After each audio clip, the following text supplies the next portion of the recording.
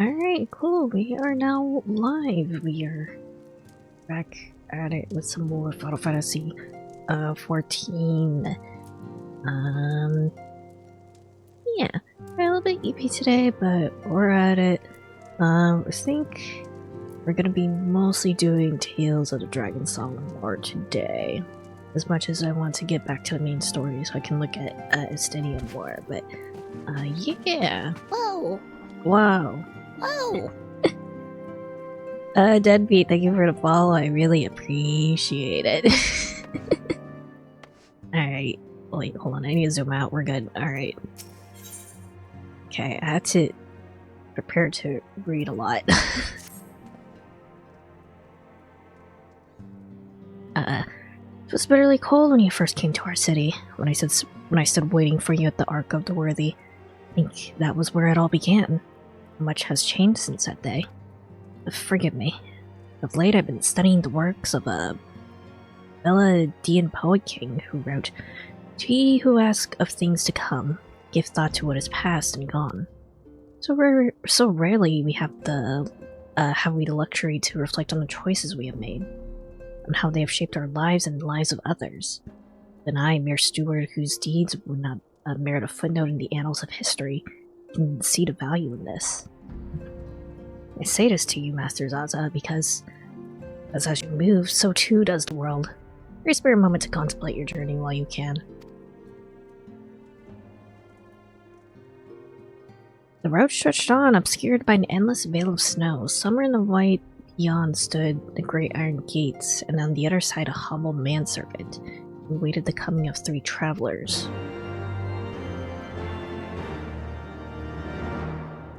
Huh? Are we, going back to, talk to all the NPCs that we met during Heaven's Word, I guess?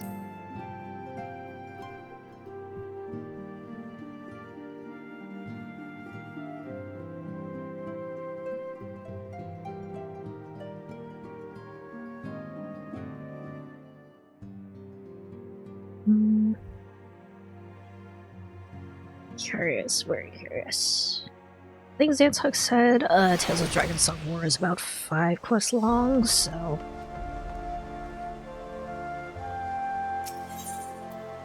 Alright.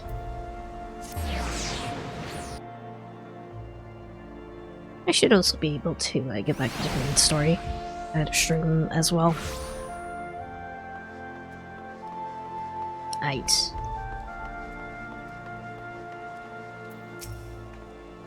A warm welcome to you, to a twilight of pleasure. Retracing your steps from those first days in Ishgard. I see. Well, no one can begrudge you for indulging in a little nostalgia. I'm reminded how much I owe you and yours. Lest you forget, foreign merchants were subject to a frankly unreasonable level of scrutiny until relatively recently. Not so now, however. Now goods from every corner of Aerzea flow into our markets. And that, my friend, is a change we can all appreciate.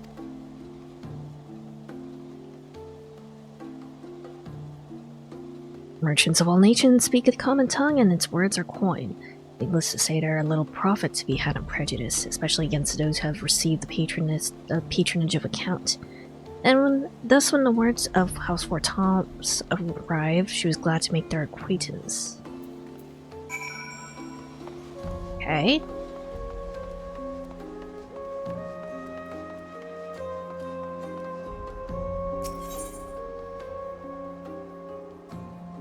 Are we, getting material for, Count Edmund's, book, maybe?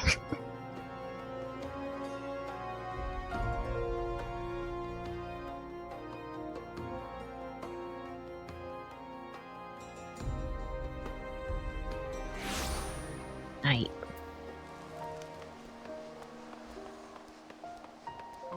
Maybe.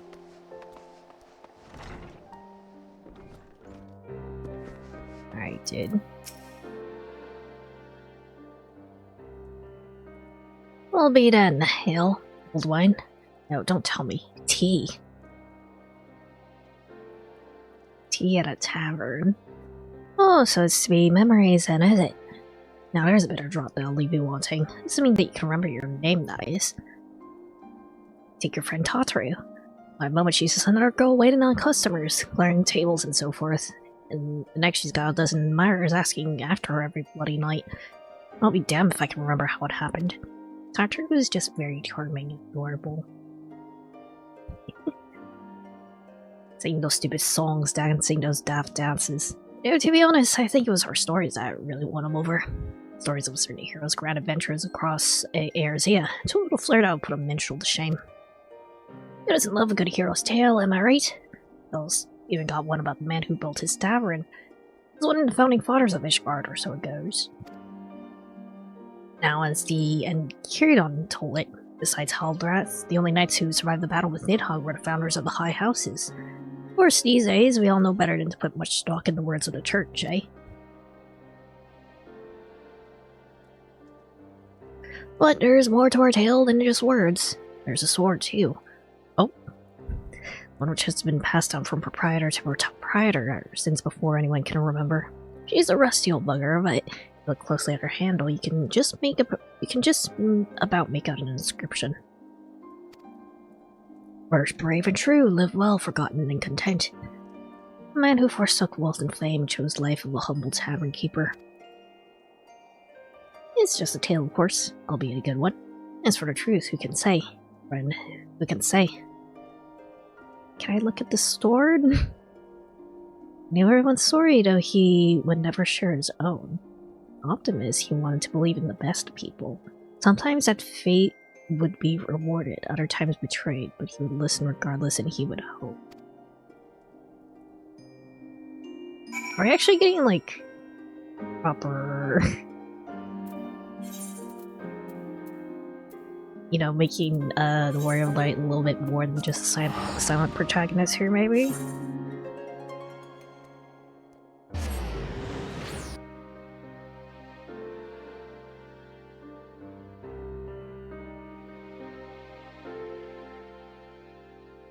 Also, I'm still in the process of warming up my voice, I'm sorry. Alright.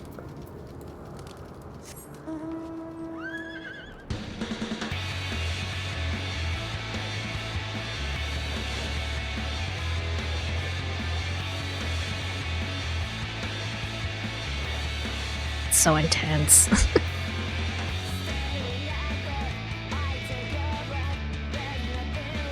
Alright. Good night. I was but this moment thinking of you. Bobby Duncan. Hi, Zantog. I'd hoped to speak with you at Sir Imark's investiture, but the circumstances conspired to prevent me from attending. Maybe you'll allow me to say now what I could not say then. On behalf of House Helenar and all of Ishgard, I offer upon you my deepest and most humble thanks. You risked your life to stand against our sworn enemy and freed us from a millennium of torment. Though we can never hope to repay you, we can remember you and your deeds, that our children and their children's children might know the man whom they owe their lives. You know what I think, Ray? I can see that the grand investiture would have been more fitting occasion for such words, but kind of risked them being left unspoken. What brings you this way? As you can see, Camp Cloudtop remains much the same as it did during the war. Though we need no longer watch the skies for Dravanian outflyers, the Von have proven themselves similarly worthy of our attention. Oh, what's up? I say, old boy, you have the most uncanny ability to appear whenever I least expect you. But enough about that, Honorai.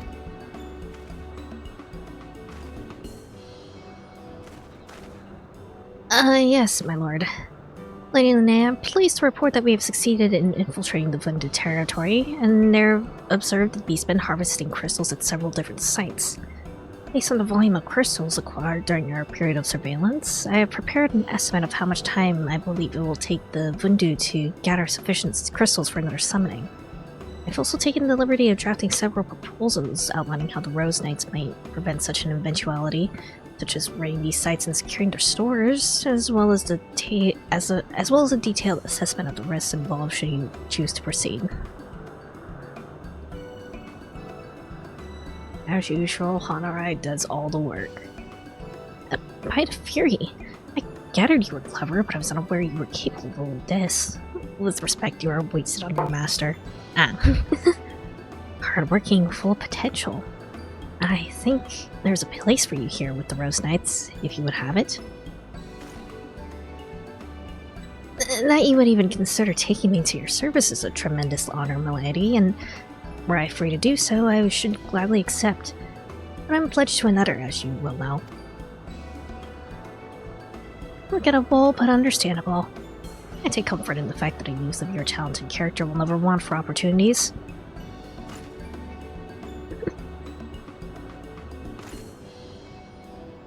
Much to another, you rascal. I thought I saw you whispering in young Salet's ear the other day. You certainly wasted no time wooing our newest maid. There'll be no secrets between us. You must tell me everything. Or even sneaking off to together. What adventures you've been having. Every little detail. Don't you dare leave anything out. Emmeline, you're such a bad influence on this kid. I am sure he will not. In an event, you have jointly exceeded my expectations. I grant you leave to return to the city. Should need arise, I shall call upon you again. Thank you, my lady. I believe we shall do as you suggest. Until we meet again...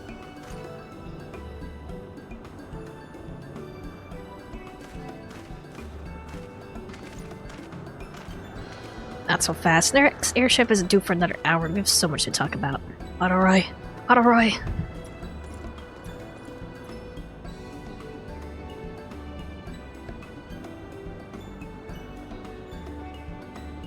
For all the ladies of Stain, it was an old familiar dance. To her, Lord Evelyn would always be the boy fumbling for a compliment, and perhaps there was comfort in that.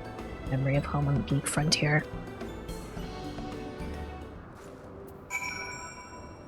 Alright, Falcon's Nest.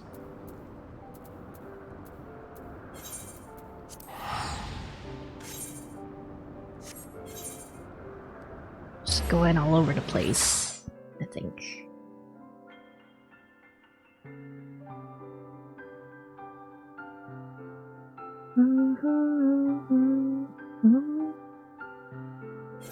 So drink my coffee.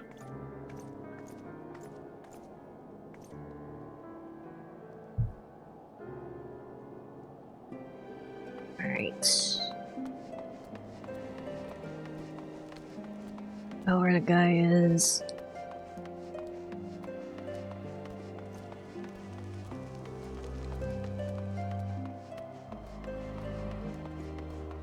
Help me.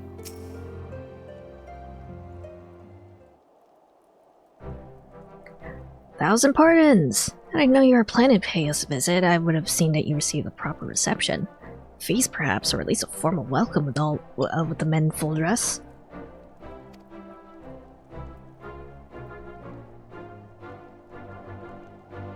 You have more than earn it. One need only look at the pilgrims who come in their droves to pray before the relief to see the truth of that. Some abide in silence while others shed tears. Not for sorrow, you understand, but for joy. Joy being released from Nidhogg's torment.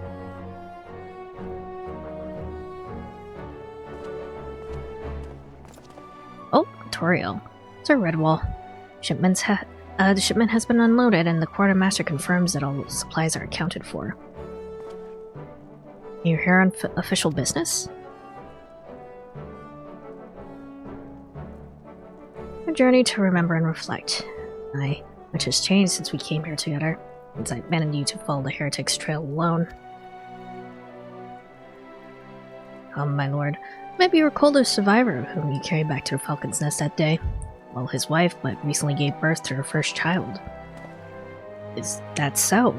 Oh well, maybe I should pay him a visit. Though he would doubtless be honored, my lord, you need not put yourself to such trouble. Your responsibilities as Count surely leave little enough time as it is. Think not on that. I'm still me and you are still you. Whatever our respected titles, I would speak to you as a friend.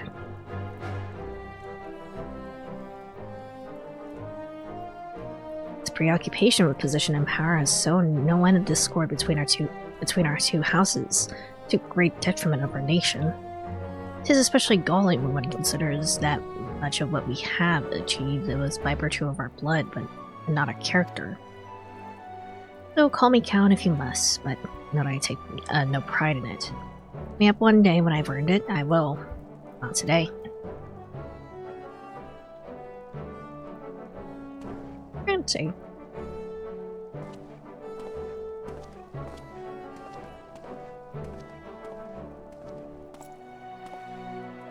Still himself, is he? An honorable man, mindful of tradition, he was loath to accept the assistance of a foreigner in exile. When forced to confront bitter truths, he looked within and found himself wanting. Pride be damned then if it led one astray. He would set aside his prejudices and join hands with this gifted outcast for the greater good of Ishgard. Alright. This is a Supreme Seeker's Tribunal of what I do over here, I don't remember.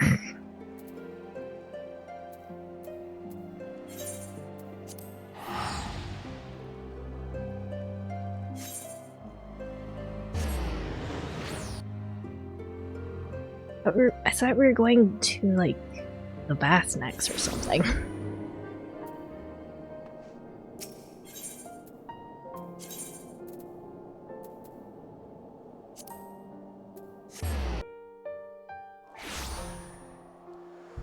I want to say hi to my little bug friend guys again.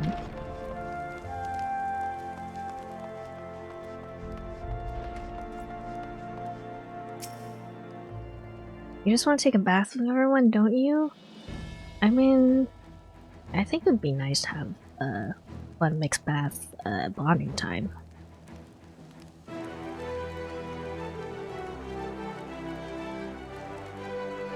Two foreign heretics against two knights of the Heavens Ward. Oh right, yeah, this thing.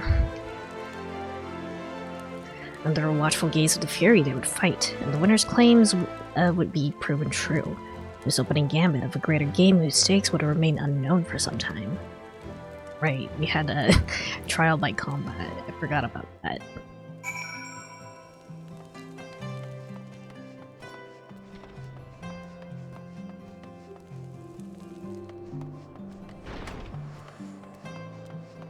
I mean, it's very cool in Ishgard. If they had like some hot springs or something, that'd be very nice.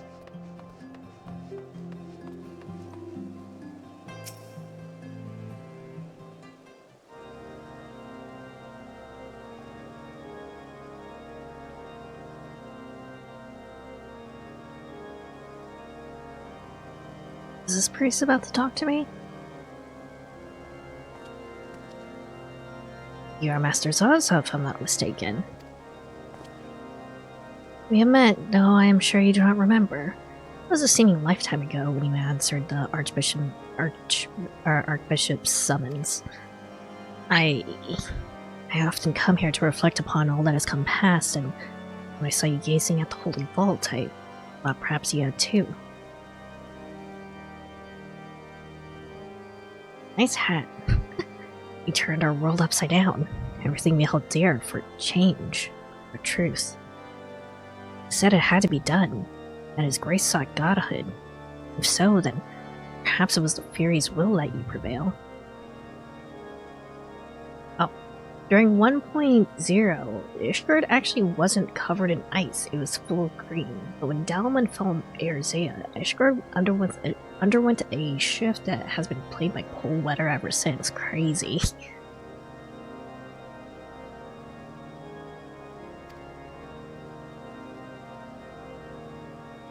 So they've only been cold for 5 years? That's kind of insane.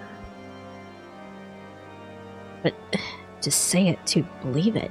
I know no man is without sin, but he was pious and humble, wholly devoted to the church and to his people. I knew him, sir, and he was a good man. Whatever else he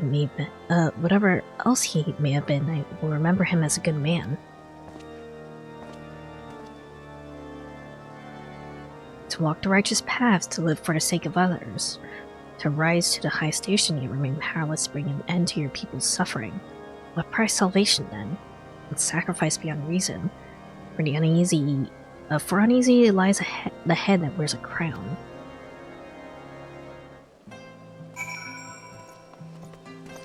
That's quite a change. Oh. Also, we're talking to Marilyn now, I guess.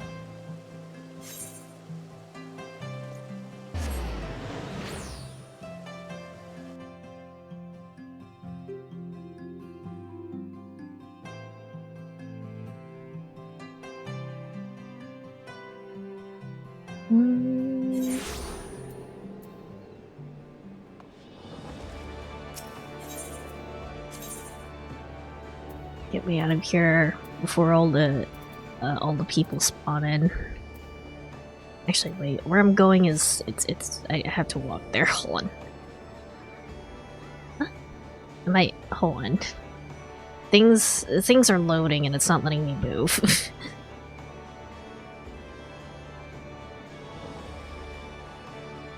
Give it a moment. Give it a moment.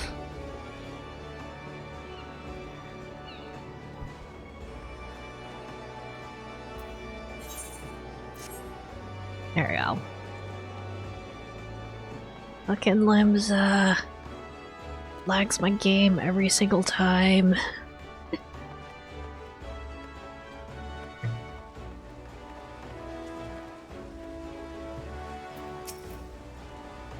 This is most unexpected.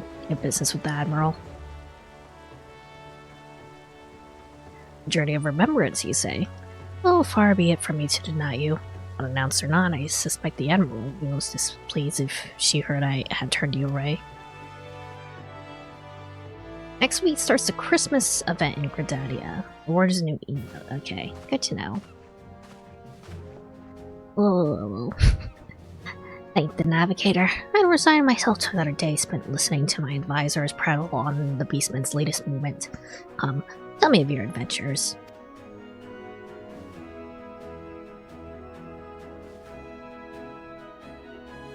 Each guardians sail in uncharted waters. Oh, I hope these new reforms of theirs meet no assistance. It would not be the first grand voyage to run afoul of the race that ere properly began. But with Sir Imeric at the helm, they may yet chart a course for generations to follow. Here's not to say our own doesn't need correcting. The Alliance has grown complacent. The bloody nose you gave us at the melee showed us that. Nor have I forgotten the lessons of the banquet. Rest assured, we'll root out any further turncoats before the dagger is at our back.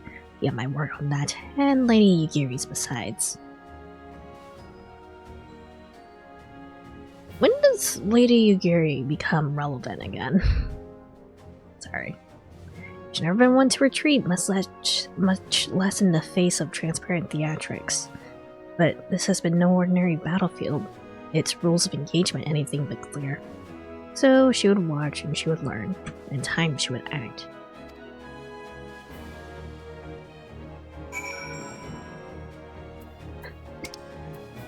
And then Kitty and Reverence told us she actually about to be relevant again.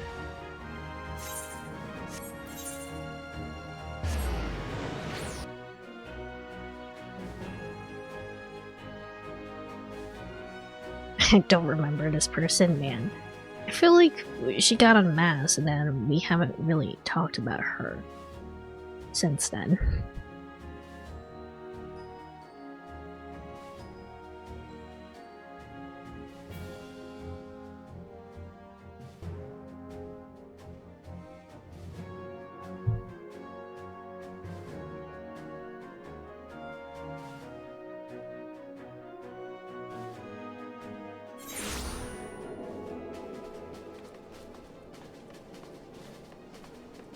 North.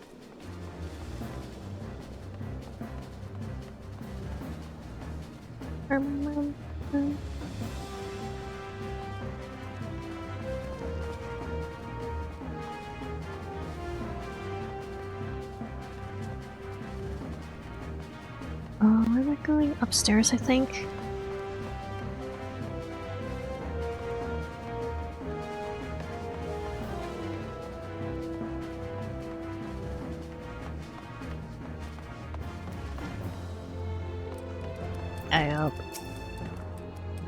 Is aught amiss? I'm both flattered and surprised that you should remember my small role in this tale, given the grandeur of your subsequent endeavors. Though I must confess to having derived some selfish pleasure from donning the garments of the shinobi once more, I'm honored to have been able to assist in freeing General Raban from his captivity.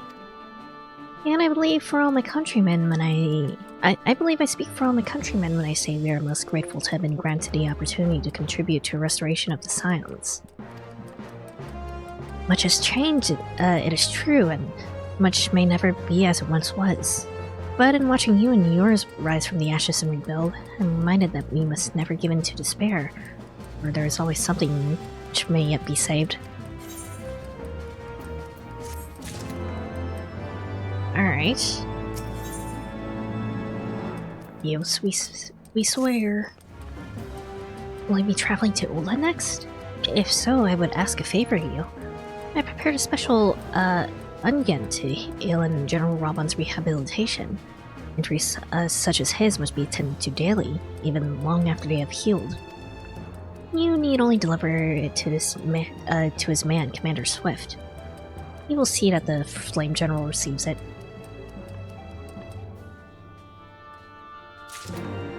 Alright. It's been a hot second since I've last been in Ulda.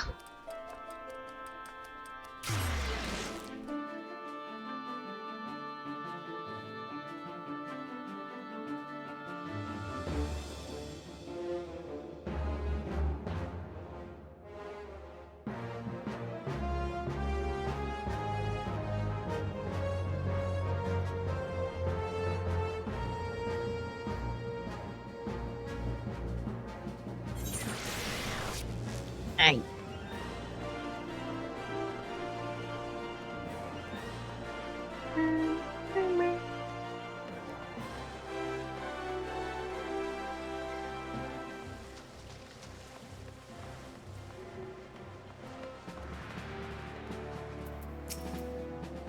Greetings, what is that you have there?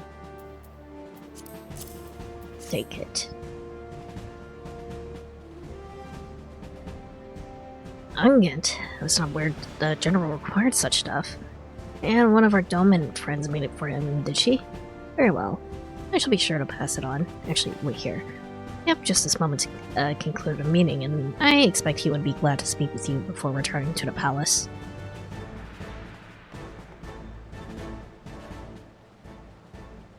Hold on, I gotta drop my balls real quick. So, Commander Swift tells me you came all this way to deliver Ungent. Daily, she says. Huh. Well, yeah, but it is best to be prudent. Gods alone know why you agreed to deliver it for her, though. Unless you mean to favor me with that rematch I requested.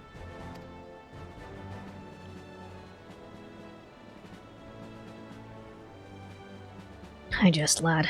You're on a journey of reflection, are you not? I remember we've said as much. Now you want to relive the moment you pulled me from the pit Elbert left me in to rot. It shames me to think of it. I was so blind to his hatred. While Rito tells me that it was not always so. That Elbert admitted to him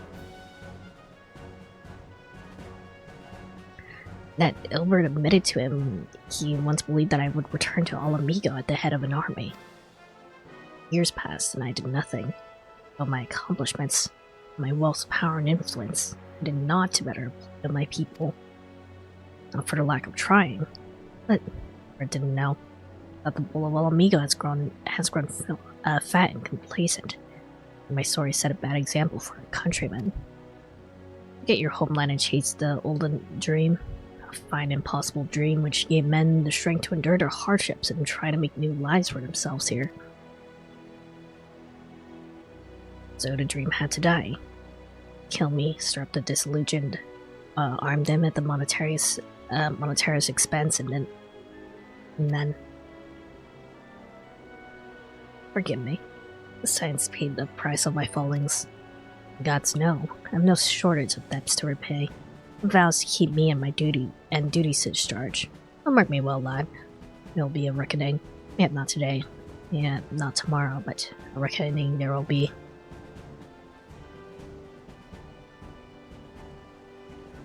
You got this, old man. One less arm will not slow you down. A refugee of a fallen nation, he had arisen from the depths of poverty to claim a seat on the Syndicate. And for all his great deeds, one was left undone. And like sands through an hourglass, the years slipped away, taking with them an old friend's hope. Brigade Mills in Quarthus Western Highlands. One less leg with it, though. Man. Don't you dare take his leg. One arm was enough.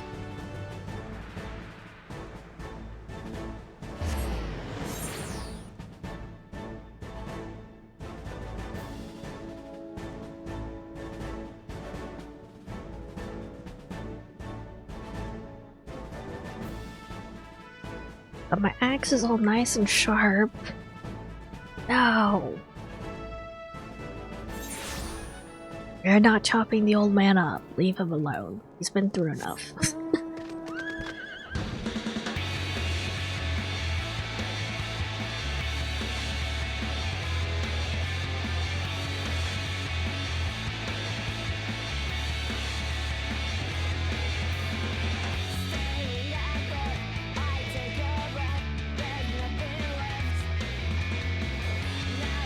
Fine, I'll just go dig up Telegi's corpse then.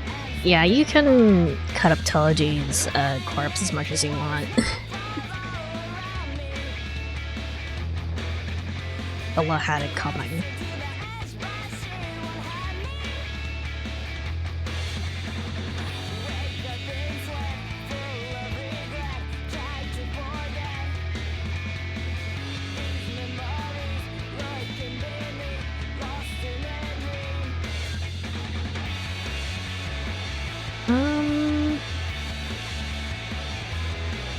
We're going into the basement, I guess? I guess we are. Oh no, wait. There's a guy here.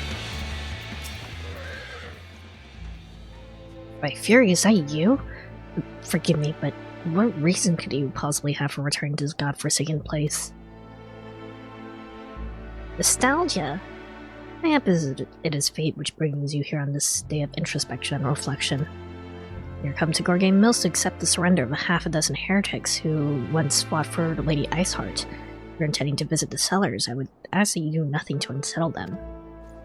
I mean, they got what they want. We have peace with dragons now.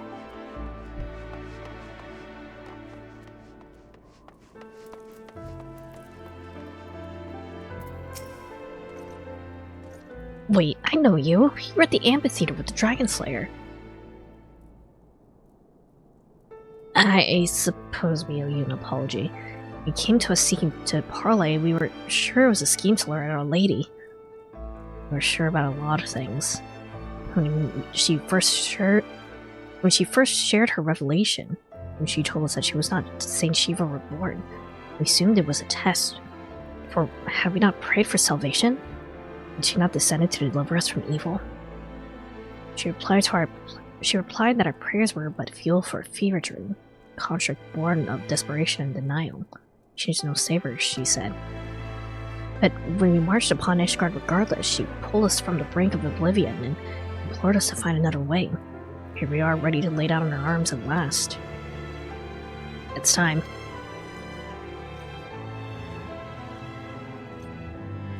She considered you a friend, and things had been different. Perhaps we could have been friends too. Farewell.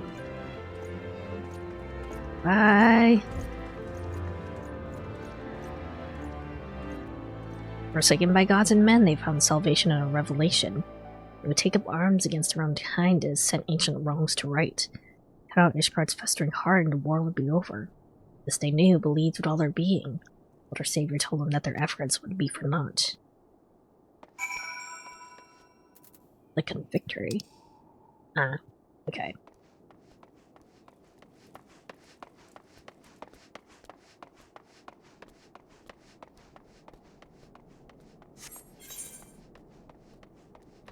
Where's the door? There it is. Alright. She gave me Cool the Horse at least, which plays really good music.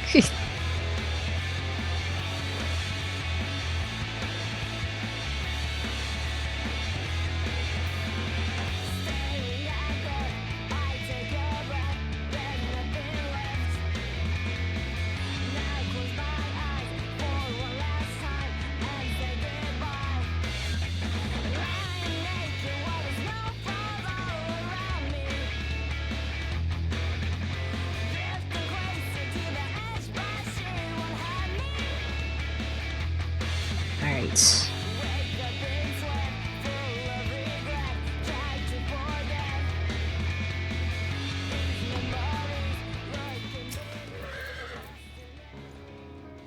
Well, if it isn't the great warrior of life himself. You slew the dreadworm Nidhogg, bringing an end to 1,000 years of war and my very livelihood. Well, go on then, strike me down and finish the job. Stab me right in the heart. I'll even lend you my spear if you like, for I won't be bloody needing it. Calm down. Tell me true, for a moment I had you fooled. Ye gods, as if I could hate the man who rid us of Nidhogg. Oh, unless you worry, the business about me losing my livelihood could have been further from the truth. Point of fact, peace is proving surprisingly lucrative. Brunch and Aza stream? Hi, Toffee. Ooh, brunch sounds really good. Could really go for some bacon right now. Some, pancakes. As our nation's tide with Rustwalker's root has grown stronger and our interest in Dravania has begun to expand, we've seen a marked increase in the number of travelers on the road. Needless to say, said travelers require protection, which we are only too happy to provide. Granted, such work will not earn you a lordship by, like slaying a dragon's might, but it pays well and is far less prone to end in incineration, which seems to be a reasonable enough compromise, all things considered. Bagel with cream cheese and hash browns and coffee. Coffee! Green tea! Coffee!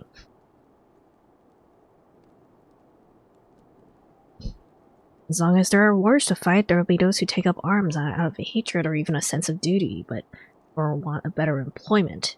When presented with an alternative, such individuals may gladly trade their swords for size, or failing that, pledge them to a more worthy cause.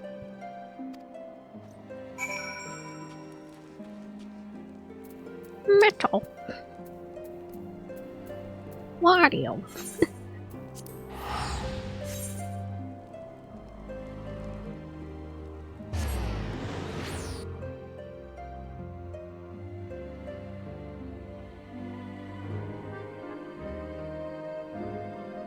Mario! I gotta win!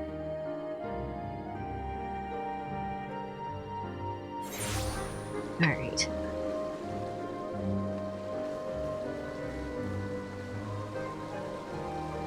Where's the Shaw? Hey up, mate.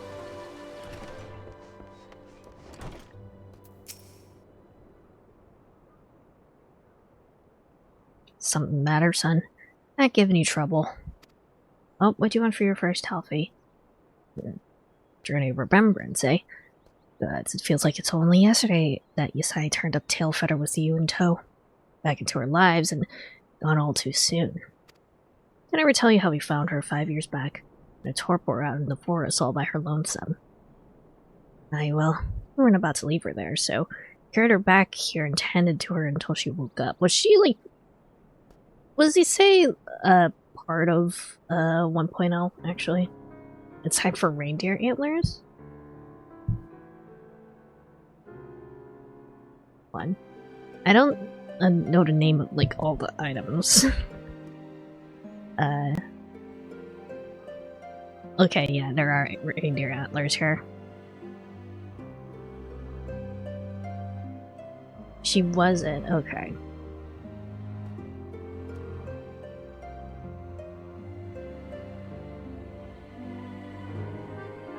That works, but hold on, it's a little bit too tall.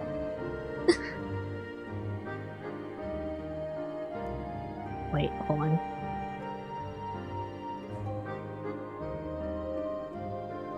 It's getting a little bit cut off on the top, but I think it's fine. Just need to lower myself just a little bit more.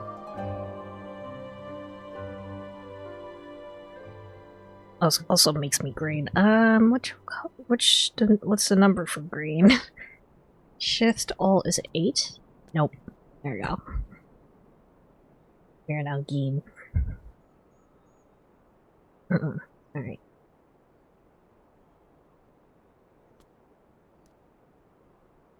We heard her intent to her until she woke up.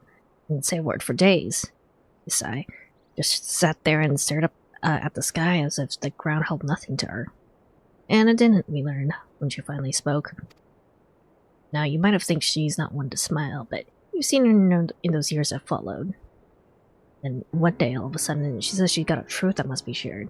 But leads for the gods to know where. That was the last we heard of her for a time. Redemption's not beyond us, friends. Let's come and hear the truth. Come and hear the Lady Eyes heard speak. And he did, far and wide, or so the story went. Some said there was nothing in it. I knew. I think that deep down most folk want to do right by themselves and others. And they try. How they try? You certainly did. You do, certainly. And so did she.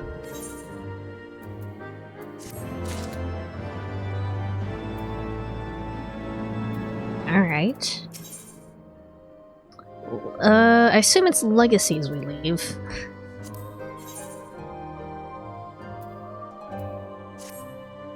Apologies. You came here to think on your own memories, not listen to mine. I take it the Nath are next. Right then. If we are to do this properly, you'll need to gather up your incentives, same as before. As you've forgotten, that's a basket of fresh calm tree fruit, a good-sized jar of land trap nectar, and a dirty great cartload of young non-cut flesh. Come on, lad. Usually can't be that bloody death. You're more than welcome in their village already. Safe travels. Yeah, but I can get them snacks anyway.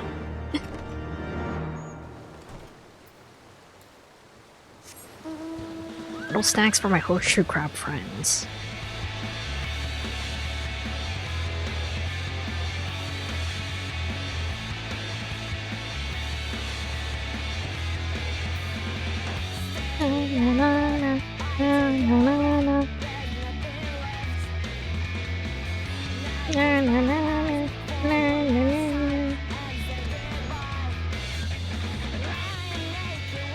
Alright.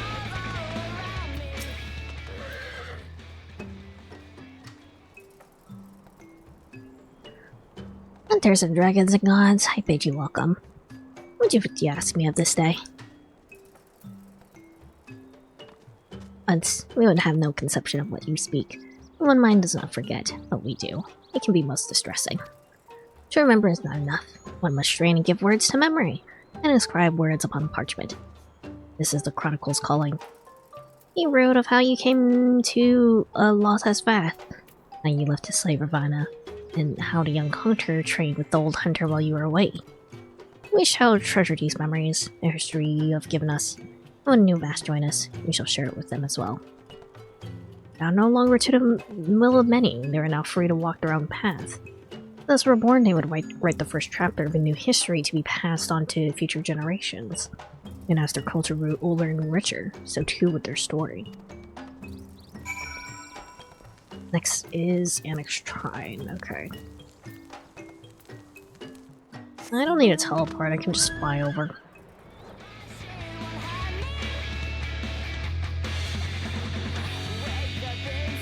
It's going on like the second floor anyway, so.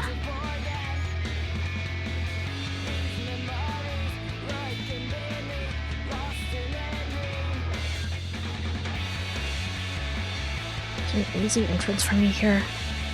Yeah.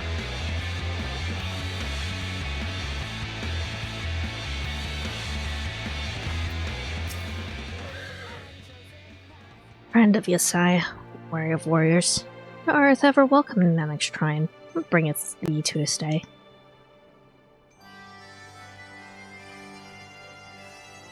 There is much wisdom to be gained from looking into the past, to walk half-remembered paths and mark anew their twists and turns. We too do this, though, not through pilgrimage, nor less the written word beloved of my historians. In song do we preserve the deeds of the lost and chronicle the passing of ages. Loth had greater power to stir our hearts. 'Twas a dirge of profoundness and sadness that roused Nidhogg's mood to action. The urge would sound no more. Now a new song riseth to fill the void, and hope rekindled. War's end and peace rebirth. I shall sing of thee in Yesai ever after, that all may know and remember. The chorus that followed could rise once more. None of the dead whose name yet echoed through the heavens, their song would not end until the last voice fell silent. Heroes and villains, sinners and saint, all would live again. Alright. Log home. Okay.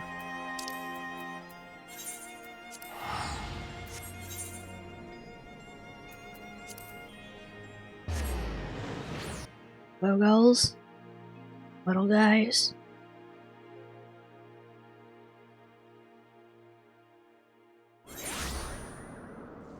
Whee! Like my axe, you can't have it, Kupo. You just sort of approached me while holding your axe.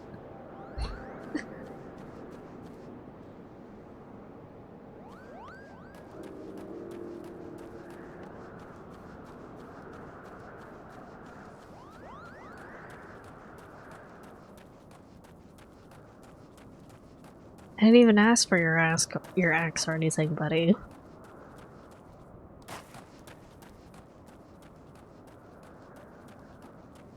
Can't have this Kate Knight either. I have my own sword. I don't need your weapons. It's for Rava now. Leave him alone.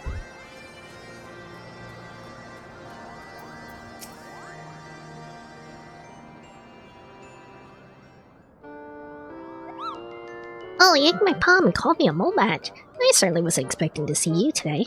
Still calling yourself Ata. Not that there's anything wrong with that, Kupo. Anyway, what are you doing here?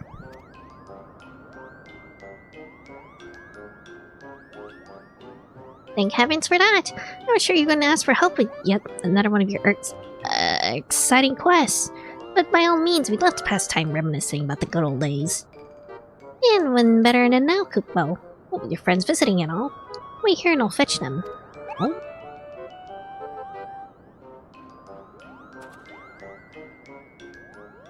The Gridanian Muggles? Oh no! It's Kane Senna. Oh, glad I am to see you again. In a mug home of all places.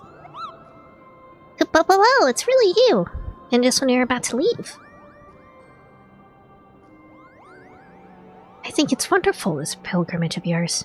On a reflection upon the past, that you may face the future with eyes unclouded and a heart at peace.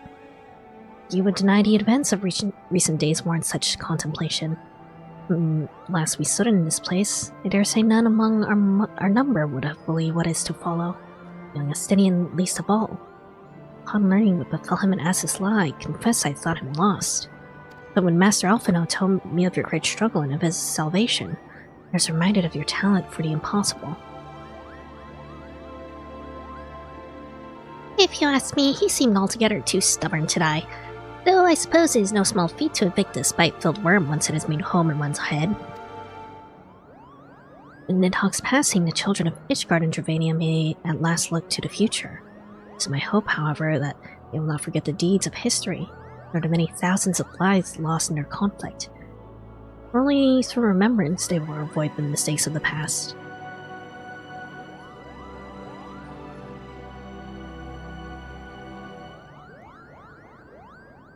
We thank you again for your hospitality, Chieftain Moglin, and pray that you will one day allow us to extend to you the same courtesy. I wish you well on your journey. May you ever walk in the light of the crystal.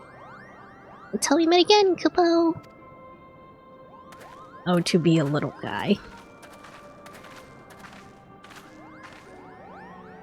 Even in the farthest reaches of distant dangerous lands, one may chance upon a friendly face. Though given to mischief and largely unconcerned by the troubles of the outside world, they came to understand Ishgard's plight and agreed to lend their aid. Eventually, that is.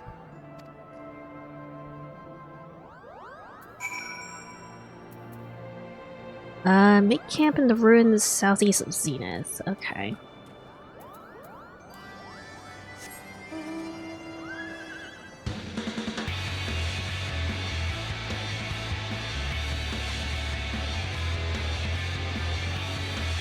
Also, I'm realizing that we're probably gonna have to, you know, reminisce about Harshafa at some point. It's gonna make me sad.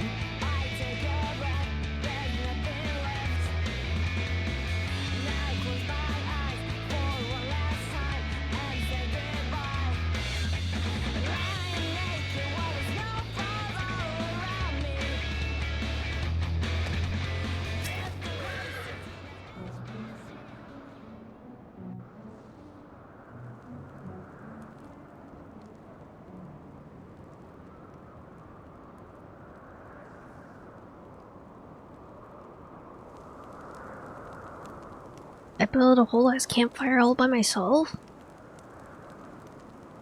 Practically warmth of Alphanalt's campfire, savory waft of the size bubbling stew.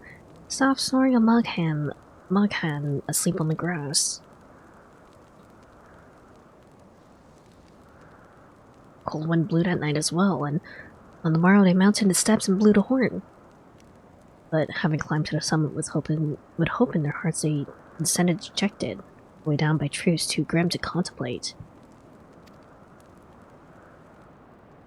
Zaza looks so peaceful.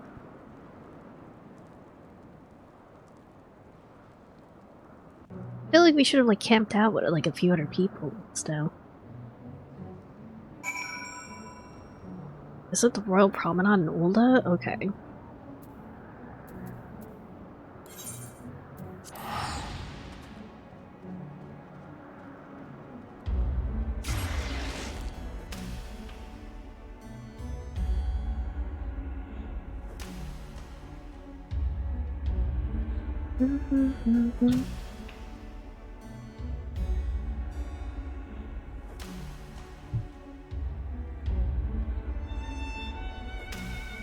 I hope I'm talking to Nanamo here and not Lolorito.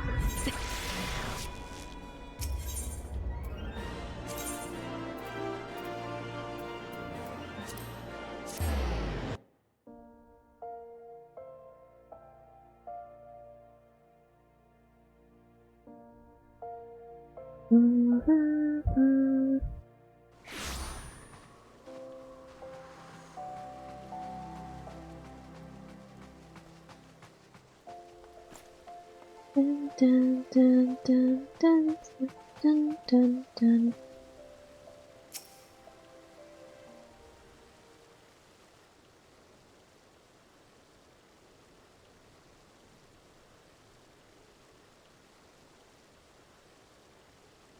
You there, over here quickly. Nanamo?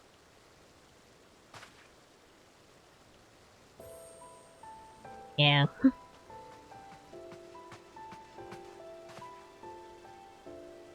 I should have known you would see through my disguise. After all, you have seen it before.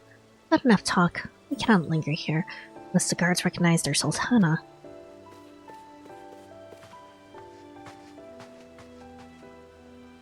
I don't know if I can do her accent.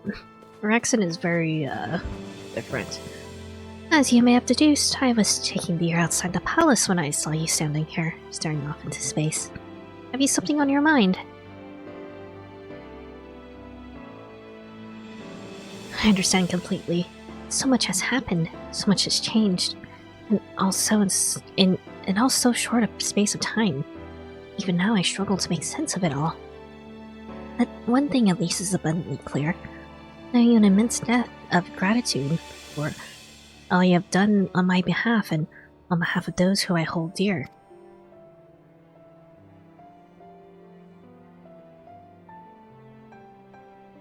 After I woke, Papa Shan told me everything. It was a lot to take in, but nothing could prepare me for what Lord Lolorito had to say. That rootless manipulative swine came before me and expressed regret for what had come to pass, and thinking to make amends, offered all of Teleji Adeleji's assets, as well as half of his own personal fortune to the crown.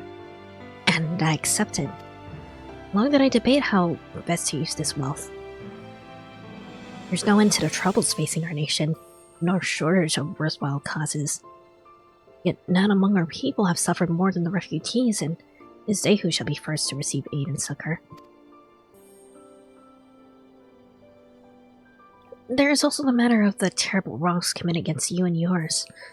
for which I am in large part responsible. Nay, I do not protest. It is the truth. Accordingly, I have set aside monies to aid in the Scion's rebuilding, if you would have them.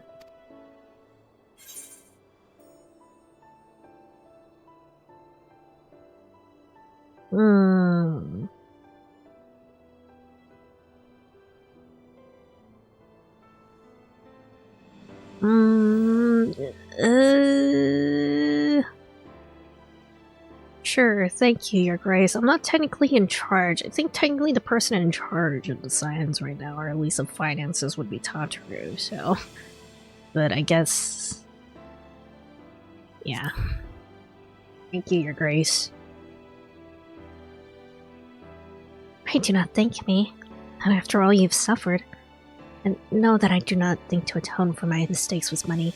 It is but a tool which I would see put to good use. Oh, listen to me. So much for enjoying a moment's respite outside the palace walls. It rather seems as if I brought my responsibilities with me. I suppose I should return. Please forward the money to Tataru. Lady Leader, you must come home at once. Father is worried sick, you know. Confound it, you watched search this area. You know she came through here. On the other hand, it is essential that a ruler sees firsthand how her subjects go about their daily lives, and I have not visited the market in weeks. It would seem a shame to let this opportunity go to waste.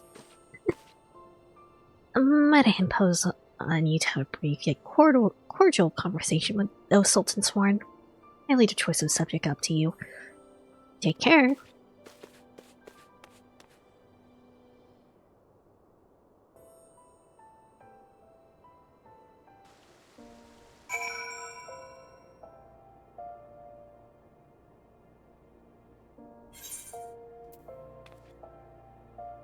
Oh, I am actually talking to them.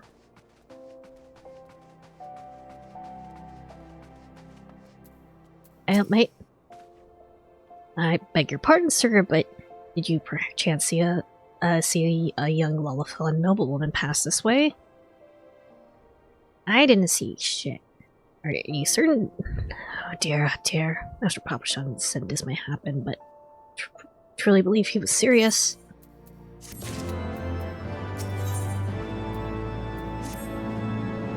Wait, I know you. Raza. Zaza. A stroke of luck. I can think of none better to qualify to help us. You see, it's no mere noblewoman we seek. But Master Papashan was most explicit in the need for secrecy. Or I forget that I had mentioned it. We'll find the lady on our own. Let her have a moment of peace. What a cruel fate to lose her father as a child and be compelled to rule in his stead.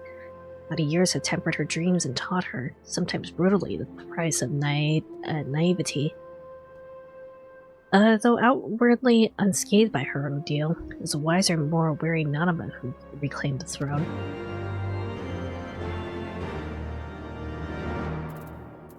Revenants toll, we are going all over the place.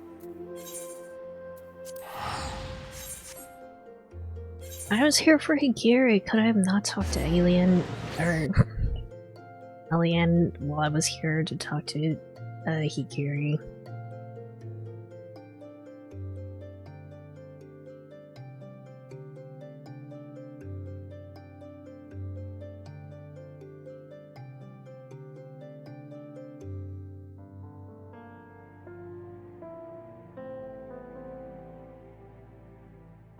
Drugs.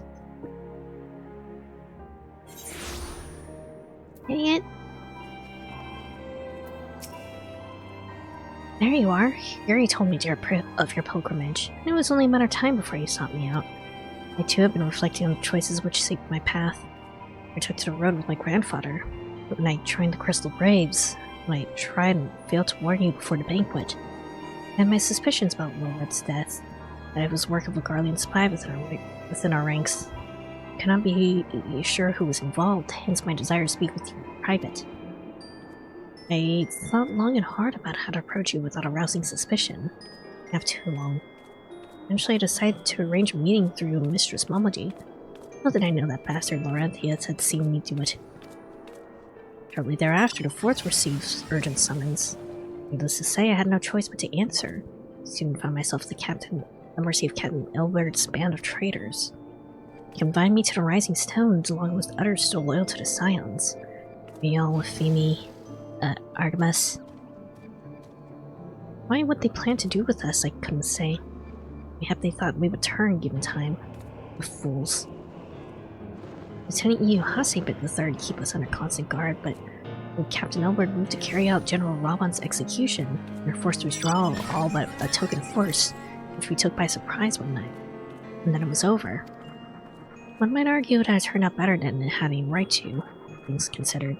Still, there are nights when I lay awake wondering if I had done things differently. I'd been more careful and more decisive. What then? That explains what happened to her when you were supposed to meet her out in St. Helena and she wasn't there, but you found the poison bottle she left free. Yeah. There is not to be gained from thinking thus. We must count our blessings, must we not? We are here, and most of what can be broken can be rebuilt. We'll see. We'll see.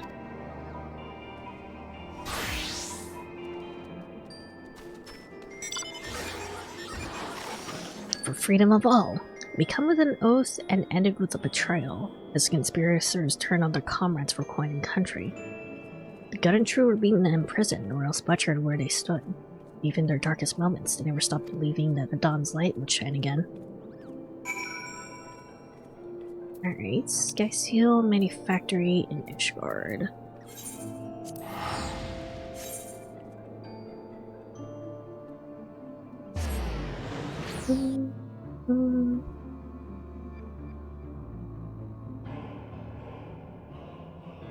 Our Biggs and wife's gonna be here, and I guess also said.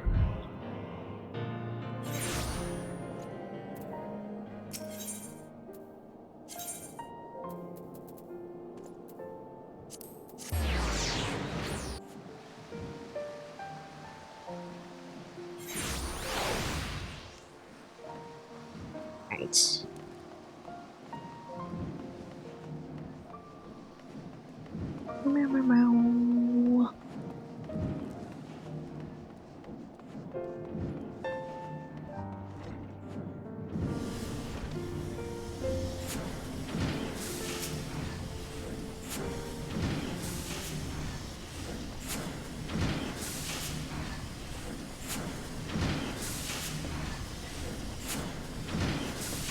Oh, why hello there. Fancy meeting you here.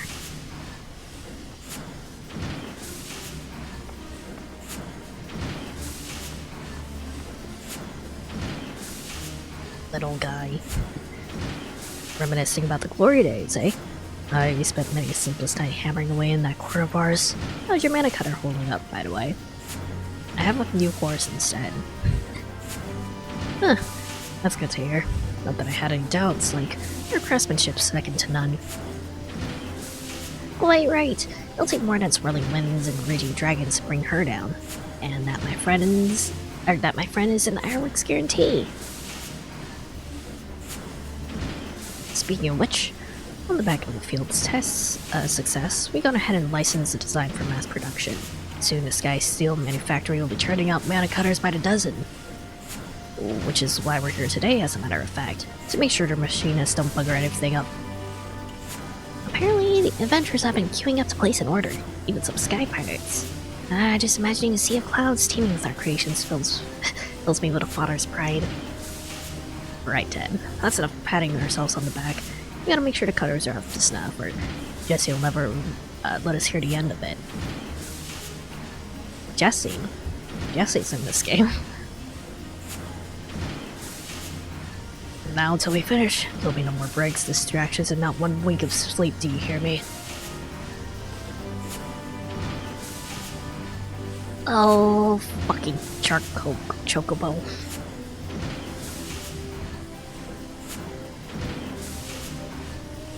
Yes, I think we gone over this before, like, or like they mentioned like other Garland Ironworks workers. We just haven't really seen them around very much. You'll meet her later, I see. Well, leave you to it. Till next time, right? I think Wedge should be allowed to say fuck.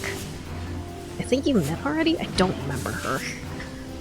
Despite the many hardships they have endured, or perhaps because of them, they greeted every new challenge with a smile. The workshop, their battlefield, their tools, their weapons, they invariably rose to the occasion, delivering ingenious solutions to seemingly insoluble problems. What about a side quest at Mordona that I'm not sure you did? Probably not. Also, highlight kinesms. Like, I think we met like one other girl in Ironworks,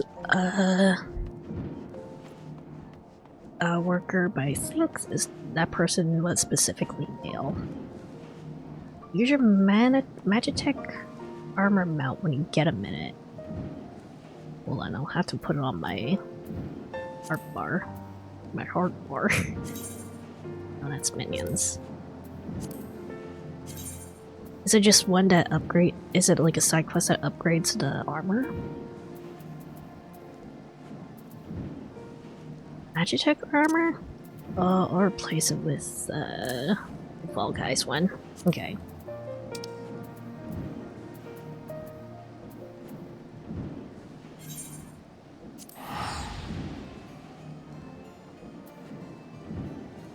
Wait, what? Where am I going? It unlocks the armor doing emotes. You can also just click those buttons in the mount gun and we'll summon the mount. I guess it's... well, it's fine, whatever. Already replaced it.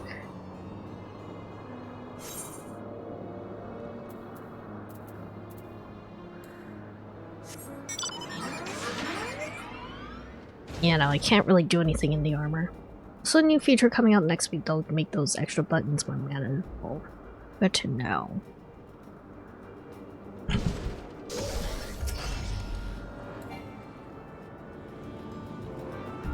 Yep, you didn't do the quest? Well, it's fine, whatever. There's so many optional things.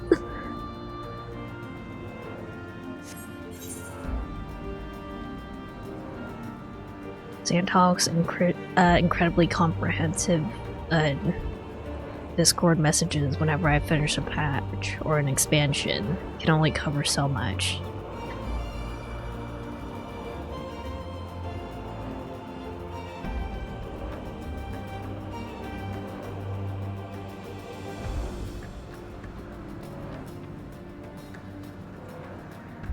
Indeed, 'tis true. Maybe I should just like grab like a whole bunch of blue quests if I know they're not like associated with like a class or anything.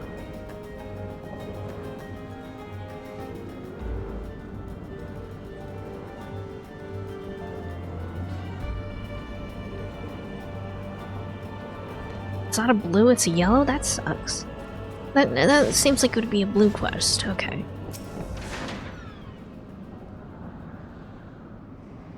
Bollocks.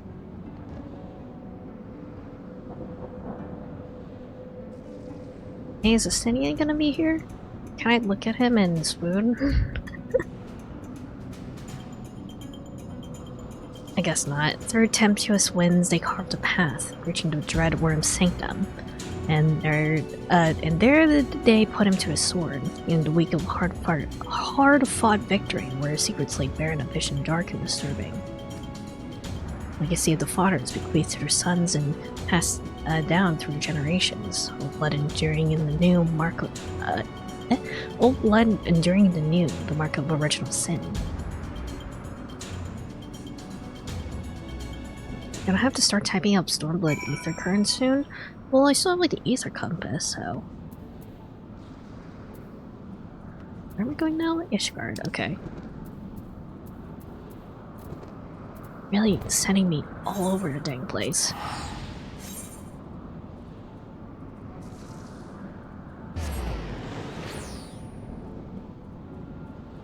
Huh?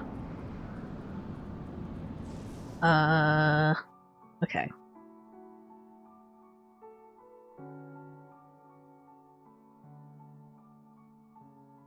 Don't take this from me? I mean, no guarantee that I'm actually gonna use them, you know? I have the Ether Compass, and they don't seem like too hard to actually find, so...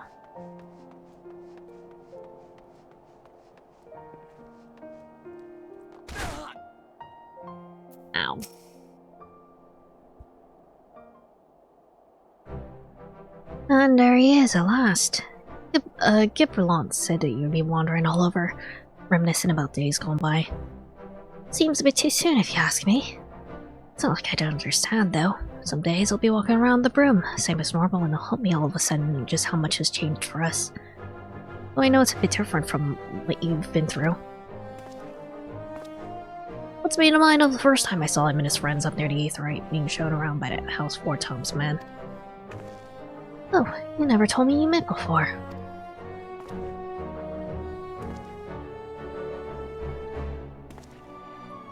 They weren't so much as a bleeding as a heckling, to be honest. When I heard their guide warning them off paying a visit to the room, it stuck me in my craw. And then you gotta admit that Master often else the spitting image of that snotty little lordling. Little lording that went on to fight 2 knights of Heavensward with Azahir in a trial combat. Not to mention helping retake the vault from the True Brothers. Fury have mercy. Feels like a bleeding lifetime ago, don't it? As it was. What you got now is nothing like what came before. It's a bleeding rebirth is what it is. Cold comfort to the folk who died getting us here. Still, the peace is ours, and we owe it to ourselves to make the most of it. Meaning we got to work twice as hard to make the Brum a better place. Ain't no more harassing blue bloods than either.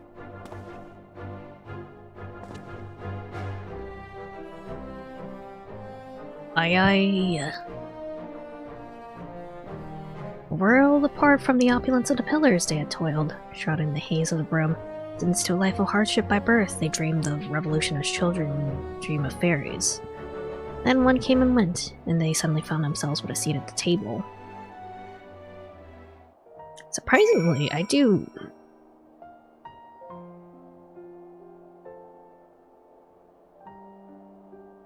Surprisingly, I do that British accent, that British accent comes a bit more naturally than the posh one. Undo, hold on.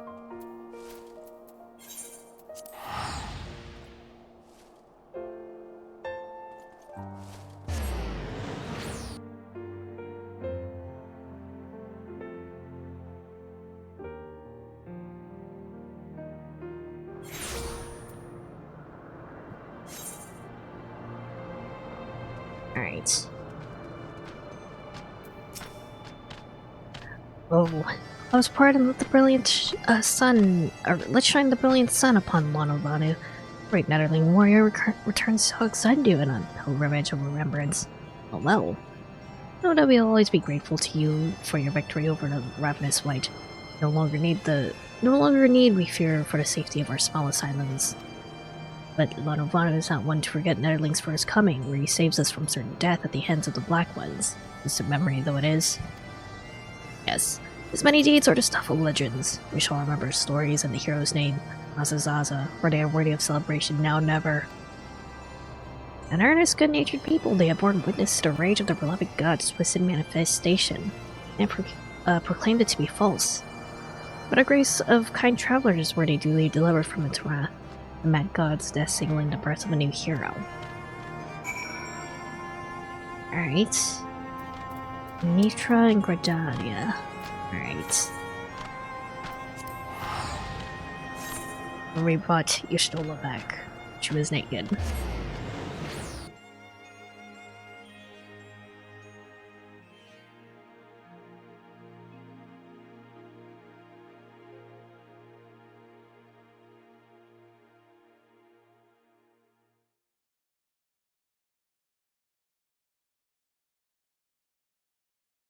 Nextola.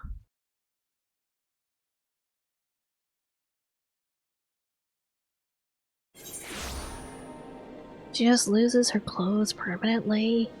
Or I guess they were just left behind in the aqueducts. What's closer? What's your Guild?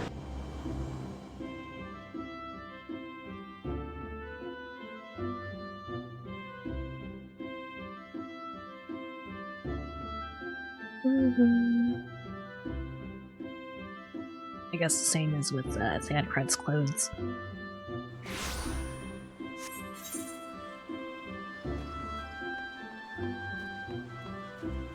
Thancred is Nutkin.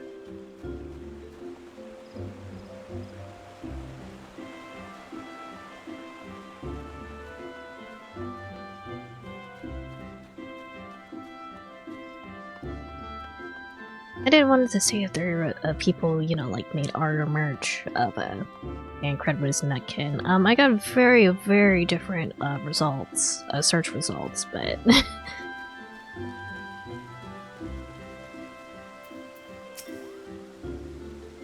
well met. What brings you here this night? Indeed. Though it seems an age, it was not all that long ago that we rescued Stola from the live stream. How quickly we begin to forget those memories most precious to us. In my defense, I might add that I have rarely missed an opportunity to make new memories with my sister in her days since her return. Our conversations are largely on matters of scientific and professional concern. Ancient Allegan technologies, primals, Ascians, and so forth. He has an insatiable thirst for knowledge, as you know. You didn't have safe search on? I'm sorry.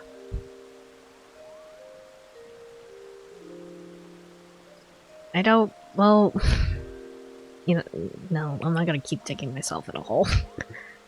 Yet, while I understand her desire not to burden those around her with her troubles, and to carry on as she did before, I do worry that her willingness to manipulate her own ether to compensate for the loss of her sight may have dire repercussions.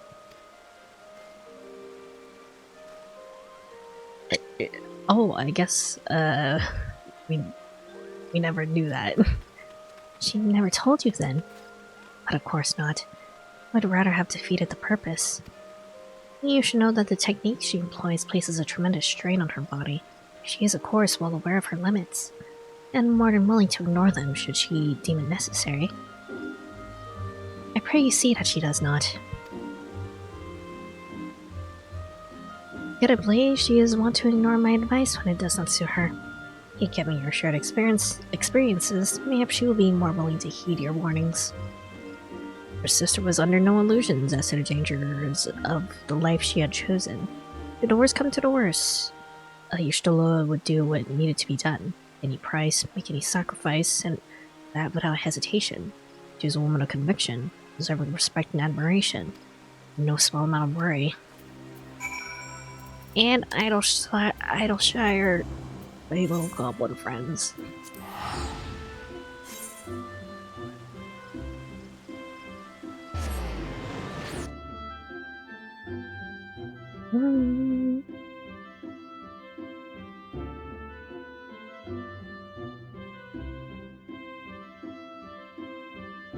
I just wanted to see if I could get like a shirt or like a button with the Thancred and Nutkin on it, but there's only like one thing I could actually find, or like one piece of art I could actually find.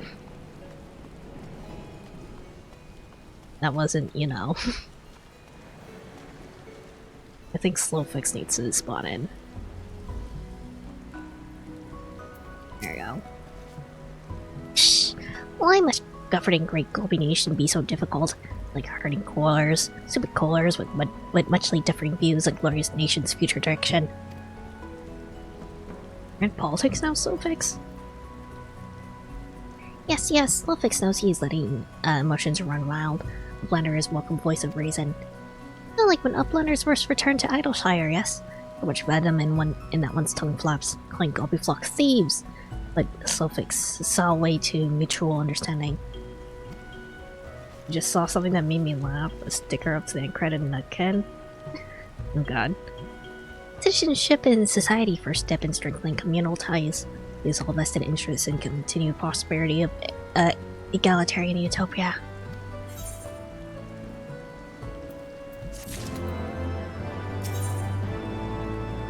I assume it's the burdens we bear. For the final objective of this quest, you will receive no guidance from the journey or the duty list. You will need to read the text carefully and decipher the clues to determine your next course of action. Oh god. It gives me an emote called the Harshavant.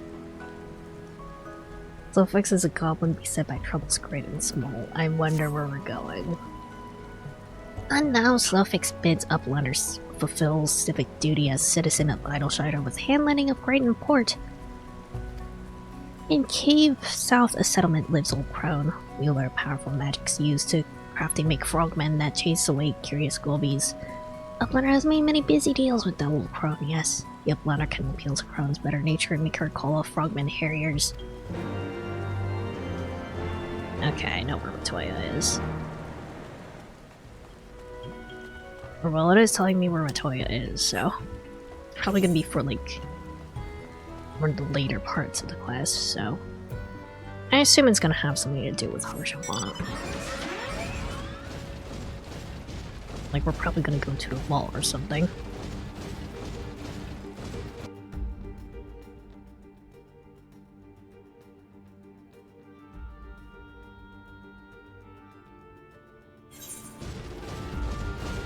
I have good reading comprehension at least.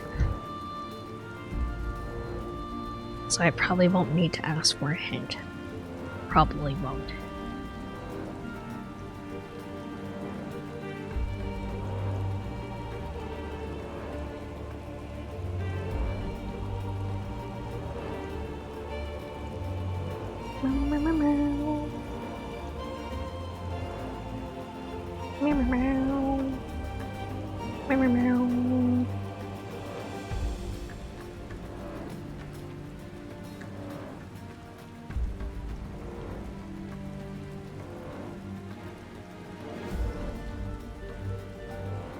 Quite a ways away, old woman.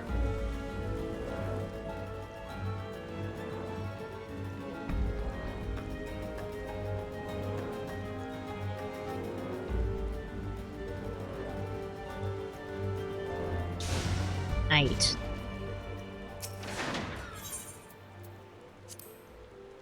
Not the long puzzle quest where the journal won't tell you shit. I know exactly the air. The old quest to complete? Jesus Christ, terrifying.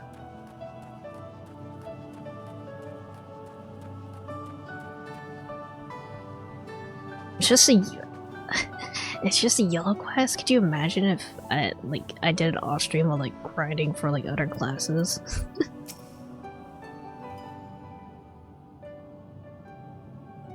Well, this is a pleasant surprise. I'm well aware that you're only here because you want something, but at least you didn't bring your little friends, so out with it. Oh, is that what the goblins told you? That my servants were attacking their poor defenseless scouts without the slightest provocation? Huh. The little buggers were trying to eat them. I'm lucky they didn't have my progress returned a favor. But you can tell them from me that if they tried again, I'll personally feed them to my servants one limb at a time. Or do you have that you didn't come all this way just to play errand boy for those dirty little scroungers?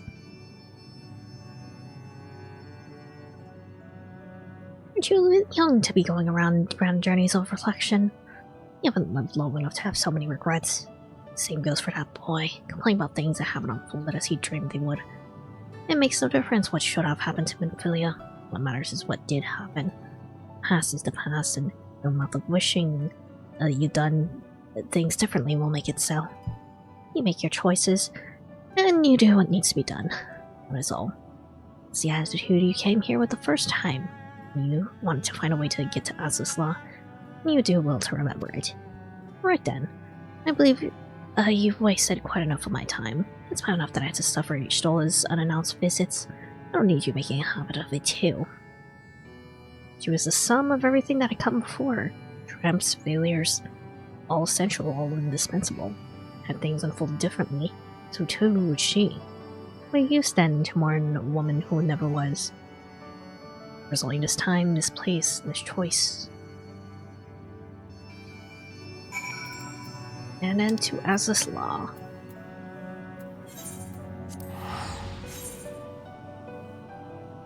9-hour fishing stream.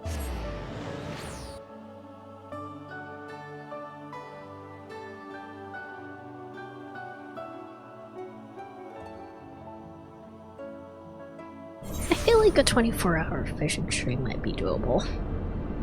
Would I want to do it?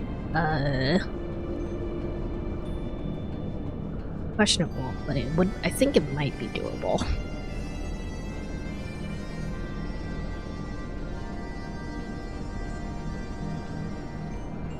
So many fishies.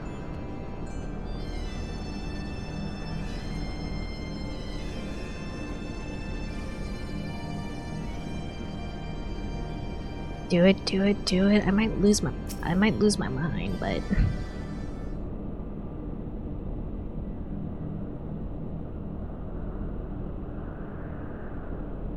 that's it.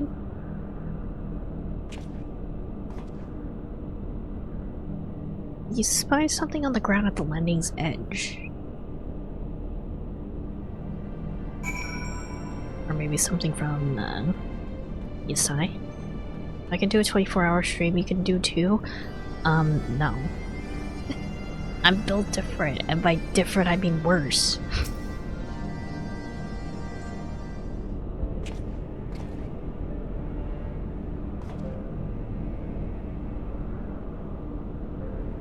A bouquet of fresh Nemea lilies lies at your feet, offering for his departed.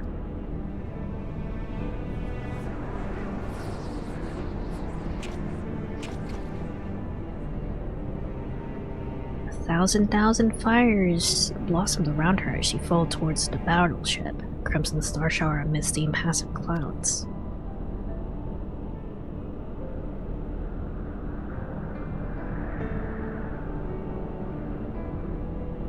Then came the azure light, beaten first, soon blinding, and shattering, casting motes of diamond to the four winds.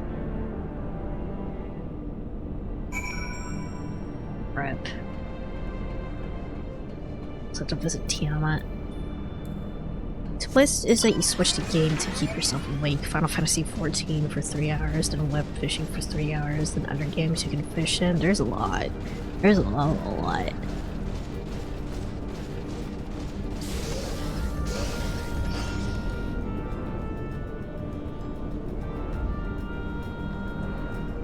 Like, you can probably get like some of the Yakuza games in there as well. Ones that actually do have fishing in them. Even if the fishing minigame is not great.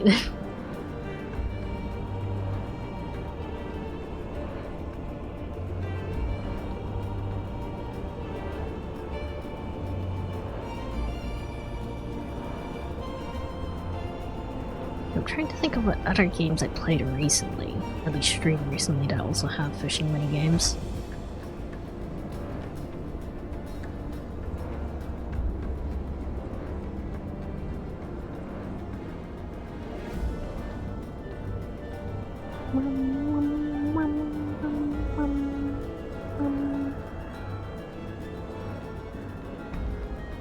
Is he still in the big crystal? Or, right.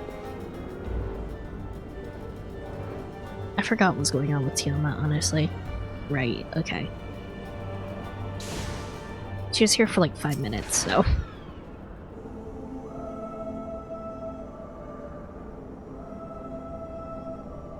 Child of man, chosen of Hydaelyn. None remaineth for these here save the delusions of the condemned. In my madness did I spy my departed brood brother in yonder skies, though I know it cannot be so. What sayest thou? My senses are yet my own. He whom I saw was but my dead brother's rancor clad in mortal's flesh. And thou didst deliver him unto death's cold embrace.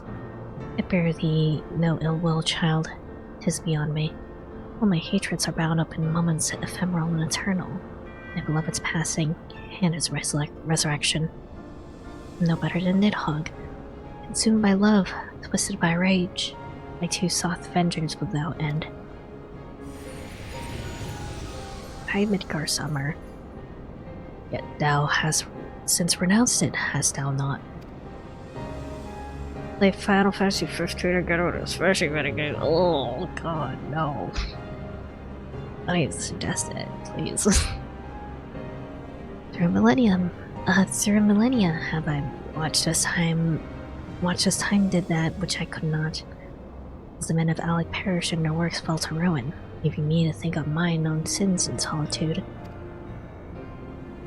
What folly to despise man his base desires, when hatred's hand most effortlessly drove me to take Ascian Reed. And now look on him again with eyes unclouded, and mark how he laboreth to rise above his nature. How he and Crespeller's brood now raise their voices in a shared song of peace.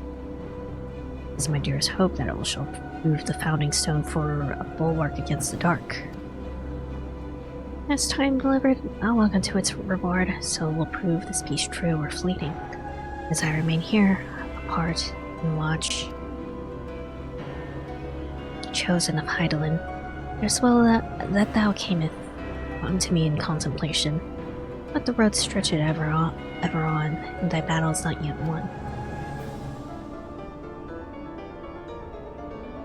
Perhaps there was hope for them. Perhaps this time they would learn and remember. But her part in the tale had ended long ago, and this monument to hubris would she remain until the end of days, beyond redemption.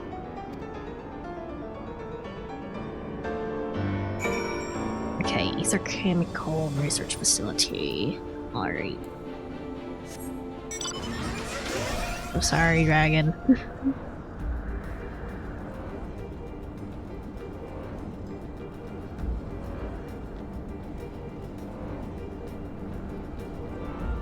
Final Fantasy XV fishing minigame wasn't bad, at least.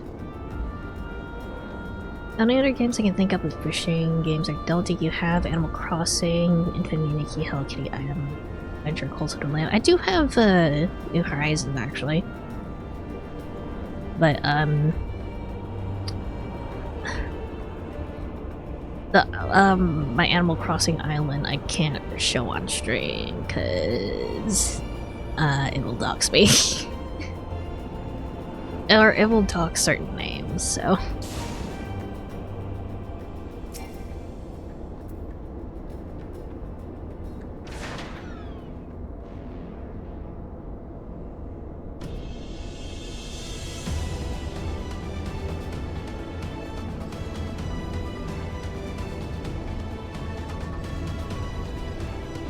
Did you recreate your hometown in Animal Crossing? No, I just named it. I use certain names. I created before I started streaming, so. Or like streaming regularly, so. The Undying Ones were defiant, disbelieving, even as death embraced them.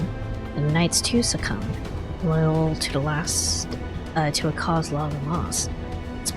His body growing light, the Archbishop looked upon the arbiter of fate, and knew not what he saw, and then it was over.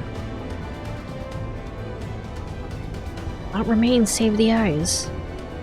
Thinking to bear them away from the covetous hands of men, Estinian took the accursed baubles in his own and was duly bent to their will, only for a time.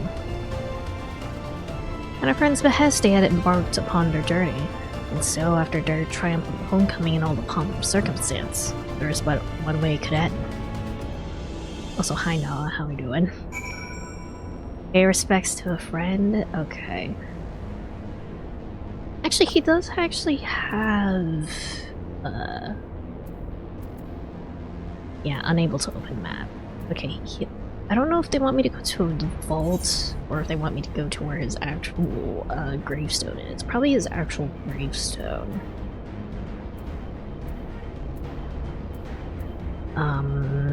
Camp Dragonhead, I think.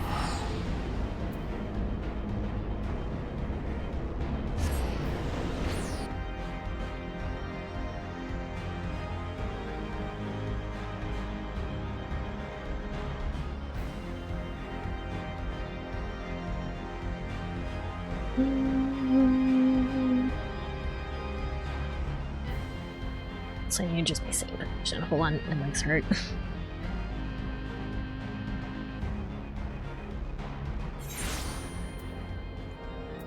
I remember correctly, this gravestone is like in this direction-ish. It's like on a cliff overlooking Ishgard.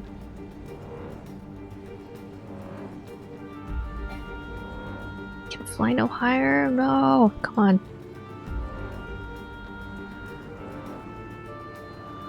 Is this where I'm meant to be? Is this where I'm meant to be? Oh, hi Zantok. Yeah, I assume this is where I'm meant to be.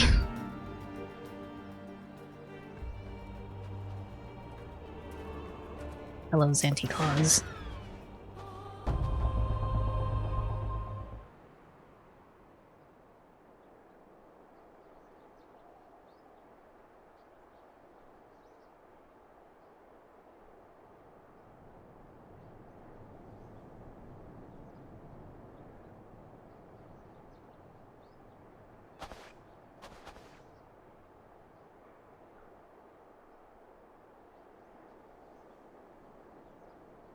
Marshall, you could have been so cool. Alright. Give me an emote at least. I assume it's the little thing that I did at the end there. You learn to emote Harshafont.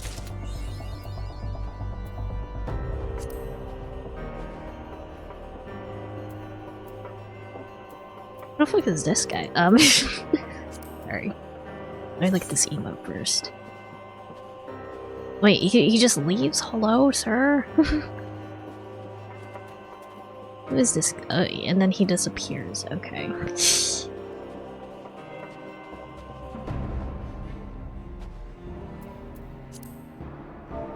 Harshiful.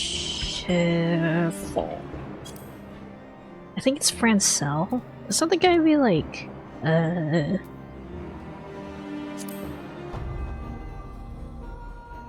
Okay, I see. The guy we proved innocent from being heretic, from being a heretic, I think? I think so. Alright, where are we going? Back to Ishgard. Guy you and Harshfont saved from heresy, yes, I see. Surprisingly, I didn't like actually get to talk to him though. He was just there for like 5 seconds and then left.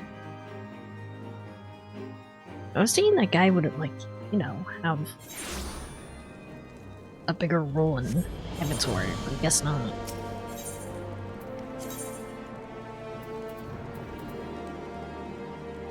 He just shows up there on the map.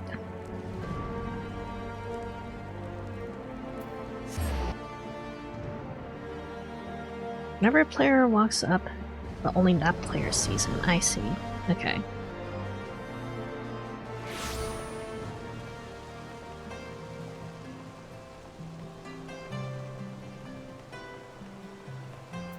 Alright. New day dawns in Ishgard and the House for Tom's Night has tidings for you. Alright. You're come at a most welcome excellent time. Invitation from a truly preeminent personage was delivered to the manor but a short while ago. I would think you've been present to receive it, but in any event, Emeric de Borel, Lord Speaker of the House of Lords, Lord Commander of the Temple Knights, and Viscount of House for Borel, cordially invites Master Zaza to dine with him at his estate. You seem surprised. The messenger assured me that his lord has broached the subject with you at an earlier date, when the arrangements for the peace conference were still being finalized. Of course, the intervening moons afforded little opportunity for leisure. But with the happy advent of peace, 'tis plain the Lord Commander sees no further cause to delay. What say you? I should be glad to accept. Indeed, who would not? You'd forgive me if I seem envious. I shall send word of your acceptance to Boral Manor at once. When you're ready, pray report to Astrologicum. Maybe we'll have someone escort you to rest it away. Actually going to his house. Okay.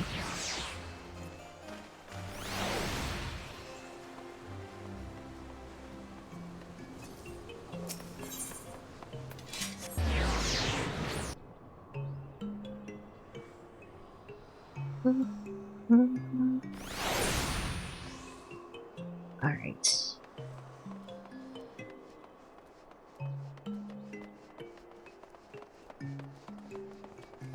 This way. He's inviting me home for dinner. He wants me so badly. Greetings and well met. I have the honor and privilege to serve as the head steward of House Boral. Though admittedly, our staff is somewhat smaller than those of the other normal families, being countable on one hand. My lord will be overjoyed to hear that you have accepted his invitation, and soon you will see we have spared no expense. Dare say a man of action as yourself enjoys nary a moment's respite. Aye, battlefield beckons even now, I am sure, but for to say, we bid you lay down your burdens and raise a glass to peace and prosperity.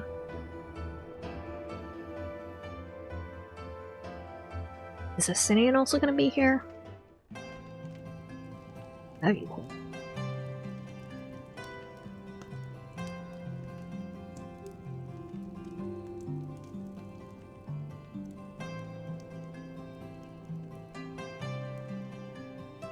This massive ass table with just the two of us.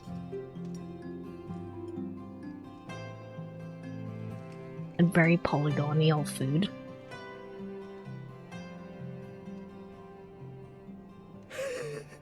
To think the Moogles would prove such harsh taskmasters. Forgive me. I did not know you had suffered so in your quest for the horn. Also, his clothing looks really weird. It looks like it has like extra padding in it or something.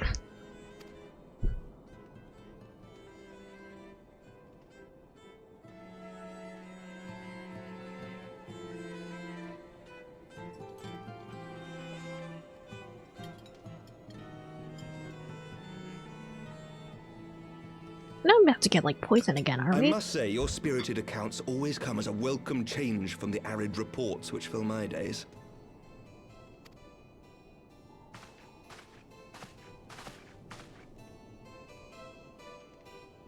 No wine.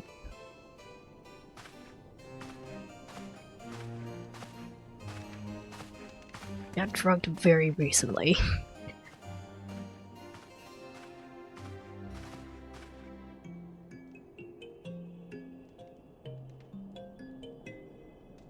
Ray of Light is now traumatized by alcohol. Yeah.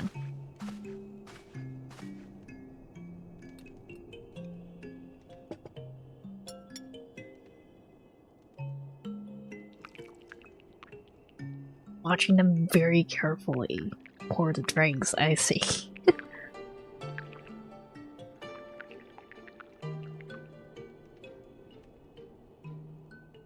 Though I have lived in these lands my entire life, to hear you speak of them, there is much and more I have yet to see.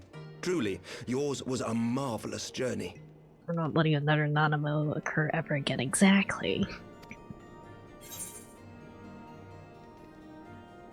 Why not join me on the next? Well, he has, you know, political obligations. But we'll say it anyway.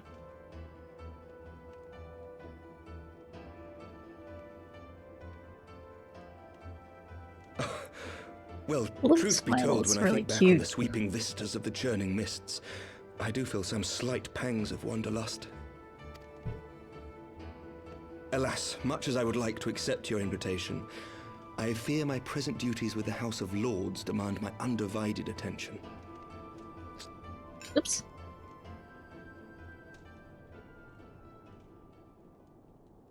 Sunshine and Levicate sounds like a good name for a book or album. Exactly. To lay the foundation for lasting reform. The formation of the Republic is but the beginning, for it is not only our system of governance which must needs change. We, the people, must learn to let go of our hatreds and rise above our bloody past. I only pray that I live long enough to see us achieve some measure of success, that I might know the lost did not die in vain. I can still see you there on the steps of faith, striding fearlessly towards the worm. If you could do that, who are we to balk at the challenges ahead?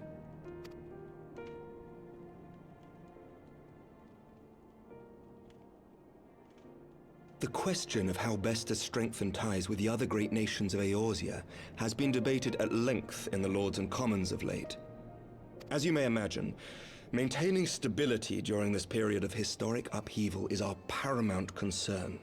Nevertheless, we are greatly indebted to the Alliance for their support during the Grand Melee, and it would be remiss of us not to repay their faith in kind.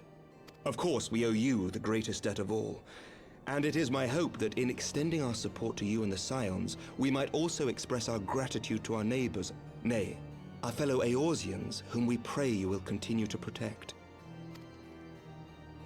The Lords and Commons agree on very little, but not a soul in either house begrudges your order this offer of patronage. For all you have done and will do, we thank you.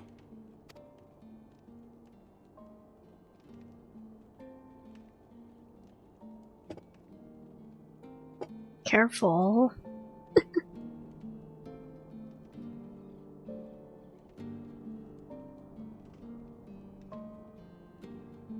Oh, he's waiting for Imric to drink first.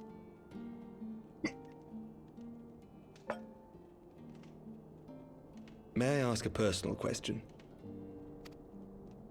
Now that the dust has settled, what will you do? Not as a scion, I mean, but what do you want for yourself?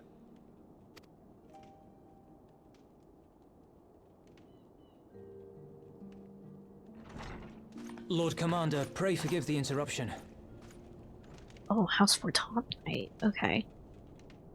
News from House Forton? An urgent message for the Warrior of Light. I was instructed to deliver it without delay. Uh-oh. Master Thancred returned to the manor a short time ago, bearing an injured maiden. Ida? Master Leveilleur and Mistress Tataru are tending to her wounds, but they like not her chances. Respectfully, my lord, they have requested the Warrior of Light's immediate presence. I can't think of who else it could possibly be. You must go to them, my friend, and I shall go with you.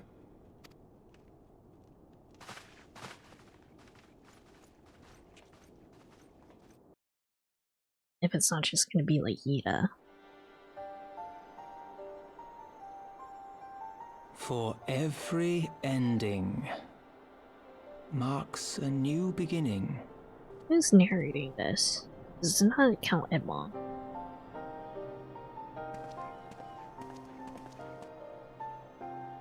From tragedy and sacrifice, we rise to greet a new dawn.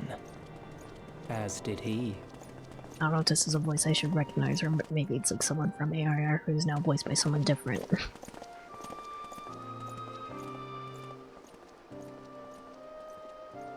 Only to be drawn unto another battlefield, another cause, as if by fate. Not sure who this is. Okay.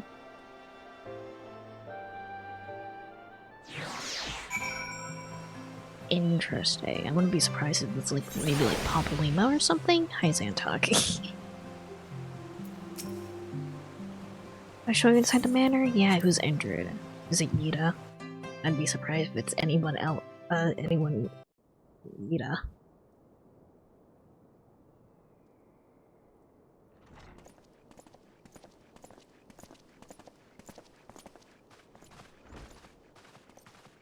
Oh no, it's Alice. What happened? Oh, right. I remember now. Is that... Alize, Alphino's twin sister. She ran afoul of the Warriors of Darkness. Right. I forgot about that. I had been tracking them since the ceremony at Falcon's Nest. Little did I know I was not the only one. Evidently, she had learned of their activities and attempted to shadow them on her own. Poorly. Alice is like what? Scholar, I think. She doesn't know how to stealth. I rescued her in the Twelveswood, and together we fled north. But though I made every effort to cover our tracks, they caught up with us on the Ishgardian border. And in the ensuing struggle, Alize took an arrow to the shoulder. It was only after we had made good our escape that I realized it was poisoned.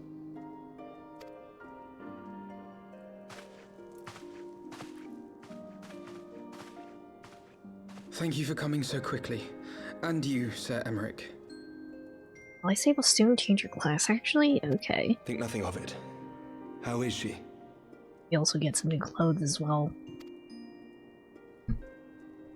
We have done all we can for now. Although the immediate danger has passed, the poison yet lingers in her blood.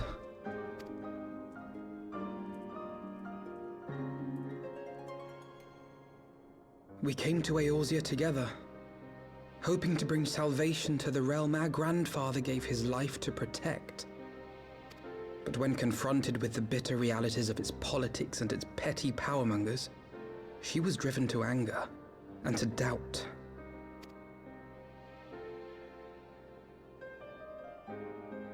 She refused to become embroiled in what she termed Eorzea's squabbles and distance herself from the Scions. Though she remained hopeful of a brighter future, she would walk her own path. Would that it had not been so perilous. Is she also going to tell us that Rianja's been inspiring with Elidibus?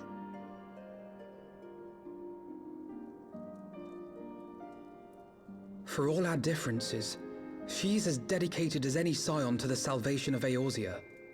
But more than that, she is my sister.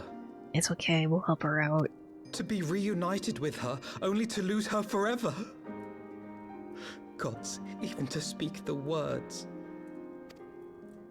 Take heart, Master Alphino. She will be attended by our most skilled chirurgeons.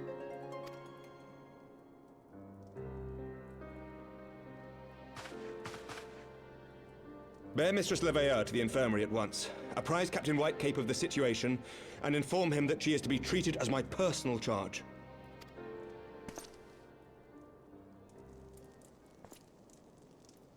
Alphino, is the Warrior of Light... is he with you? Don't go, there is something I must say. I'm here. I got you, baby girl.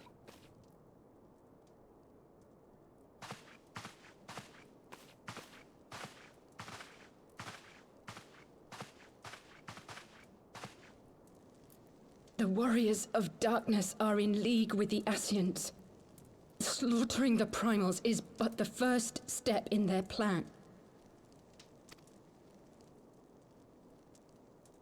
They make for Zelvatol to bring about Garuda's summoning and to kill her. Why?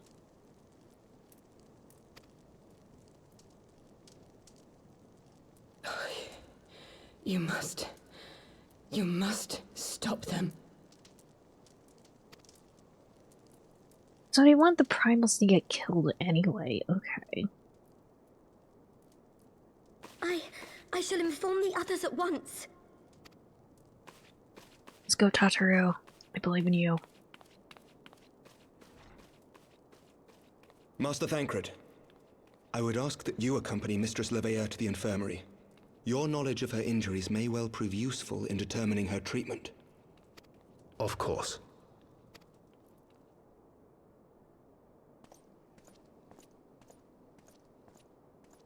Alisa is your daughter now. Considering your other daughter, Minfilia, is, well, not dead, but... Appointment to go too soon, but I might be back after. I'll be lucky regardless. Have a good time at your appointment, Toffee. Thank you for the look, I really appreciate it. Surely they won't let her. Yes, I know. Must trust in Captain Whitecape and his chirurgeons, not bringing Estinian back from the very brink of death. I'm comfortably reminded of how he mocked me for praying at his bedside for days on end. What say you, my friend? We turn our attention at a matter whose conclusion we have yet have the power to influence. Okay. Definitely eggnog, scrambled eggs, or carbonara. Egg. Shadows of the First.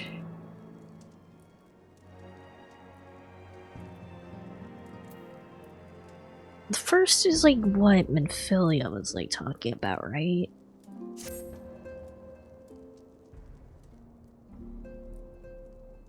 So the Warriors of Darkness and the Ascians are conspiring to bring about Garuda's summoning. They might put her to the sword. And when we first encountered them in Los Esnath, when they were confronting Ravana, God, has this been their aim all along? What do you intend to do, Master Alphino? There's much more I do not understand, but know this, a primal summoning cannot be ignored. Around the source in each shard is named such as the 1st, the 2nd, the 13th. Okay, so maybe these guys are from the First Men. Okay. Lysay risked her life to uncover this plot. Must squander her gift at our peril. Accompany to Zolfatol and help me stop the Ixal's ritual.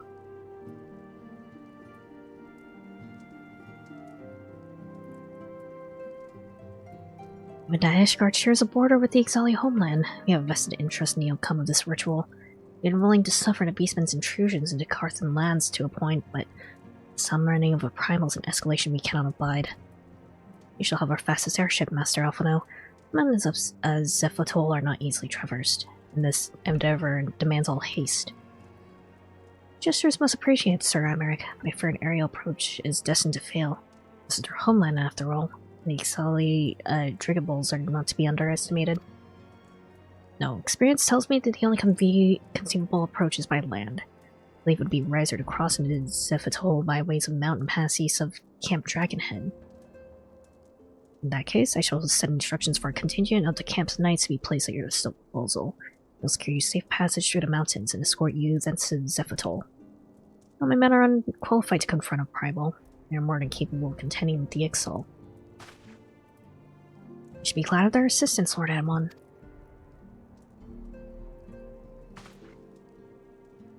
In the event Mistress Alysay regains consciousness, we will share with you any additional information she may provide. I fear to watch over and keep you safe. Let us be off. We can procure any additional supplies we require in Camp Dragonhead. Alright. Actually, I am thinking... remembering what happened at the end of last stream. I think that maybe Alysay would be talking to Estinian in the infirmary, but no, Estinian has gone off. To, I guess, travel the world, I guess. So it's more likely that we're just gonna randomly come across him somewhere in the wild. Wild Estinian.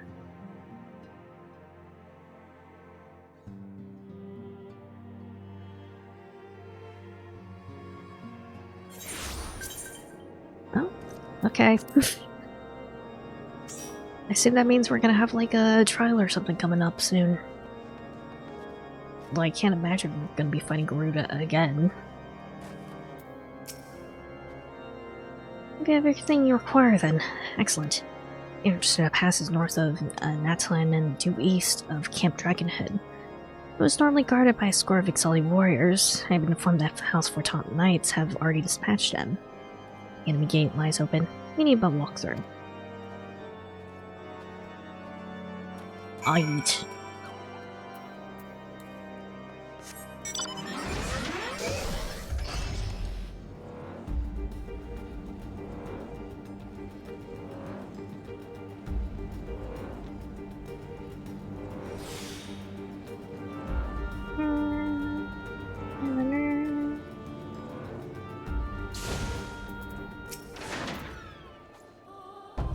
Master Zaza, Master Alphano, as you can see, the gate is ours. Be advised that our scouts are reporting increased activity around the First Mountain. Simply put, they are up to something and don't want anyone interfering. Stand ready to escort you to the Zephatol and aid you as you see fit. Enemy will be thick on the ground. Upon arriving, let us advance with care as we search for a site of the summoning ritual. Gods are good, we should only have to contend with the Ixal, but if they are not, we may be forced to do battle with the Warriors of Darkness. Okay. Yo, what's up, man? My liege.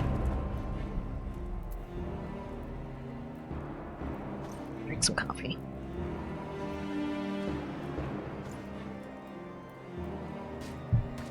Less than 5 minutes. Well, I guess I'll go hang out in the Golden Saucer or something while we wait.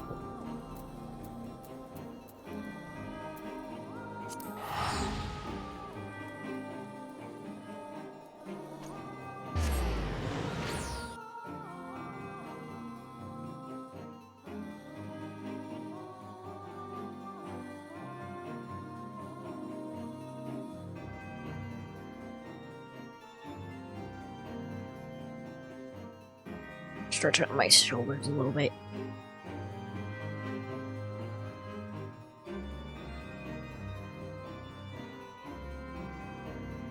Oh, wait, hold on. I realized I forgot to do something at the start of stream. Hold on. Let me just do that and make sure that I pin this. There we go. Okay. We're good.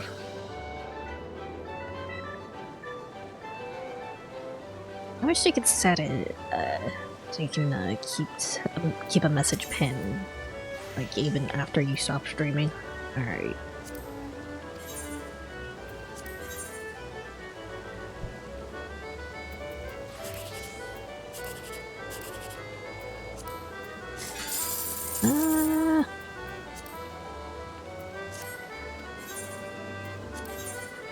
Give me a big jackpot, please.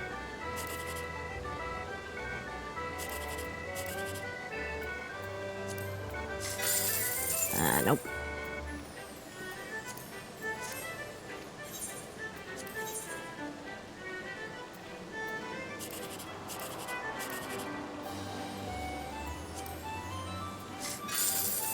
Nope. Okay. That sucks. Guess we'll just play Pashong for a bit then.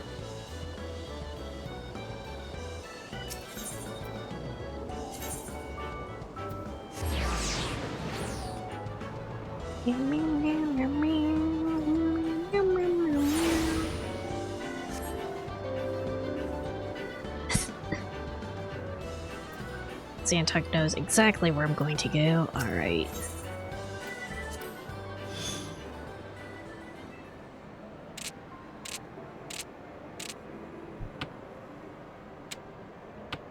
I probably want to go for half flush here, maybe. Maybe. This is my table. Bold claim. Clearly this is my table.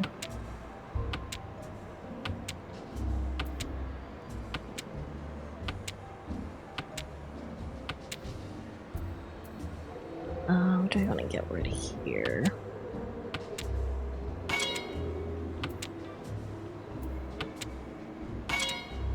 I had a good hand, dang it, okay.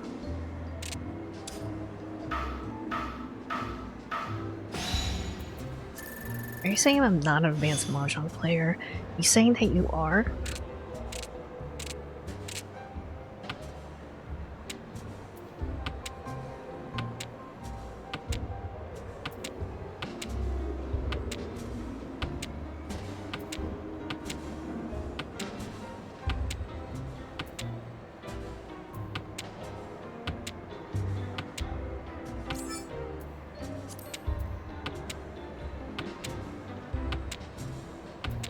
Be able to get some Pierre here, actually.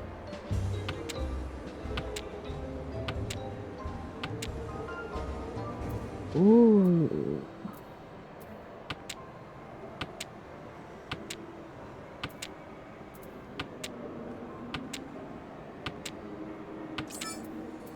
Yeah.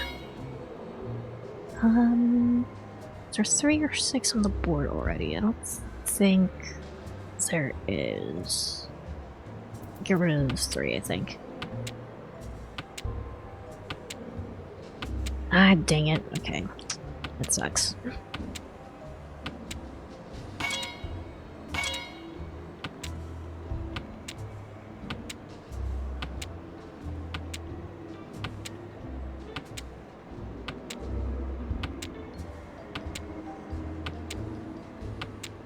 I swear to God. We all call Ricci. Usually that means... okay. Usually if all players call Ricci, they call draw, so...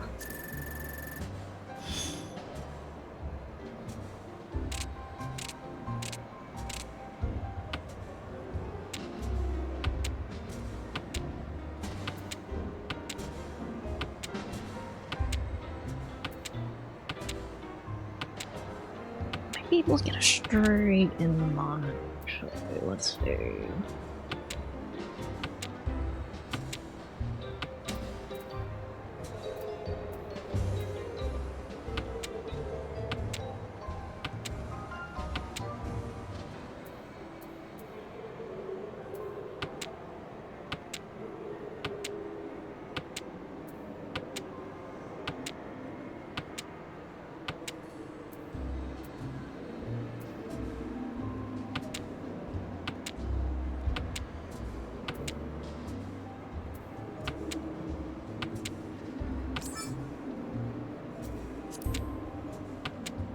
I don't want to make any calls unless it's to play a sequence, I think.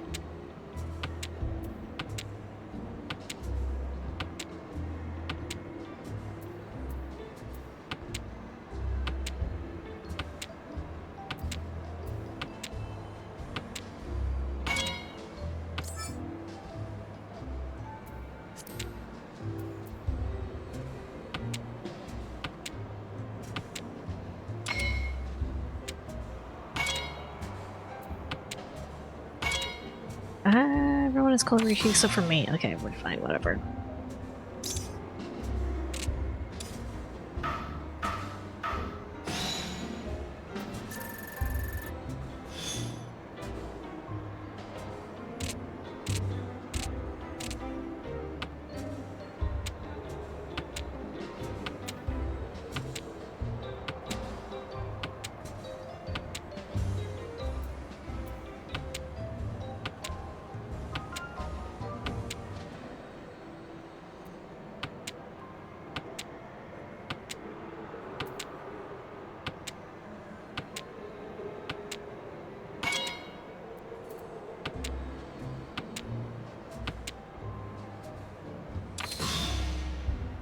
They went very quickly.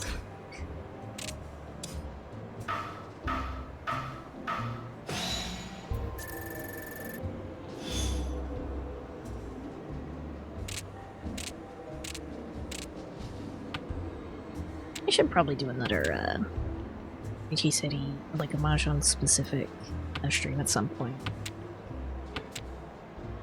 It's been a while, it's been a hot second.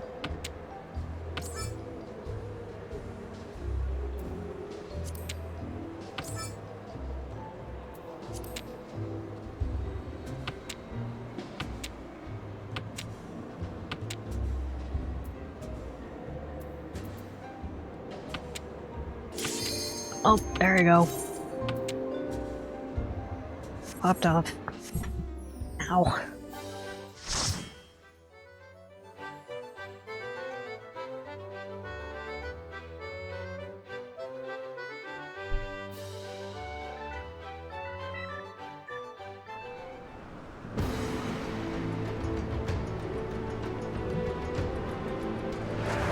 Self-atoll.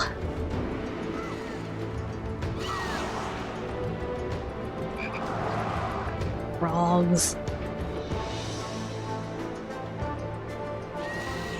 Alright, I kinda need to actually remember how to play. What's our Lollapalooza guy wearing? Very cute. Wow. Just like tiny purple frog outfit? Okay, cute. Okay.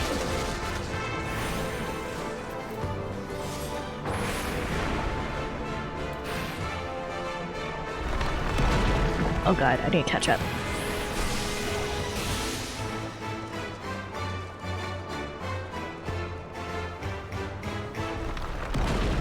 Okay. Come on! Ah, nope. I'm right on top of me.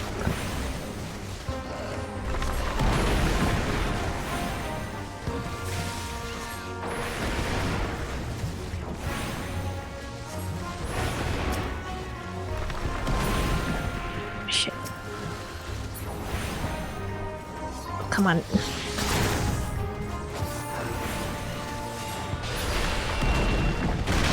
Oh. A lot of scary falling rocks.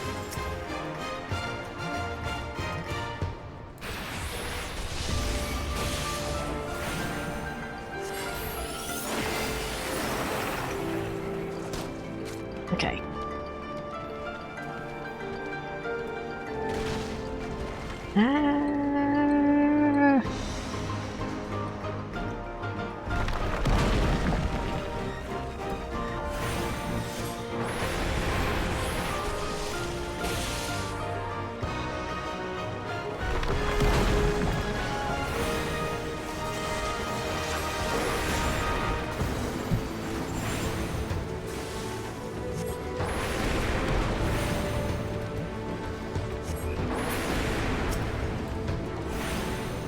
Something's about to hit me.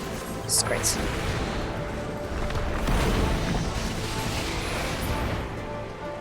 Okay.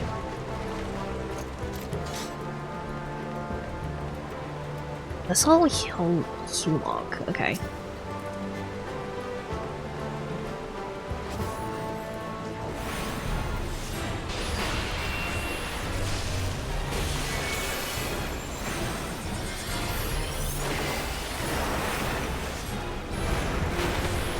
Ah, dang it.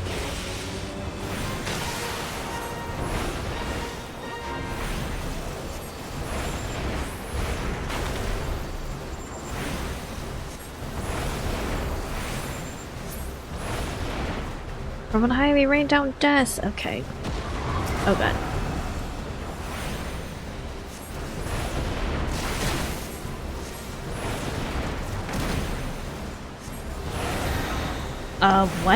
What? What does this mean?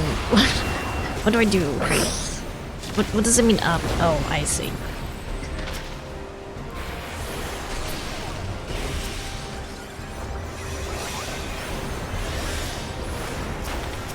Okay.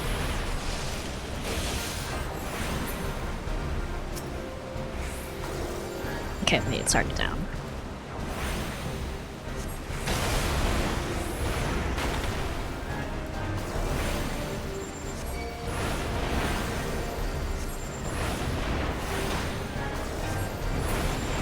Aye.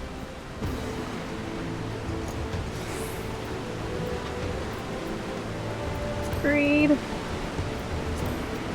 Greed. Oh, I got caught on the door. We're good.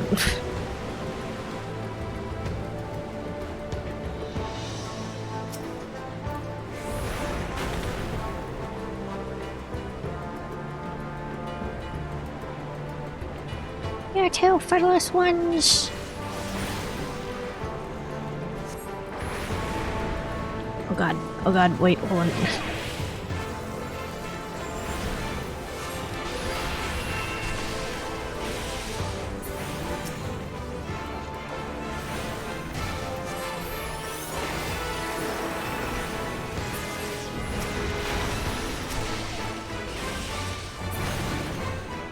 Aye.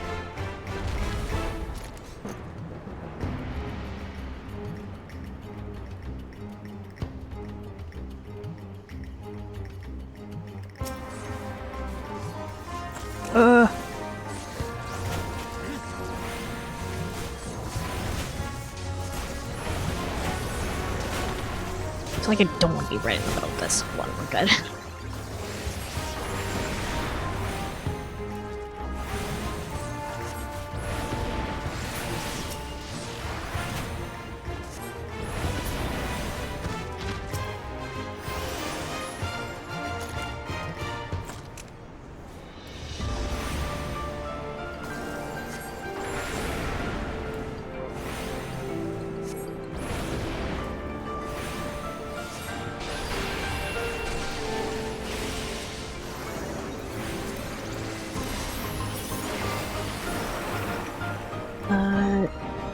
One. It's fine.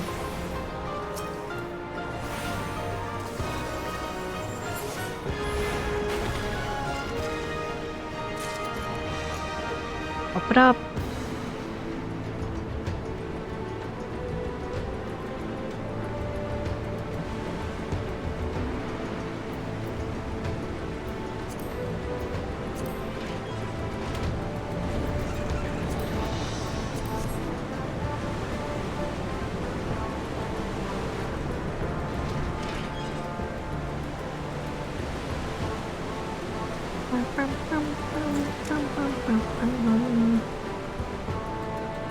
Goobers.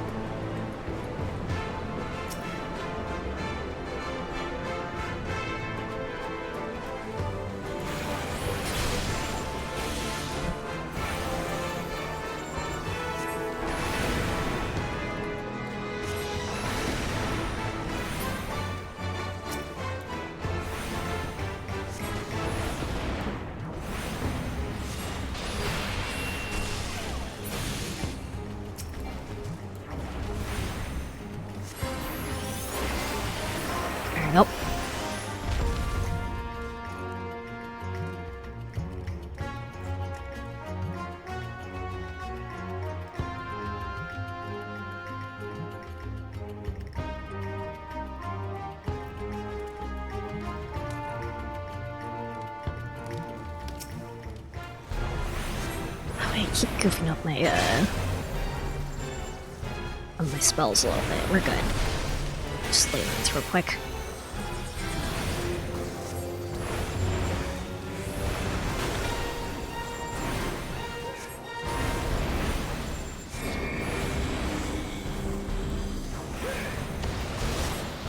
Oh, fucker. How did you not get pushed, Zantok?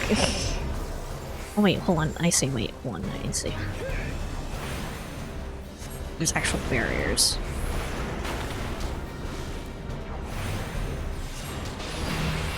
I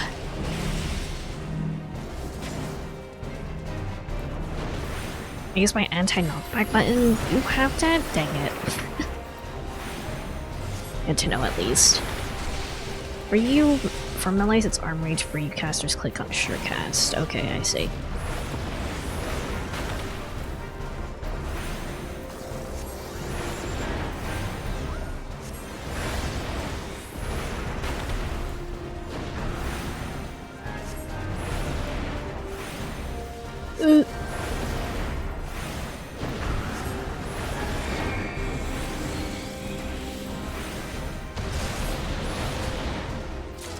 Wait, I'm in the wind. Okay, hold on.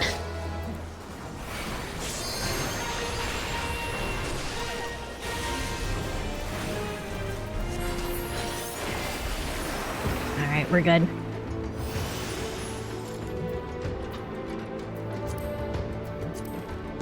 Read. Need.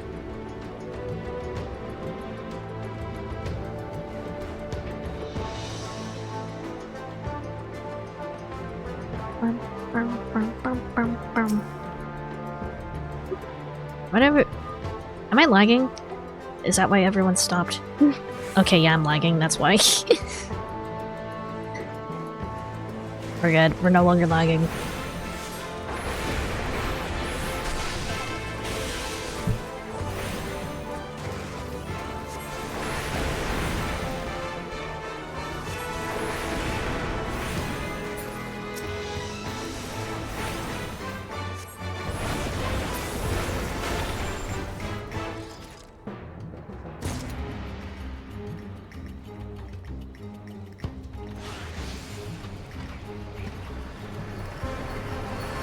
Wee.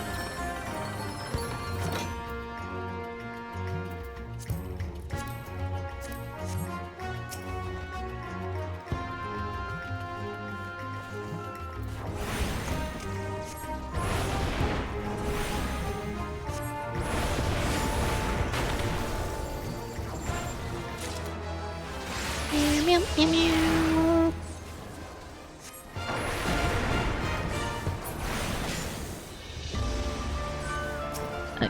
There we go.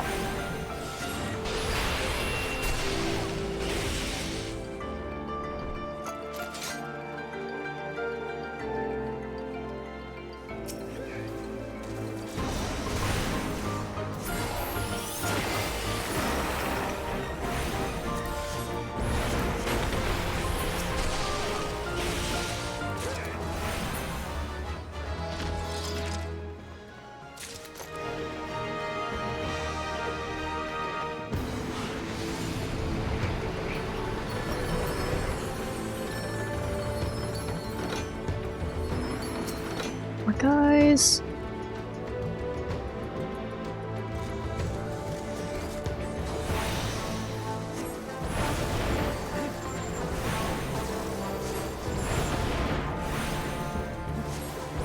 Ah.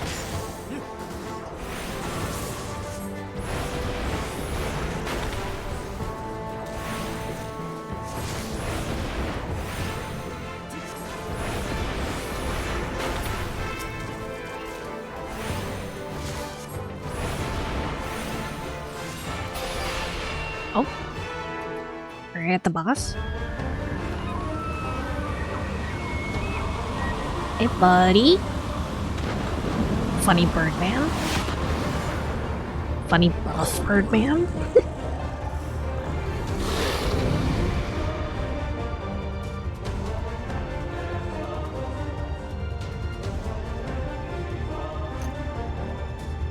Alright. We're ready.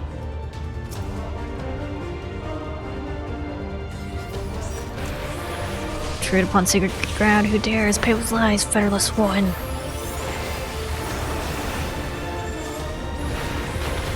What's with the birds that are flying around this? One.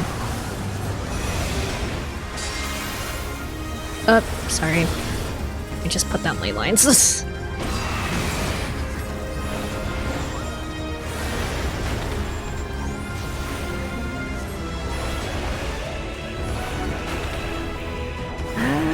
Motherfucker.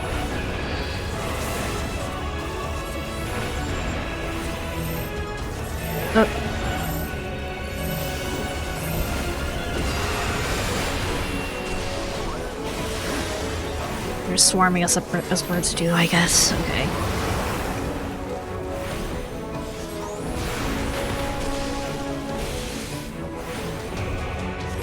On our silver guard, we now call squawk, squawk.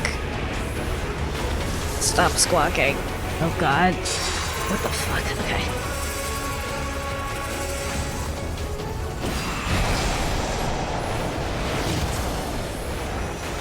Why do you want to hit me so badly?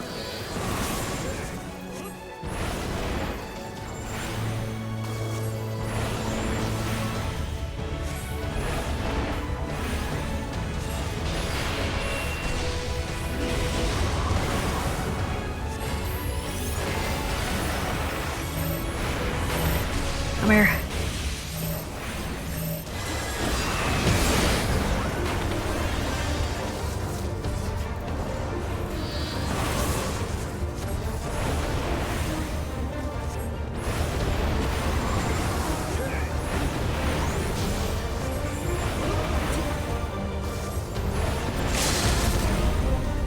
Get him, Xantok. Ah, close. There you go.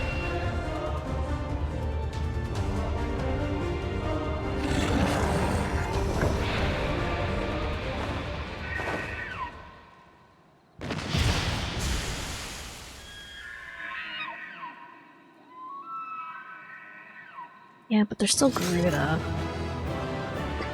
The frog is so funny. Funny purple frog head. It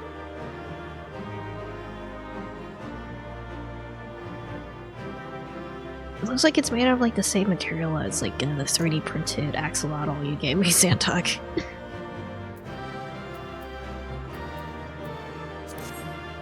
Aight.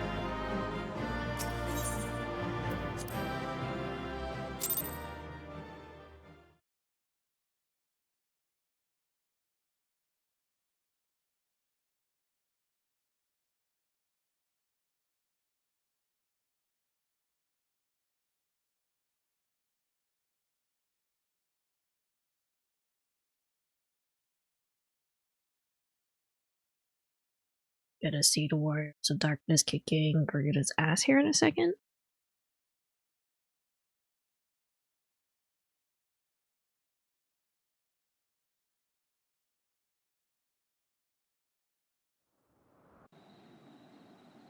So they were unable to see the ritual to its completion. Then Garuda is no longer a threat, and whatever the Ascians and the Warriors of Darkness were planning has come to naught. I mean, she did show up there for like a hot second during the battle, though. But we should not tarry. The knights have secured our path to safety. Well, well. What do we have here? You'd better not have killed the primal without us.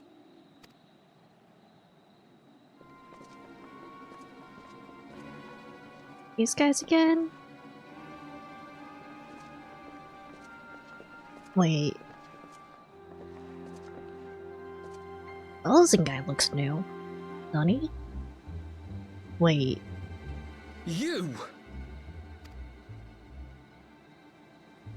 Wait, I know you. Still walking, I see. I could have sworn my aim was true. Can't get in the free trial, you have to beat a world boss and shut up your place to make sure to get enough drops to buy the full toad suit.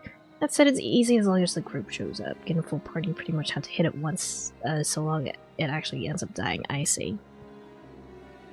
Just what is your game? leading us a long way so these fools could step in and claim our prize? No. Let's not make hasty accusations. By the look of things, the ritual was proceeding as planned. It is very interesting to hear all of them talking now, though. We arrived at the appointed hour. It was they who erred. It is hopeless. We cannot face them all. It's 2 against, like, what, 4, 5, 6? Do mine ears deceive? A boy! So that's the way of it. Twins! You had me worried for a moment there. Off it off. Know that I will happily make it quicker for you. If you just stand still. Faced worse odds? I mean, I guess. I'm most curious about this fellow Elzen, specifically the Black Mage one. Enough, Jarumul. We wouldn't want to upset the man in white with any unnecessary bloodshed now, would we?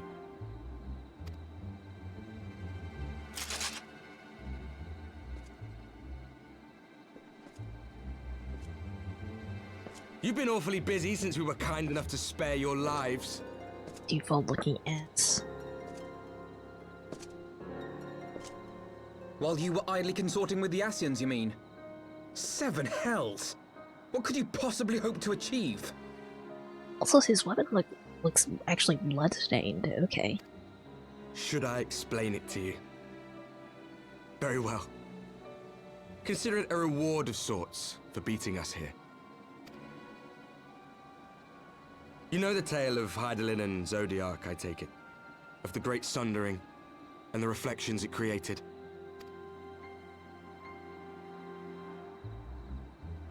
Across 10 and 3 they were divided. Reflections of the source, each possessed of shards of light and dark. Just so.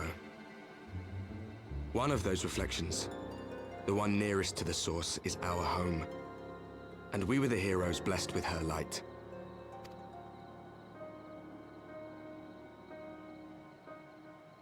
But not all worlds hold light and dark in equal measure. In ours, the power of light was greater by far. So the Ascians, who once threatened our home, were no match. And they fell before us, one after another, till none were left. Victory, we thought. And then came the light. A flood of pure, blinding radiance, annihilating shadow and color and life itself. Ere long, it will consume our world, leaving naught in its wake but blank perfection. Oh, so this is like, Smash Bros. Ultimate World of Light then, I see. That cannot be! Do you honestly expect us to believe such a story? Believe what you like. But it has happened before, on a world far removed from ours. The 13th, which was swallowed by the dark and transformed into what you call the Void. Unchallenged light would condemn us to a similar fate. And so we joined hands with our former enemies, and with their aid came here, to the source. For there is but one way to restore the balance and save our home. The Ardor. Calamitous destruction with the power to break down the barriers between planes and see our worlds rejoined. You would doom our world to save your own? What would even become of us? Of you? Blade went nom on the first. Yeah, exactly. Turned everyone to amiibos. I tire of talking. You know our cause. You know what is at stake. We are prepared to do whatever it takes. Are you?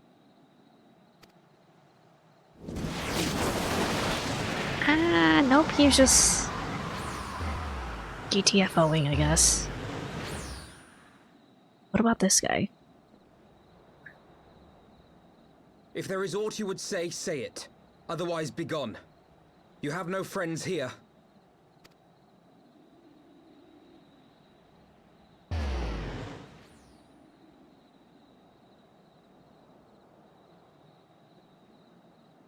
He's pretty, though. See white-haired elves man and think pretty.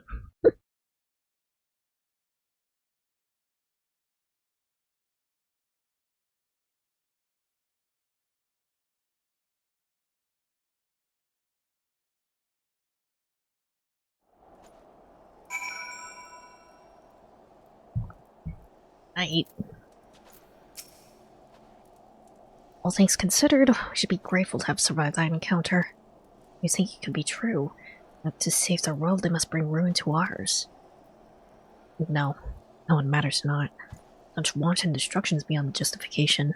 Whatever their reasons, they must be stopped. Sacrifice, the loss, ends here.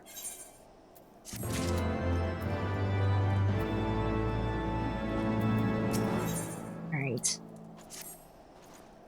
Forgive me, but this is neither the time nor the place for idle introspection.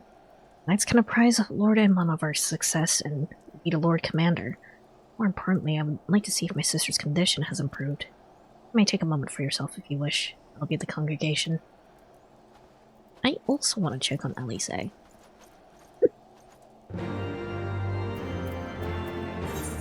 But I guess we'll talk to Imric first.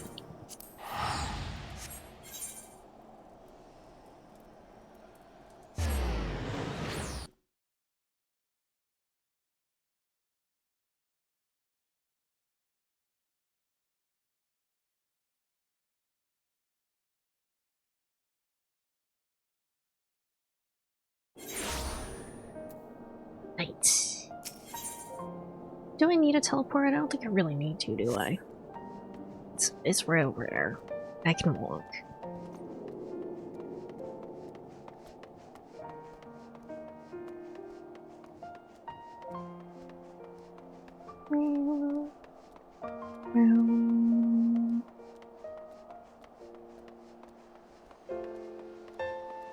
Meow.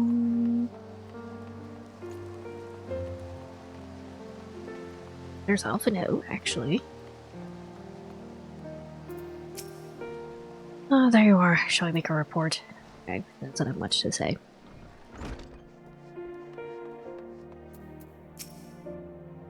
It brings me joy to see you safely returned to us. What news of Zelfatol? And we were not too late. On behalf of Ishgard, I offer you my deepest thanks. As for we who remain behind, Mistress Y'shtola has been tending to Mistress Alice in your absence. I'm pleased to report that she has regained consciousness. I imagine you have many questions, especially given your recent encounter with the Warriors of Darkness. I know I do. Come, let me show you to her room. Do not worry, her condition is much improved. She's a resilient one, just like her brother.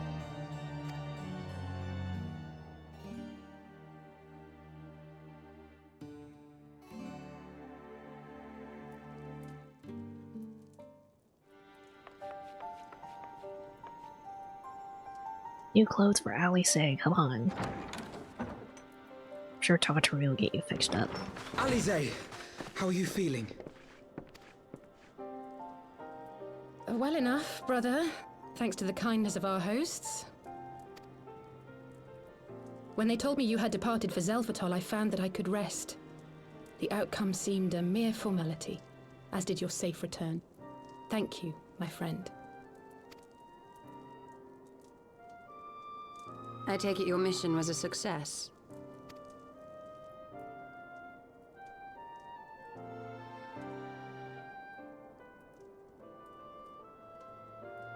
As if we needed any further confirmation that they are in league with the Ascians.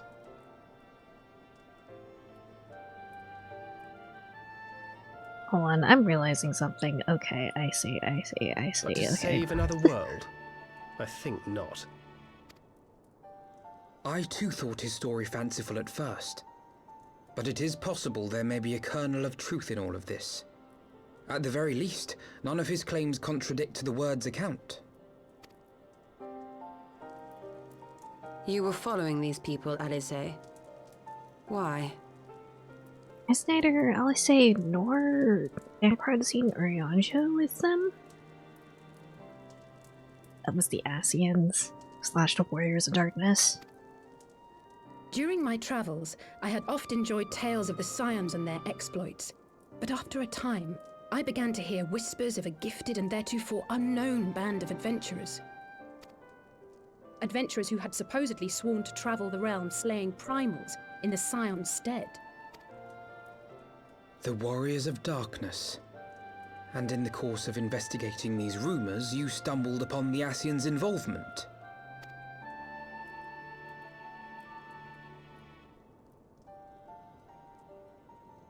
Yes, exactly. I think she was definitely there during one of the scenes where Uriel was talking to Elizabeth, though. Wasn't she? Forgive me, but if these Warriors of Darkness mean to bring about another calamity, to what end do they hunt primals? To prompt an escalation. To deepen the beast tribe's feelings of helplessness and despair, and thereby drive them to summon ever more powerful gods. And lest we forget, these events do not occur in isolation. With their patron deities being slain left and right, the news of man's victory over Nidhogg must surely have sown panic in the minds of the Beastmen. 'Tis no wonder they wish to defend themselves.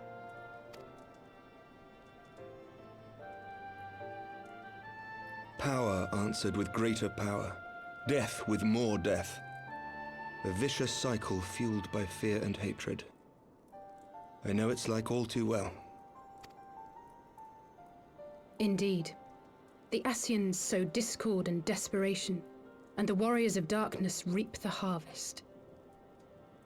And so it continues. Yet that is not the extent of their ambitions. The Ascian himself observed that once the powerless realize that the old gods have failed them, they will have little recourse but to look to a new one.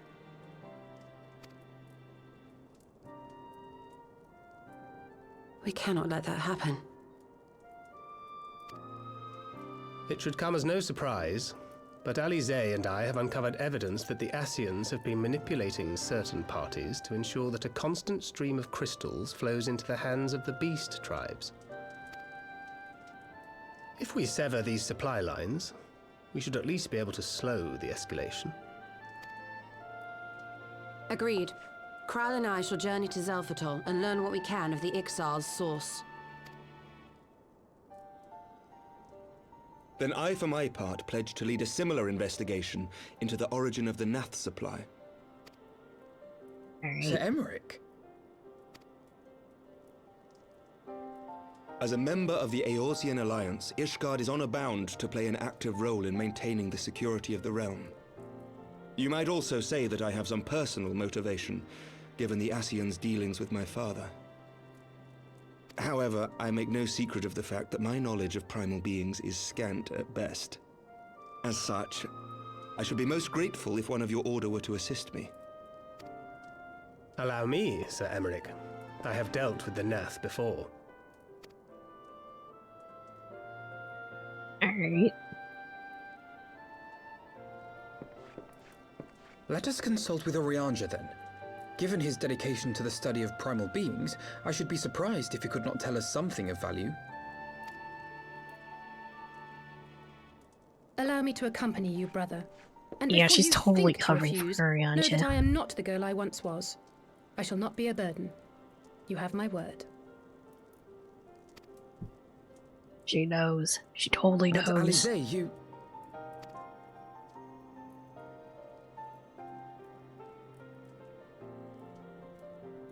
You are more than welcome. After all, it was you who set us upon this path.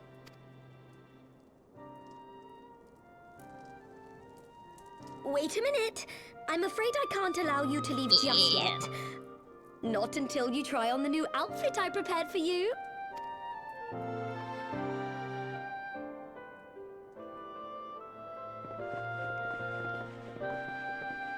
I hope it's considerably different from Alfino's. Crazy if they had matching outfits again.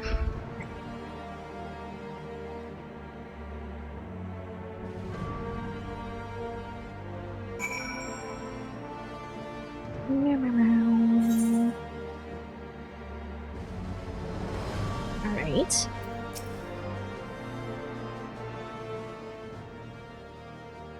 To think the three of us plumbed the depths of the coils and confronted Bahamut himself. Had I not been there, I would struggle to believe it. I assume he only has that dialogue if you... were the I don't think they were required, were they? Shortly after we parted ways, I heard she had taken to the road on her own, apparently on a journey of self-discovery. Precisely where to, I never learned, though I suspect that was by design. Though she enjoyed hearing tales of her exploits, did she? Huh. Oh. My apologies for keeping you waiting. Oh?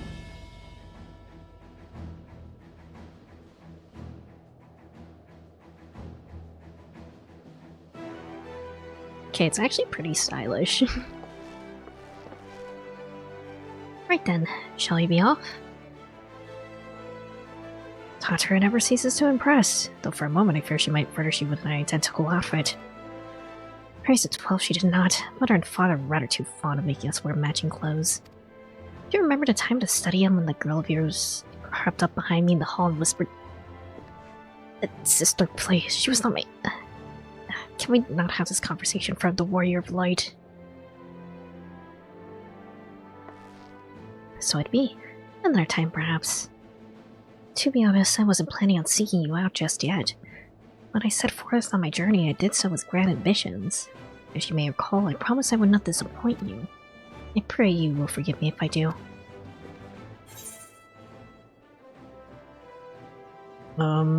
Pleasure to have you with us.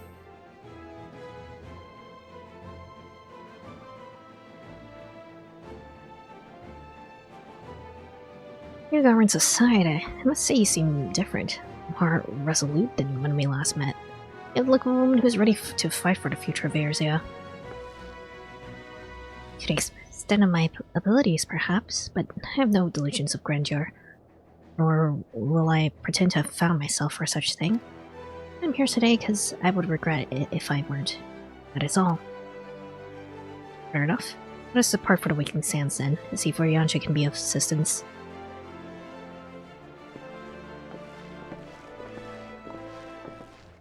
I like it. I like that it looks like...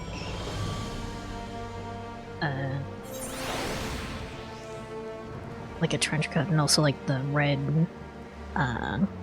inner. I think it's neat. Oh, do I have, tickets for the Waking Sands? I sure do. It's all a lot.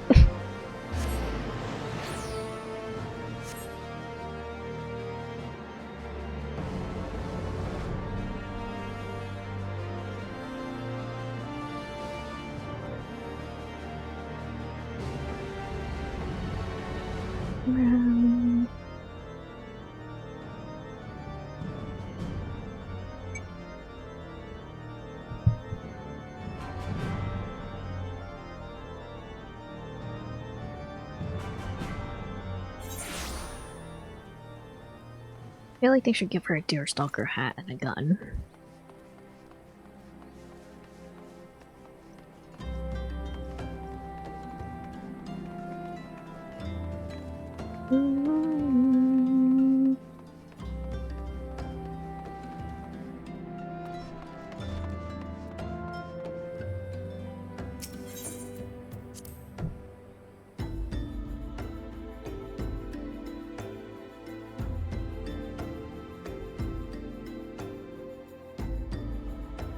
You're just gonna be here in your regular outfit.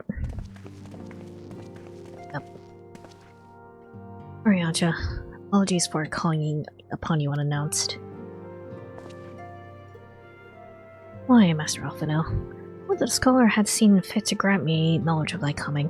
What bringeth thee and thine here to this day? Warriors of Darkness have returned. Pray allow us to explain.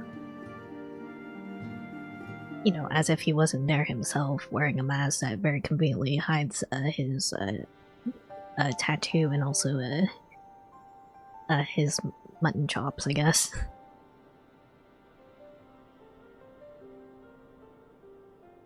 I too have heard tales in recent days of primal beings rising up only to be cast down by forces unknown. Alas, as thou didst observe, The servant but to spur these tribes have pursued our goals with redoubled fervor. We have two objectives at this time. Identify and remove the source of the Beast Tribe's crystals, and to take direct action to prevent further summoning rituals from reaching completion. Second is easier than done, of course. We were fortunate enough to learn of the Exile's plans before they came to fruition. I should be surprised if the Warriors of Darkness and the Ascians did not have similar designs elsewhere of which we have no knowledge. Not worthwhile to come hither. The very day did I receive tidings most troubling from across the Strait of Marathor. But Gomorrah stirreth. There are whispers that the Lord of Crags neareth his return. Mere rumors, mark thou, but in light of thine own discoveries, I see it beat up the chicken nugget. Thou canst ill afford to turn a deaf ear to their claims. Aye, must ascertain the truth of the matter for ourselves. Let us consult with the Maelstrom forces stationed at Camp Overlook. Thank you for your counsel, Oranja. Try and inform us that you learn aught else. I shall.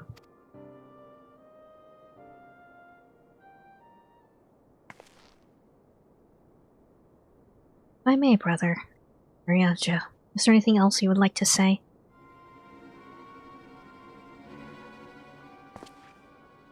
Only say. If not, then never mind. I only ask because you are normally rather more verbose.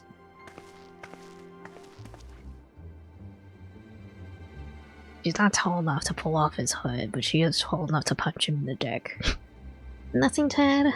Very well. I read a part. I wish to make a request. Warriors of Darkness spoke of how the Order had the power to break down the barriers between planes, that our worlds might be rejoined. I would ask that you research this for us. I'm nowhere near as well read as you. I'm sure I wouldn't know where to begin. And that said, I've heard a promising tome. Garrett Oracles. A happy start there.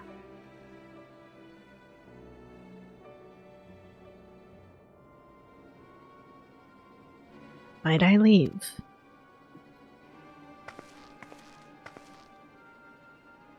Camp Overlook, was it? Very well.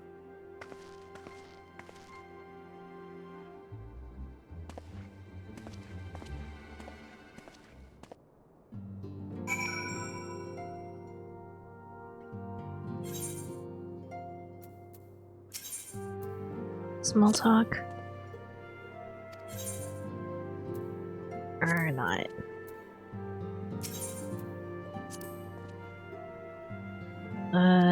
Okay. Nothing new there.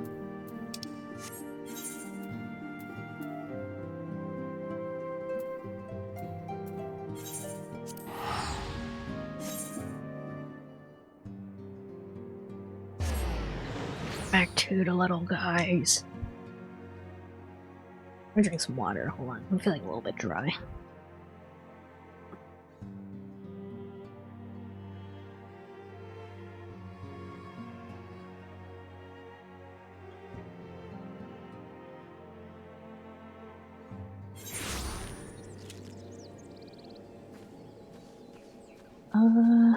Nothing on Alisei.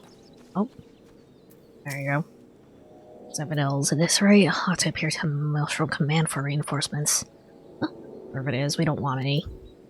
Do you not know who I am? Well, fancy that. Just what my cobalt problems look like coming to a head. Signs of the 7th Dawn turn up, itching to pitch in. Bloody brilliant timing is what that is. Then, let's get to it.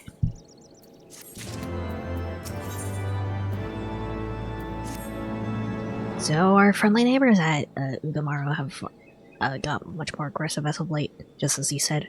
Matter of fact, our scouts spotted one sniffing about the stores just now, likely looking to make off with an armful of crystals. I'll be damned if I'm about to let that happen. Lend a hand and help us search the camp for a little bugger, would you? Okay.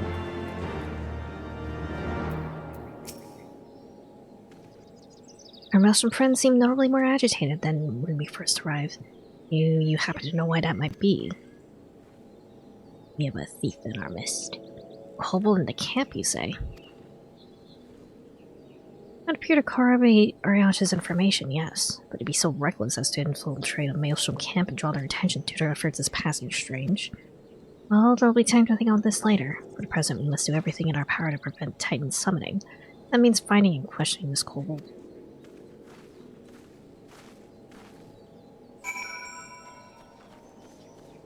Looking for one guy. One very small guy.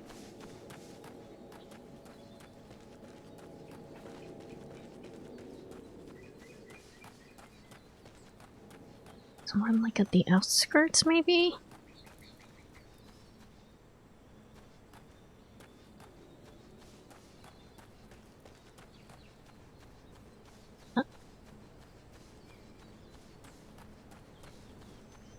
Holding a very small guy. Ooh. Get.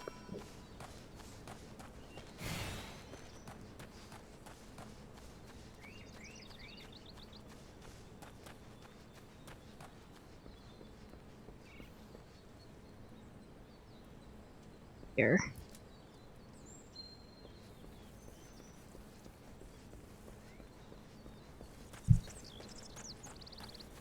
There you are. Nowhere to run. Stay back. Far back. I'm not, it's no use. Pointless. Hopeless. No use. But I could have very easily stopped him from running away there, but okay. Very cornered.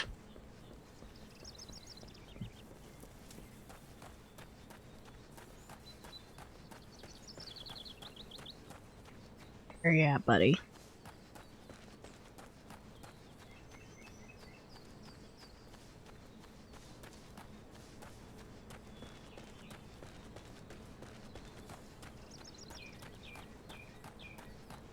We're up here. I don't want part of the fate. Leave me alone. Where's the kobold?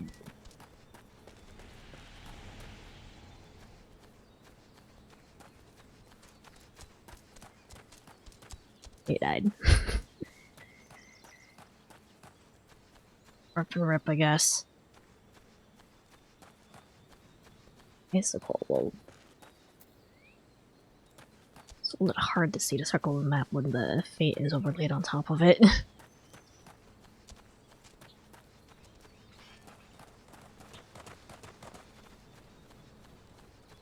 I see you.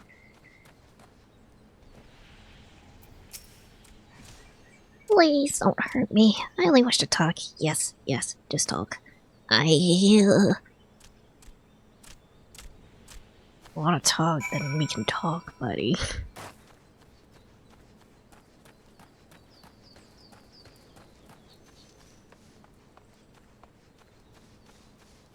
Buddy, just say your piece.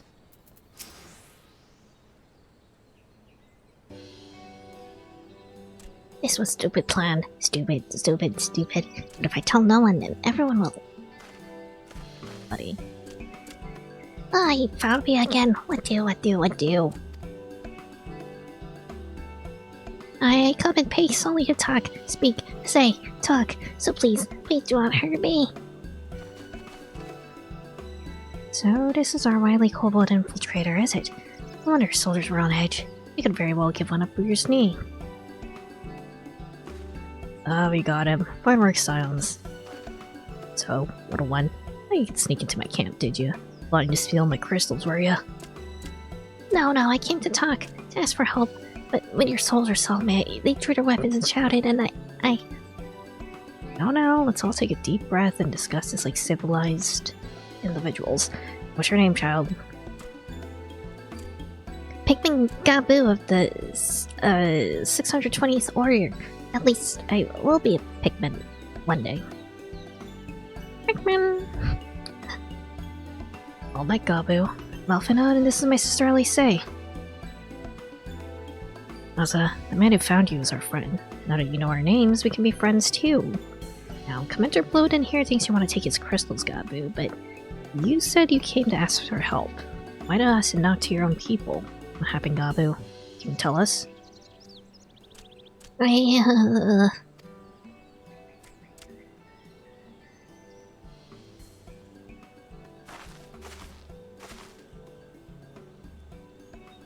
one's gonna hurt you, alright? Not while we're here. I promise. It's so small. The Patriarch is gonna summon a Great Father again. You have to stop him. Beat him, fight him, stop him.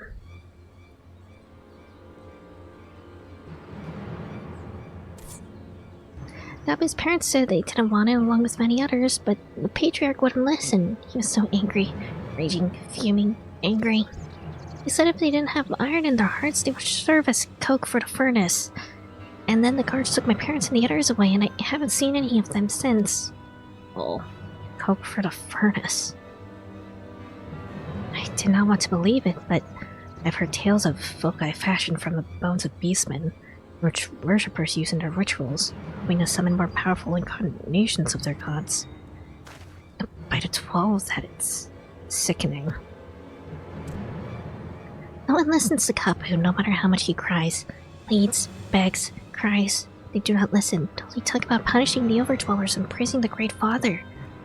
Gabu loves the Great Father, but he loves his parents too, so please, help Gabu stop the Patriarch and save his parents. I think his parents might already be dead. Sorry.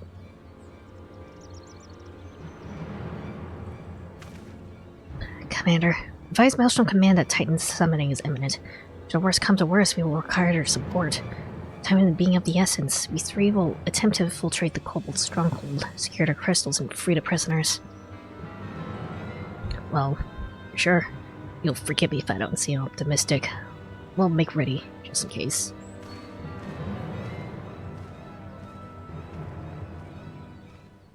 He's just a little guy. A very small little guy. Have faith that we may yet stop the ritual. We would surely have detected the associated etheric disturbance that had Titan manifested already. But I cannot speak for the prisoners. 12 have mercy. None would even contemplate sacrificing their own flesh and blood. Brothers and sisters, mothers and fathers. Time is of the essence. Let's see what else Gabu knows and formulate a plan without further delay.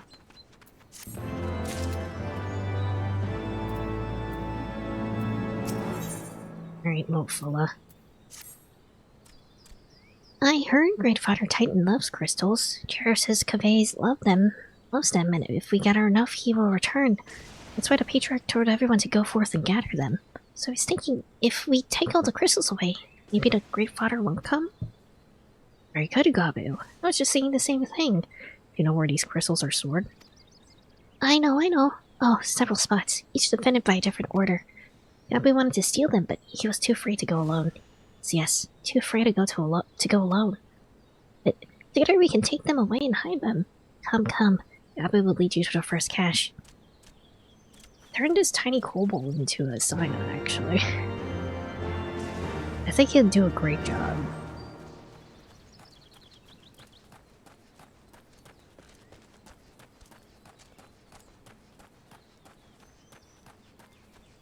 Nothing bad happened the last time a beastkin became a scion.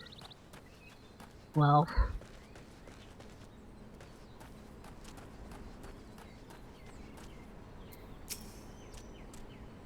Quickly!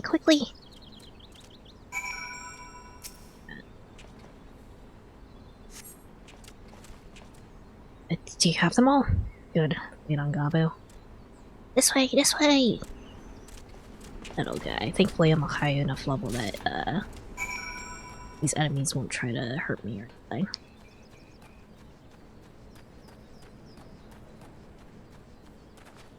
Dang it.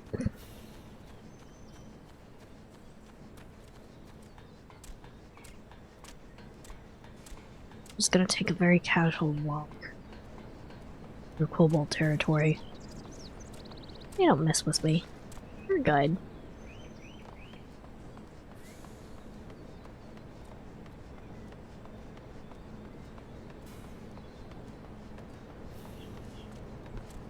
We're chill here.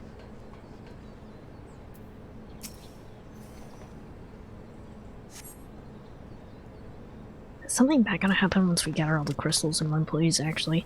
Time is short. You have the crystals, we should move on to the next cache. Did you hear me, brother? Brother! It's just that...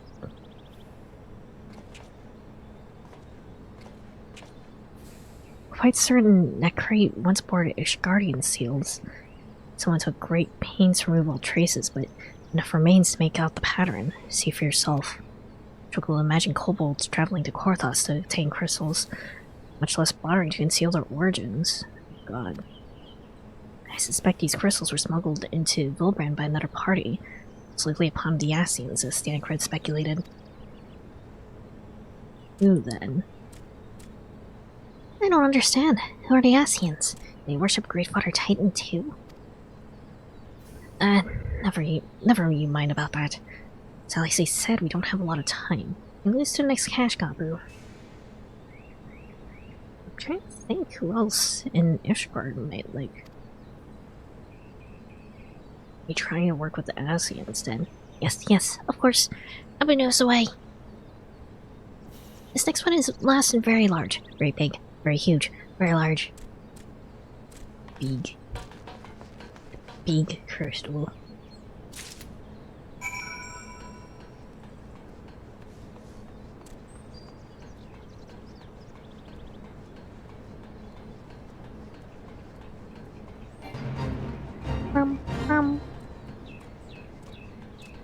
Just gonna walk past all of y'all, we're good. Is it buried? Oops, I didn't mean to move.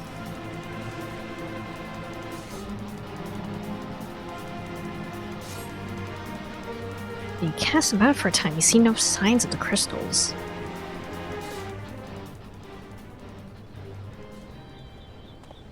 Or maybe it's just... confounded. What about you? Any luck? Nothing. This cannot be. Gabu saw them. Spotted, saw. Think, brother, think. They must have moved them, yes? The question is, where to and why? In Komaro, where they summoned Titan once before and mean to do so again. It's the only explanation. But what about Mother and Father and the others? We have to help them. And we will, Gabu, we will. Stay calm. We still have time. We had to call for the remaining crates, yes. If they had, then they would have found the other caches empty and sounded the alarm. Nevertheless, I believe time for stealth has passed. We must breach the navel and seize the remaining crystals. There's no other way to prevent Titan summoning. But first, give me your crystals that I might deliver them into Commander Lodian's custody. Do not take them into the bowels of the mountain. Very responsible. Good. Crystals, if you would be so kind. Here you go. Thank you. Shall deliver them to Count Overlook for safekeeping. Brief Commander Bloden on the situation. Pray go on ahead. As I recall, there's an aetherite within the ground model mines that should deliver you to the navel. Abu Doubtless knows the way. Wait for me there. I shall rejoin you anon. Strange. I thought of you eager to remain on the sake of the action. But if this is what you would prefer, then Godspeed, brother.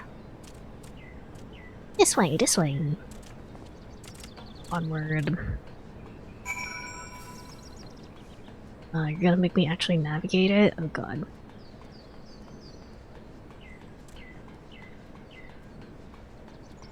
Hold on. Let me use a mount just so I can walk around a little bit faster.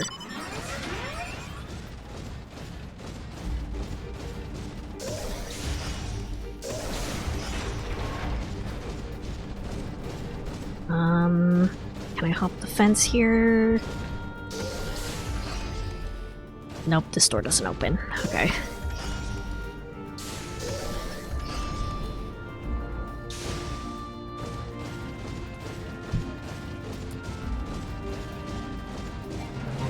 I have to go a long way around.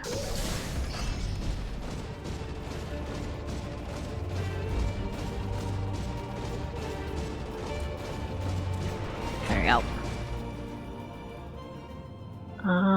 There we go. Here's what they say. I take it this is the ether I seek. Right then. Soon as Elfinod arrives, we go. Trust you're feeling suitably heroic. There's no telling what sort of resistance we'll face in there. Okay, now I really hope you didn't mess up on your way, to, Woden.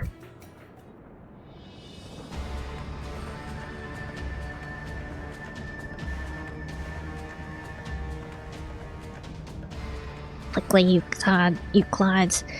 Briskly, swiftly, quickly! I will not suffer any further delays. Sup? Lay down your arms and surrender. We have your crystals. There'll be no summoning this day. Overdwellers, here, but how did you... Where are my parents, Patriarch? Where are they? Uh-oh.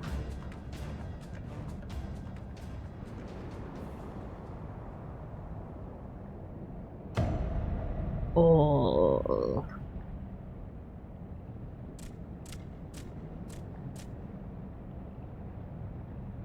Mother? Mother. Coke for the furnace. Monster. How could you? Aye. We are but servants of the Lord of Crags. We are his. They may drink of our blood and partake of our flesh. They might draw upon the strength of his children to defend them from the tyranny of the Overdwellers. No, Elise, not yet. But soon.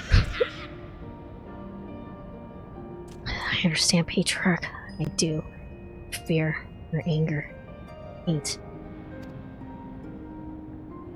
Do anything to protect your people. Anything to deliver them from despair. Whatever it takes to ensure those who threaten you can never do so again. In your single-minded pursuit of this objective, you brought suffering on your own kith and kin. You sacrificed the lives of the very people you sought to protect. It need not be this way, Patriarch. Renounce this bloody course. See your attempts to summon your god and work with us, together to build a lasting peace. Let our peace to be abandoned at the Overdweller's convenience. Oathbreakers, all of you. Liars, betrayers, Oathbreakers. You've taken, you take, and you've had you fill your suit for peace. I promise that this time is the last, until you grow hungry again. And when we dare defend ourselves, you declare this beast tribe cannot be suffered to live. Our god drains land of ether, and brings not but suffering, death, destruction, suffering upon us all. I will hear no more lies from you and yours, Overdweller. You've ruined your own lands. You'll not ruin ours.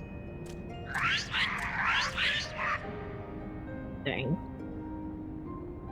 Head. I said I'd come for you, and I did. I'm here. I'm here. I'm here.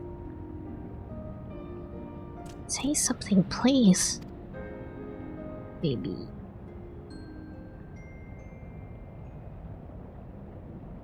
Please? Uh-oh. What's going to happen here?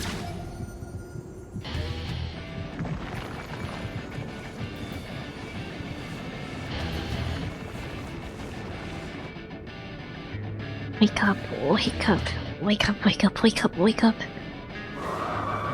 Oh, God.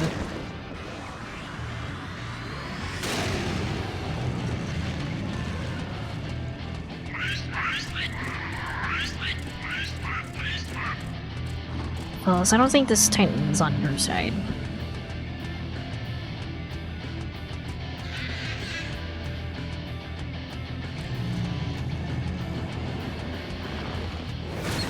Yeah.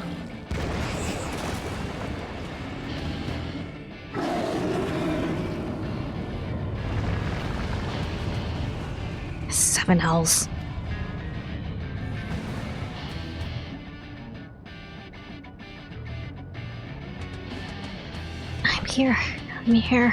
I'm here. Poor baby. Alfino, leave her to me. yeet a carbuncle at him.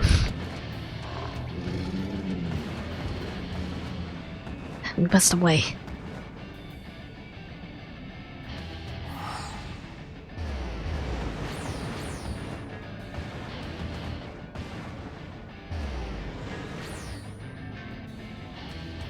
No, come on, get out of here.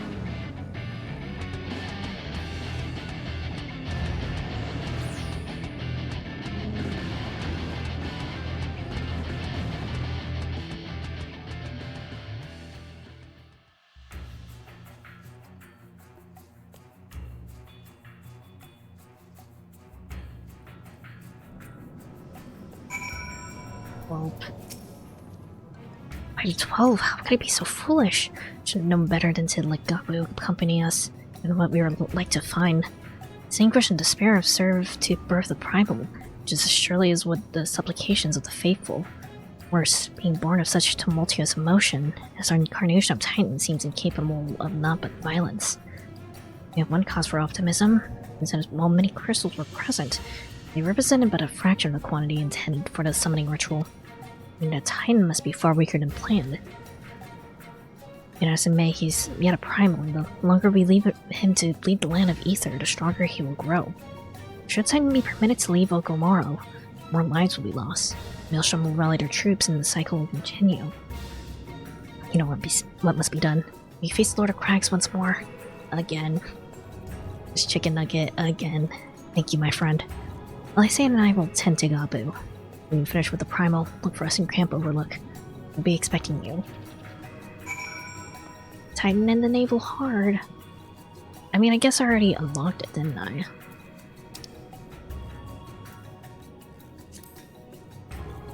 It's just the same fight as before.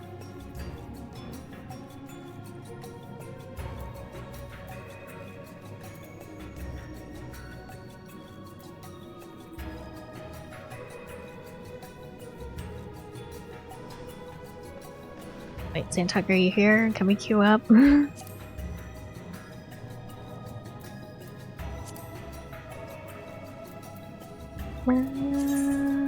Go ahead and do that.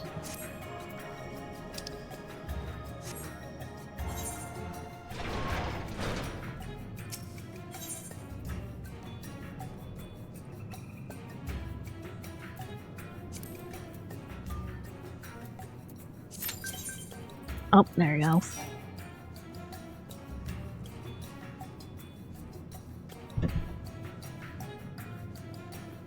Drink some water. Oh. That was fast.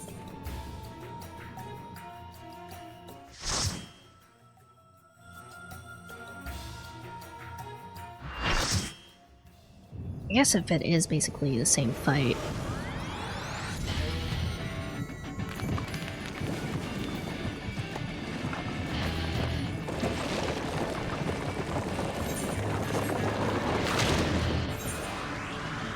Is the cutscene's gonna be different, or what?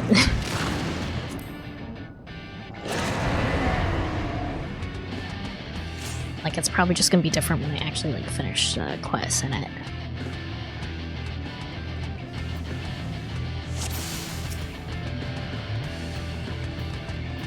Alright. Hold on.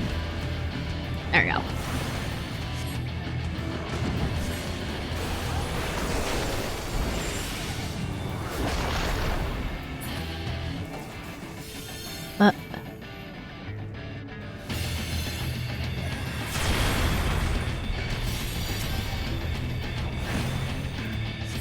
Ley lines. Nope. Bad time for ley lines. Fuck.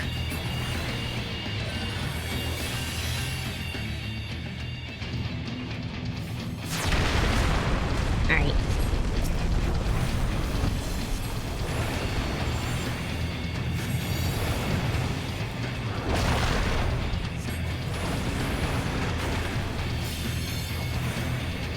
I just built this guy real quick.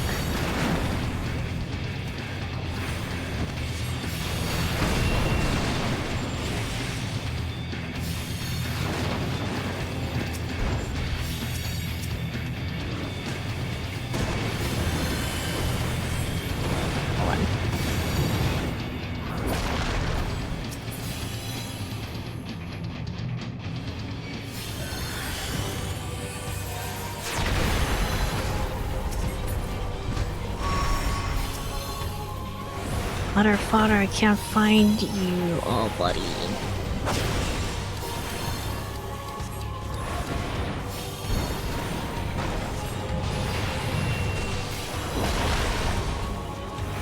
Wait, I get that. We're good.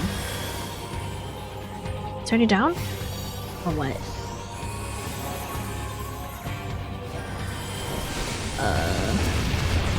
No. Just half health.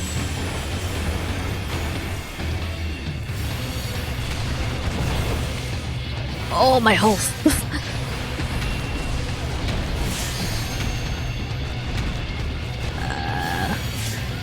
Wait, I don't have access to Blizzard 4. Man, okay.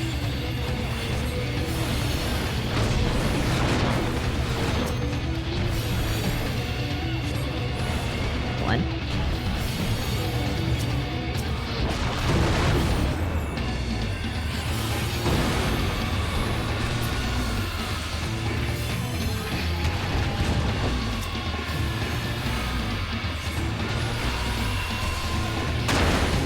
Ow, my health.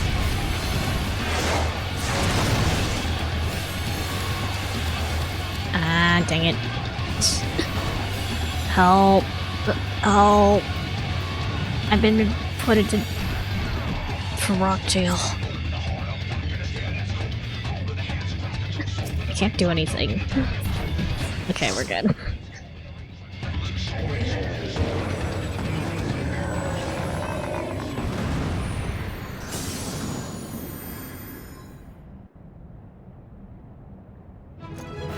Meow, meow, meow, meow, meow.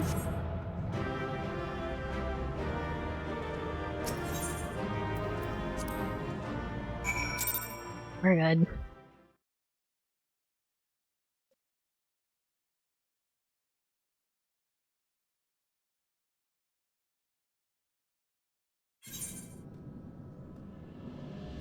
And back to Camp Overlook.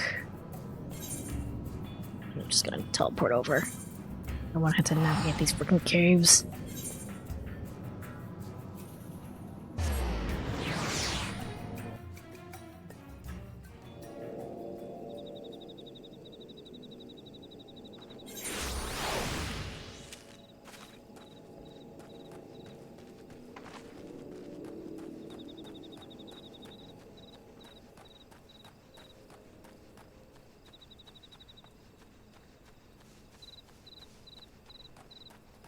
Back appointment good, I think?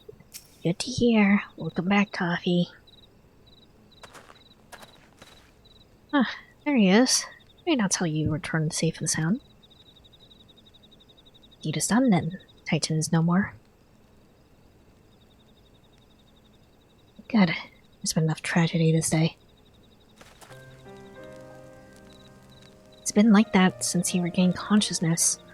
We believe he can hear us, but he's made no attempt to respond. He's most certainly still in shock, but we cannot discount the possibility that he succumbed to the Primal's influence. If that proved to be the case, he must be put to death like any other thrall. Such is the Alliance policy, yes? You have the right of it. We must not rush to conclusions. After all, we once feared that Isai's followers were beyond reason, and many have since laid down their arms and accepted Ishgard's peace. Buddy, we can but watch, wait and pray.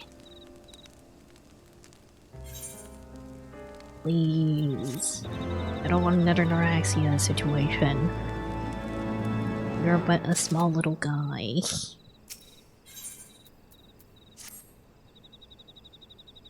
There's not to be gained from dwelling on an eventuality over which we have no control, much less one which may never even come to pass. Let's tend to more immediate matters, informing Commander Bloden of Titan's demise, for example. You may be certain that he will be glad of the news. Would you be so kind as to break it to him? Hey. He's such a little guy. I hope he's fine. And then he grows up to be a big, powerful leader who's not evil.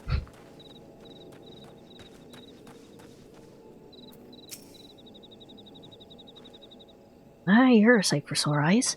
Yours came back without you, I feared the worst, but he said he had matters well in hand.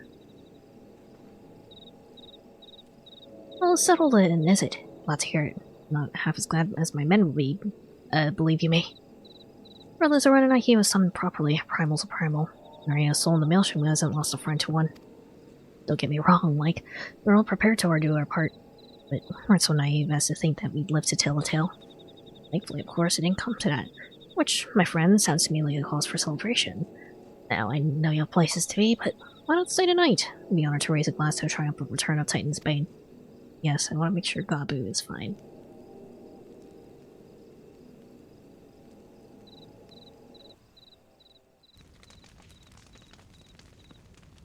He's just a little guy. Oh god.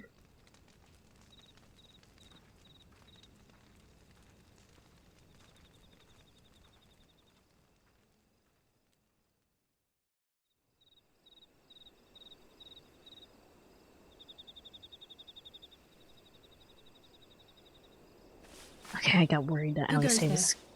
Okay. It's me. Don't worry. Oh, it's you. Forgive me for straying from the camp. He hasn't been feeling too welcome, to say the least. I thought a change of scenery might do him good. But, alas.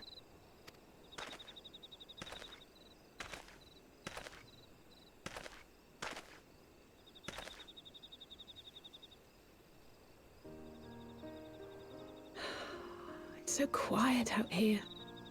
The stars spread out before us, beckoning across time and space.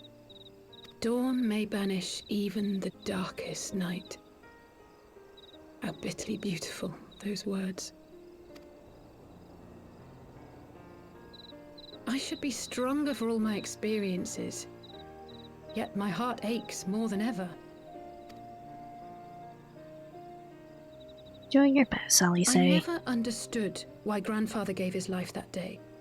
I thought that if I came here, I would find the answers I needed. But when I finally laid eyes on the land he sacrificed everything to save, saw firsthand the bickering, the pettiness, I was disappointed. I was angry. I could not fathom how these people were more deserving of his love than his family, than me. But when Grandfather revealed the whole truth of the calamity to us, I finally understood. And I resolved there and then to continue his legacy in my own way.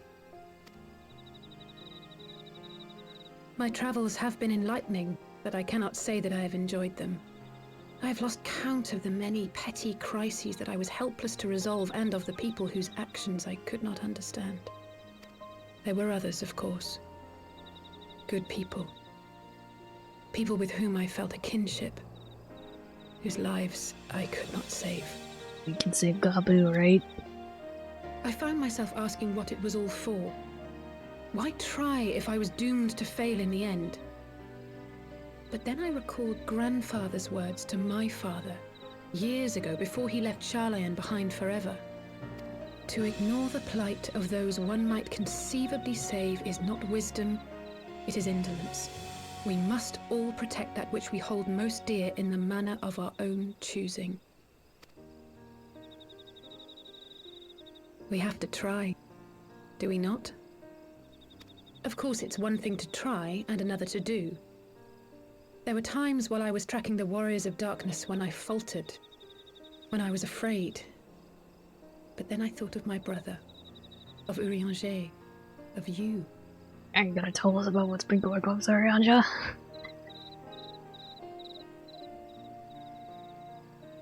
Oh, pray forgive me. This conversation has been rather one-sided, hasn't it? Mayhap you could recount some of your adventures in Ishgard.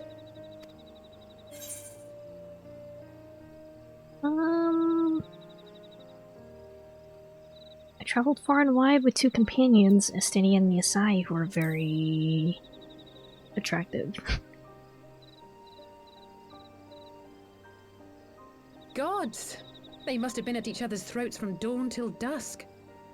I dare say you managed to keep the peace, though. Merely being in the presence of the Warrior of Light is surely enough to shame anyone into behaving.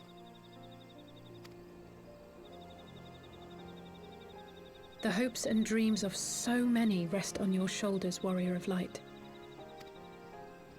As long as the sun rises, we can but carry on, for the sake of those we hold dear.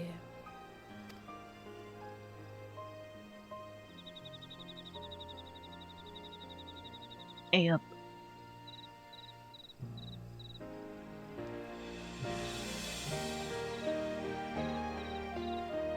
Please tell me he's fine. I hope he's fine. Gabu is but a little baby.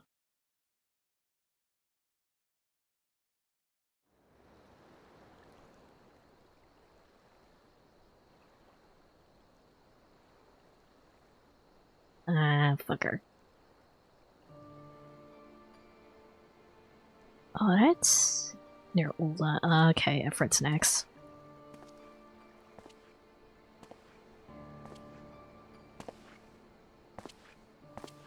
To what end dost thou cling to the tainted gifts of the Mother? Every tool has its purpose. Even this.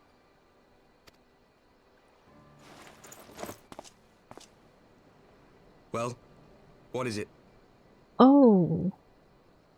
Or I guess if he was like the Warrior of Light from the first, I guess, he also would have had like the 6 crystals that I sort of have in it.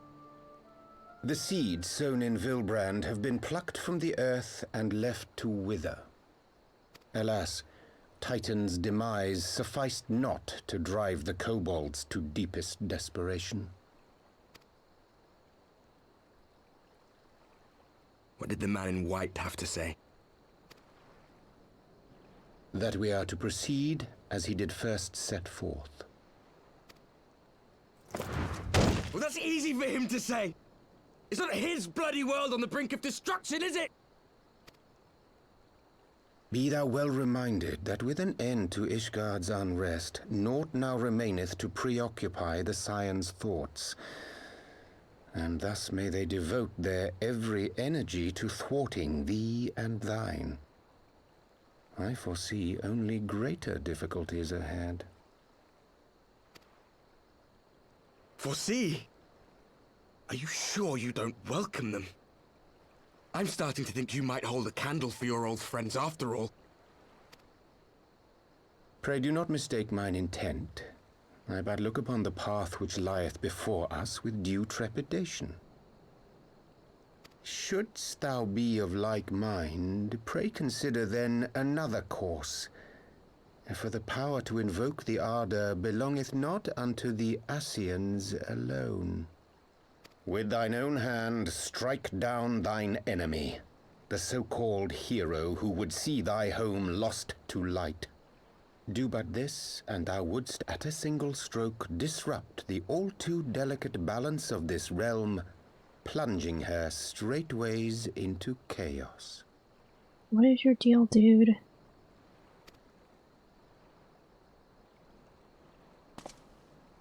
You do realize what you're suggesting, yes? Murder. To ignore the plight of those one might conceivably save is not wisdom, it is indolence. The words of my teacher, and a creed I hold close to my heart.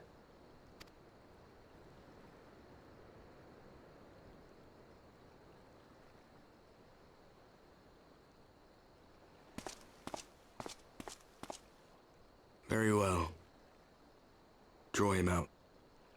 We'll make it quick. It shall be done. What are you planning, Orianja? What's your deal? What is happening here? What good a creed one cannot uphold? What hurts soothed? What lives saved? Oh, hapless fool, what hast thou wrought by thine own hands? Minfilia, my friends, I shall not now beg your forgiveness. can give us an explanation to it, at Though least. it paineth me to walk it, I shall not stray from my chosen path. As Moonbreeder remains steadfast, so too shall I. Yeah, but Moonbreeder is freaking dead, so... sorry.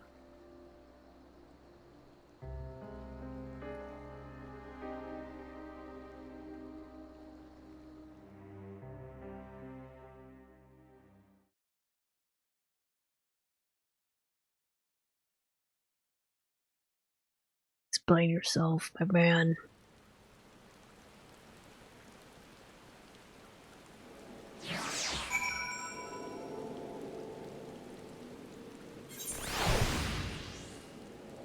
Alright. Keep going. But how? I trust you had a good night's rest. I was but this moment speaking with Thancred and Y'shtola via Link Pearl. We had some interesting news to share. Apparently, during the course of their respective investigations, both came across crates which once bore Ishgardian seals. It seemed that someone in the capital has been very busy indeed. Importantly, the Temple Knights have launched a full-scale investigation. Mr. Einberg believes that it's only a matter of time before the culprits are found, but we shall have to wait and see. In the meantime, it seems only prudent to look into the recent activities of the other tribes. These day too are flush with Ishgardian crystals. Excuse me. With that in mind, I suggest we pay Ryansha another... Wait, where's Elise? She was here but a moment ago. It's Gabu. Or did I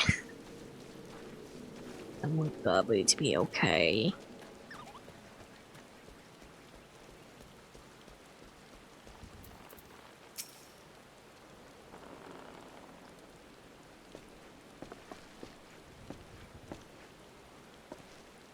Oh, let me guess. It's time to leave, isn't it? My apologies for disappearing again. If it's any consolation, I've already packed my things. How is he?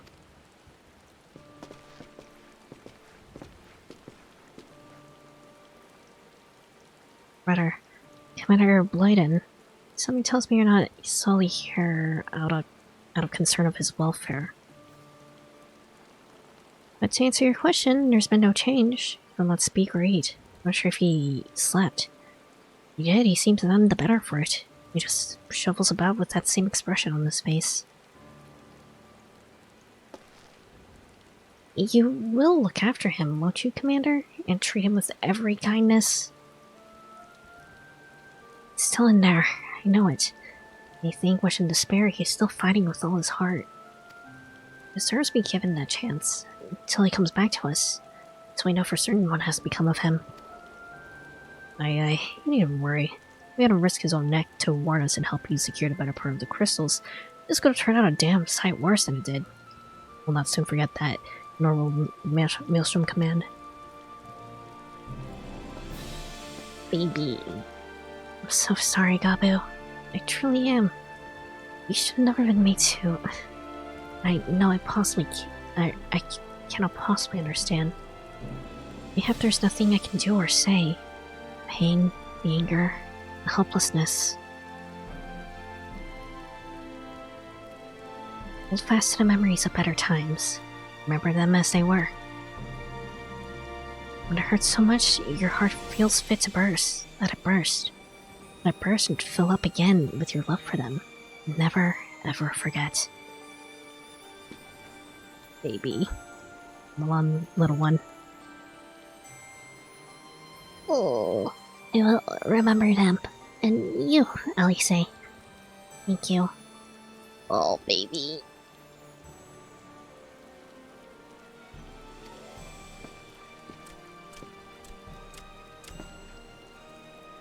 I would kill for him. Have faith, sister. The words have reached him. In time, he will recover. And those who orchestrated these events will be made to answer for their crimes.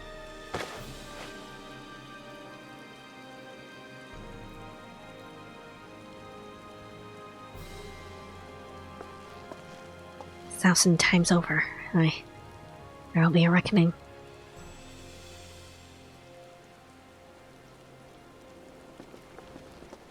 Baby.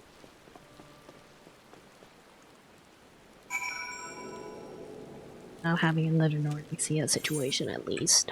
Alright. Turn to the waking sands. What was it? 3... I still have about 15 to 20 minutes, so we'll keep going as long as we can, I guess.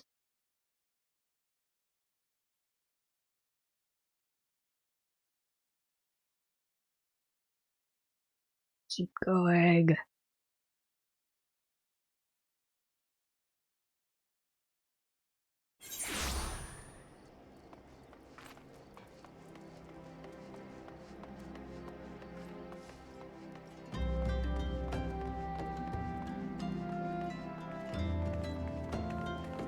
Alright, Joe, we need to have a little chat.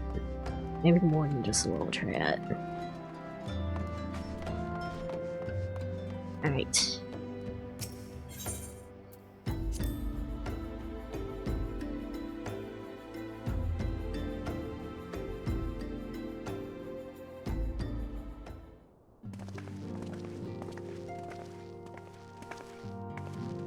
We've heard the glad tidings from Ogamaro, my friends. What a grace out of 12 in your most valiant efforts. People Limsa and Lominsa may rest easy. I should like to think so, yes. Though we failed to prevent the Lord of Crags from manifesting, we did succeed in weakening him, enabling our friend to dispatch him before the Warriors of Darkness could make matters worse. It was by no means an unmitigated success, but it'll have to suffice. I'll speak of another matter. One which weigheth heavily on my lady's mind. This request, I sought out the Garen oracles, that I might better understand the aims of the Warriors of Darkness. Without our copious use of allegory defieth any single interpretation, the oracles paint a most disturbing picture, one of worlds parallel to our own, apart yet linked, reduced to ruin with every umbral calamity.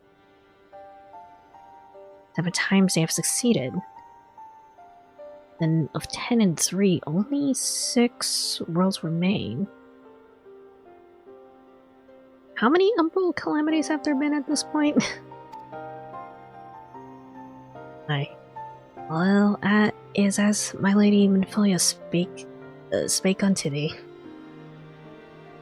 Spake. As for what's becoming of these reflections when they and the source are rejoined, they're all flesh done in umbral fires, each soul sundereth to her call, to flow into the endless sea, there to endure as one and none. Then, if the Warriors of Darkness succeed, everyone in their world will die. In that sense, we're speaking of the renunciation of the flesh, subsequent return to the life stream. However, this fate may yet be preferable to the alternative, where the first were to fall to transcendent light in the manner the Warriors of Darkness described, would give way into a void where none may know either life or death. Far better to die, they reason, for in death there is life. The essence of a soul which returns unto the source may be born anew, saved. Such as at least is their belief, I surmise. Dalman falling at the end of Final Fantasy XIV was the 7th calamity. Or like, if 7 of... Are these like basically like different timelines where each calamity like succeeded in the worst way possible, basically?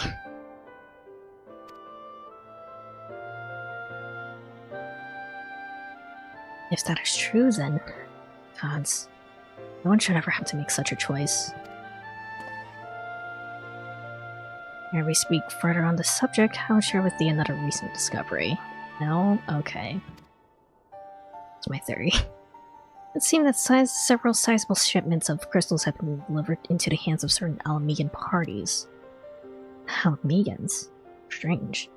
We believe this to be the work of the same Ishgardian smugglers who supplied the Beast tribes. Oh, is Elbert about to do some bullshit? I know beyond a shadow of the doubt. And lest thou wonder at their motive, I remind you that the Ascians did once attempt to bring about the submarine of Ragel.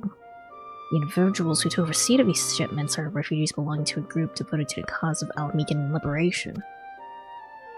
May also interest thee to know that their Ishgardian suppliers appear to be none other than the remnants of Aline Relay's network of spies. Oh dang. Surely you jest. Yet, it's not so surprising. Bereft of leadership and hunted by the Alliance, I can well imagine such villains being desperate enough to conspire with the Ascians. Assuming they even know or care who their known employers are. All of which is irrelevant. Forgive me. Let's seek out the resistance group which received the crystals without delay. Will you come with me to Little Alamigo? Okay. Bitch? Yes, of course. I should like to hear what they have to say for themselves, firsthand.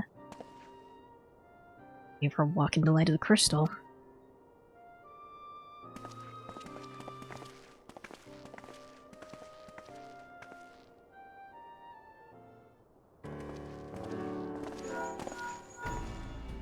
Alise wants to strangle the information out of him so badly.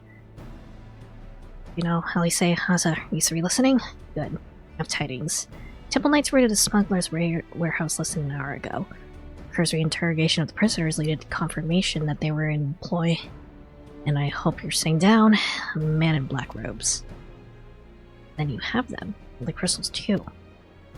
Fruit he remained, Regretfully, it would seem that they had dispatched one final shipment in the hours before we struck. It was bound for Little Alamigo, we are told, and will be received by members of a local resistance group. Since Sir Imeric's men no longer have any need of my services, I have a mind to head that way.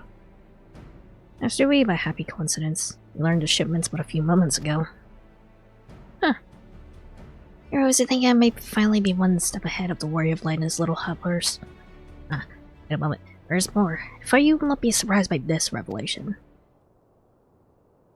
The leader of the Ishgardian smugglers was formerly in the employ of one Aline Ryle. The infamous Ivy herself. We already know that one. Once again, Thancred, I fear I must inform you that... Thancred, with whom else have you shared this information? About the smugglers? No one. As I think I mentioned, the raid was less than an hour ago. I was planning to contact your Stula next, but there's someone else you would have me notify first? No, there isn't.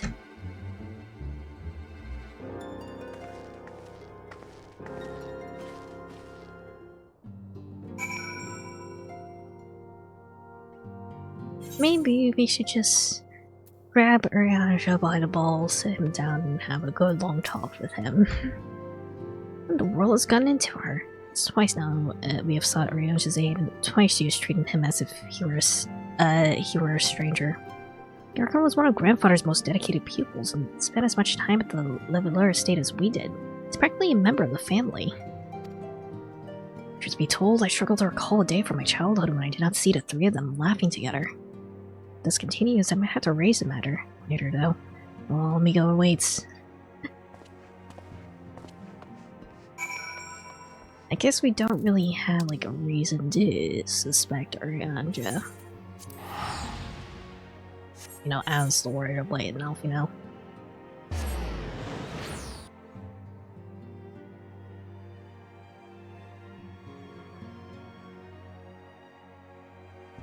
But Urianger's been doing stuff behind our backs. He's been a little bit fishy suspicious.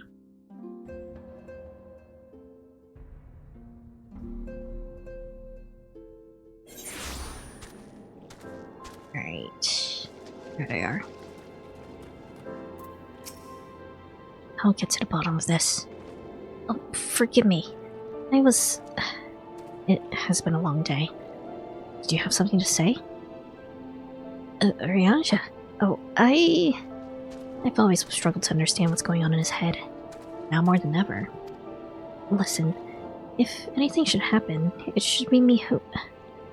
Just know that I'm prepared to do what must be done. Right then, to more pressing matters. Since we have no idea when Thancred might arrive, I suggest we see what information we can gather in his absence. Right. Fishy suspicious, that's so cute.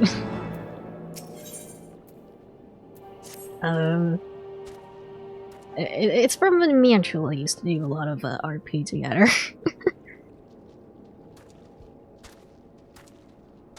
So, to review, we're reliably informed that members of the Alamegan resistance operating here have taken receipt of several large shipments of our crystals.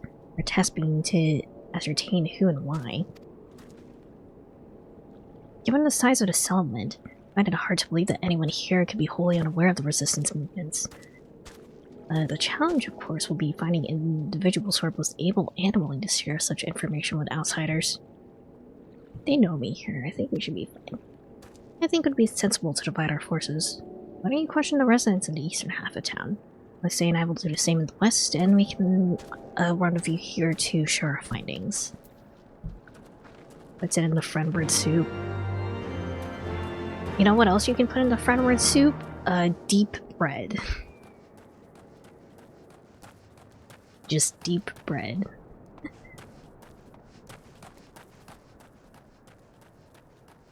Deep bread. Yeah. Deep as a bread. Let me guess. Come to join the fight, have you? I need to die, friend. You're not the first to answer the Griffin's call. Well, he's lit a fire in every Alamegan's heart. He's also inspired more than a few old ones to pledge themselves to the cause. And little wonder. Garlands won't stop until we're all under yoke. This bread is deep.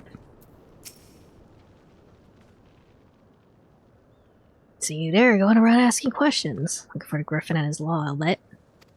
Seems like they're to talk a little Almigo these days. Looks wondering what... Hi. Are you ready for reindeer? You sure are. Looks wondering what he's about, what he's got in store for the Garlands. What's under that mask of his, of course. Some say he's hardly got a face with all the scores. I reckon that he's been marked by death by the Empire. That they send a bloody legion if they knew he was here. Your guess is as good as mine. Okay. I could go for some good bread, actually. How do I get up there? Where's the way up? Oh, there it is.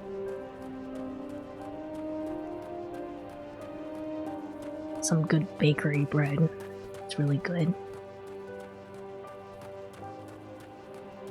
Like some panisol or ensalada. Resistance? Damn, it's fine now. It's not like I'd be any use to them. It's stored by all these tales of secret weapons. Good luck to you. I'm too old for the mass bedtime stories. It's our lot. About time we got used to it. Alright.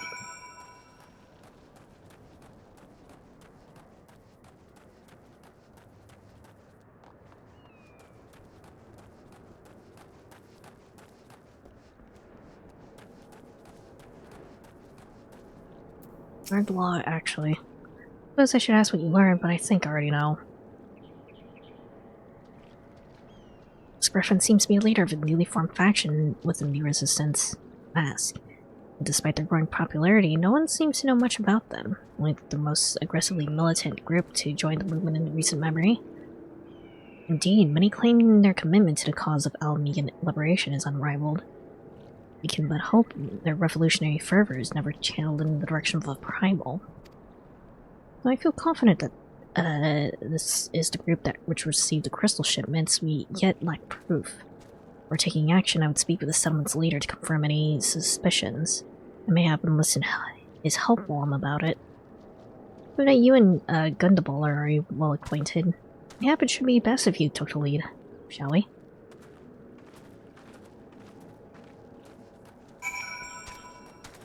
I mean, do the Alamegan have, like, any particular mythology that could heal a primal?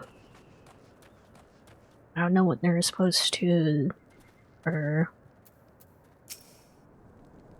if they're supposed to be like a reference to a specific group or anything, or have like cultural inspirations or anything. Which, as it pleases me to see you again, I cannot help but wonder if I should be worried. I hear you and yours have been asking questions. The Griffin.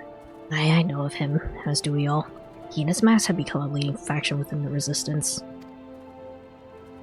Though there was suspicion at first given his secretive ways, he quickly proved himself a charismatic and capable commander. Men are drawn to his passion and his vision. I truly believe he has what it takes to lead them to victory. He used to work with Gordania, but Garlemald stomped over them. Okay. I'm trying to think if there's like any big Final Fantasy summons or monsters that have like masks or something that look like a griffin. Even I cannot help but admire the man for what he has accomplished. But I have not forgotten Wilred. He's blind to the danger of his ambitions, and you are not. The Griffin will soon deliver a speech to our people at the sunken temple of Karn. You want to see him with your own eyes, weigh his words with your own heart. How convenient. 'Tis a pity Thancred is not here to join us. You two go on ahead. I shall stay behind and wait for him.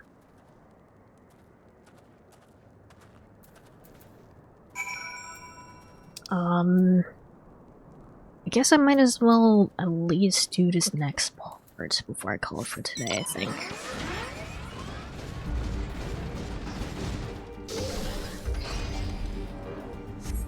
Let's see. Wait, hold on, I've hit the height limit.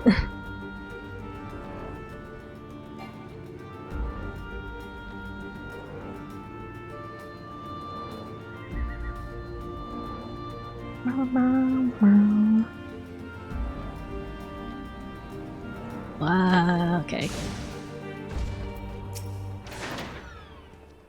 Has it begun already? I hear voices coming from within. Is this... Okay, now we're good. We're not being thrown straight into a dungeon or anything.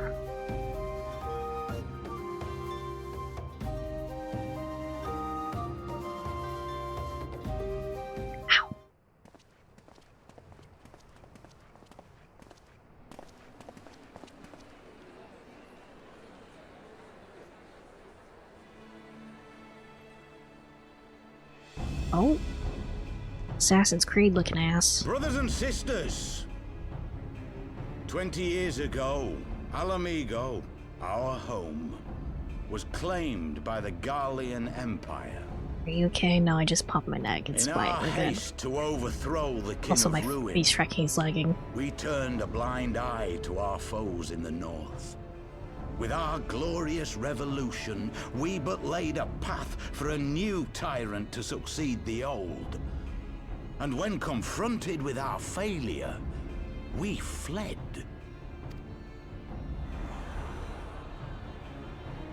Not a day goes by that I do not Like, think a of computer those really we left struggles with scenes with behind. lots of NPCs in them. Think of them and feel ashamed. And I know each and every one of you feels the same. Yeah. We abandoned them, our own flesh and blood, to labor till their backs gave in and their breath gave out, building the twisted steel ramparts which now mar our once majestic mountains. We abandoned them, the brave and true, to fight and die for their country, or worse, to be conscripted and sent off to rob another poor bastard of his home. We abandoned them, the meek and powerless, to bow and scrape when the Garleans pass, to sully themselves that they might live to see another day of misery.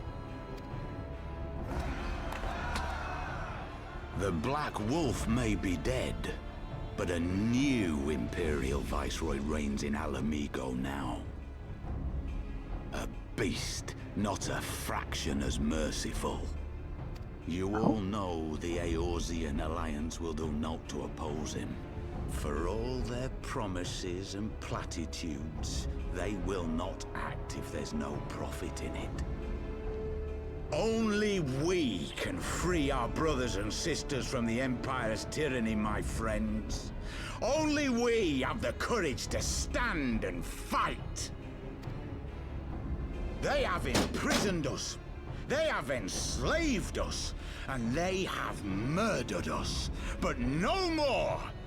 blood demands blood, and the Garleans shall pay for every drop they have spilt upon our lands.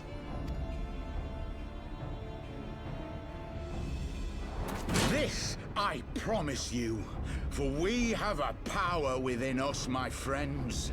A power befitting our pride, our righteousness. Only join us, and we shall grant you the means to unleash it, and together we shall see the Alamegan standard raised over the mountains of Gia Albania once more! Yeah, but can you please... I'm all in for the revolution against imperialism. However, can you not summon a primal while you're at it? Can you not summon a living nuke while you're at it? A power befitting their pride. Not at all ominous, that. Wait, is that... Eh? Who? Oh! Ida, Papalymo. Hey up, mate. What are you two doing here? Quiet. Quiet. I could ask you the same thing. They live! Well, well, this is quite the surprise. If you see what I see, if you feel as I feel... Might I suggest we continue this conversation in more agreeable surroundings? Are you two also Alamegan then?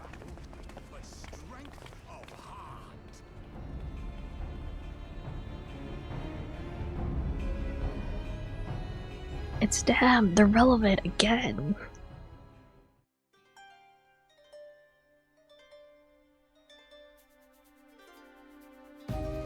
Well, they kind of weren't really that relevant in the first place, but...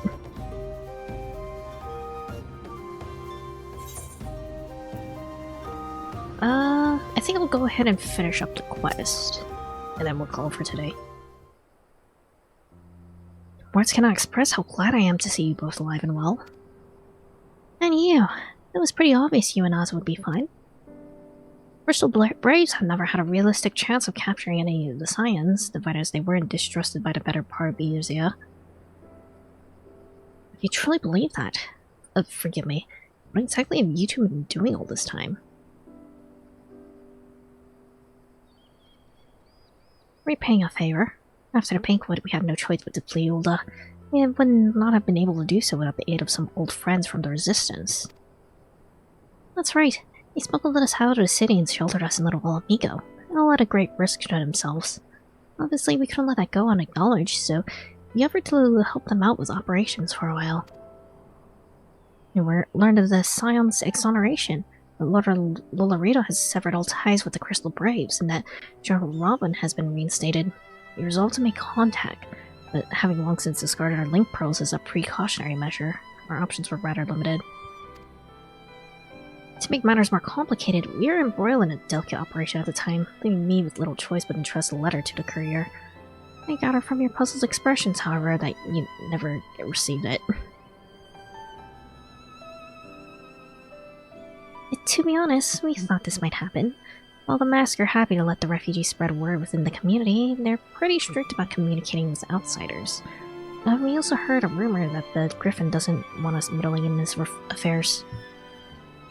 The Griffins mistrust the science of the Seventh Dawn. Curious. It's well known that we are no friends to Garlemald. I would think that the man we saw beseeching all and sundry to join his cause would welcome our support.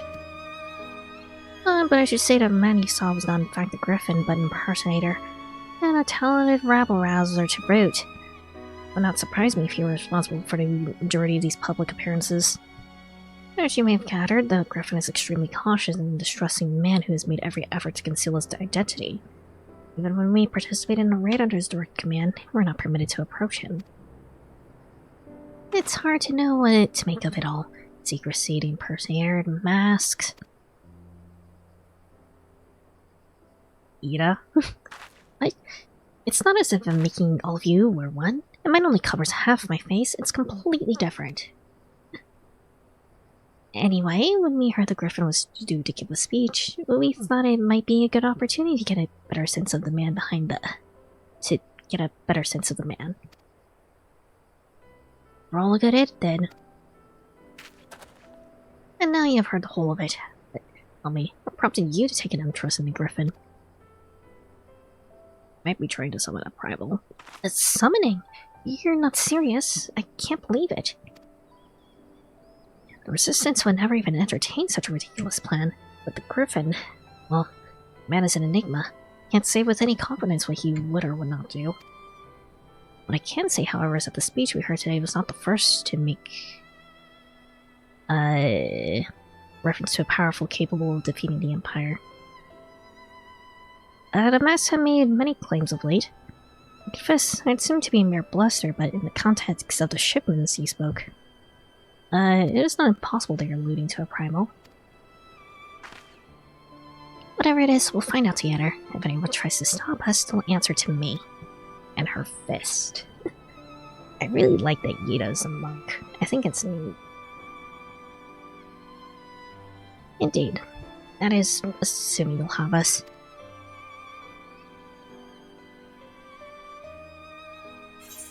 Alright. Complete. And I think that's everyone accounted for at this point then. Alright.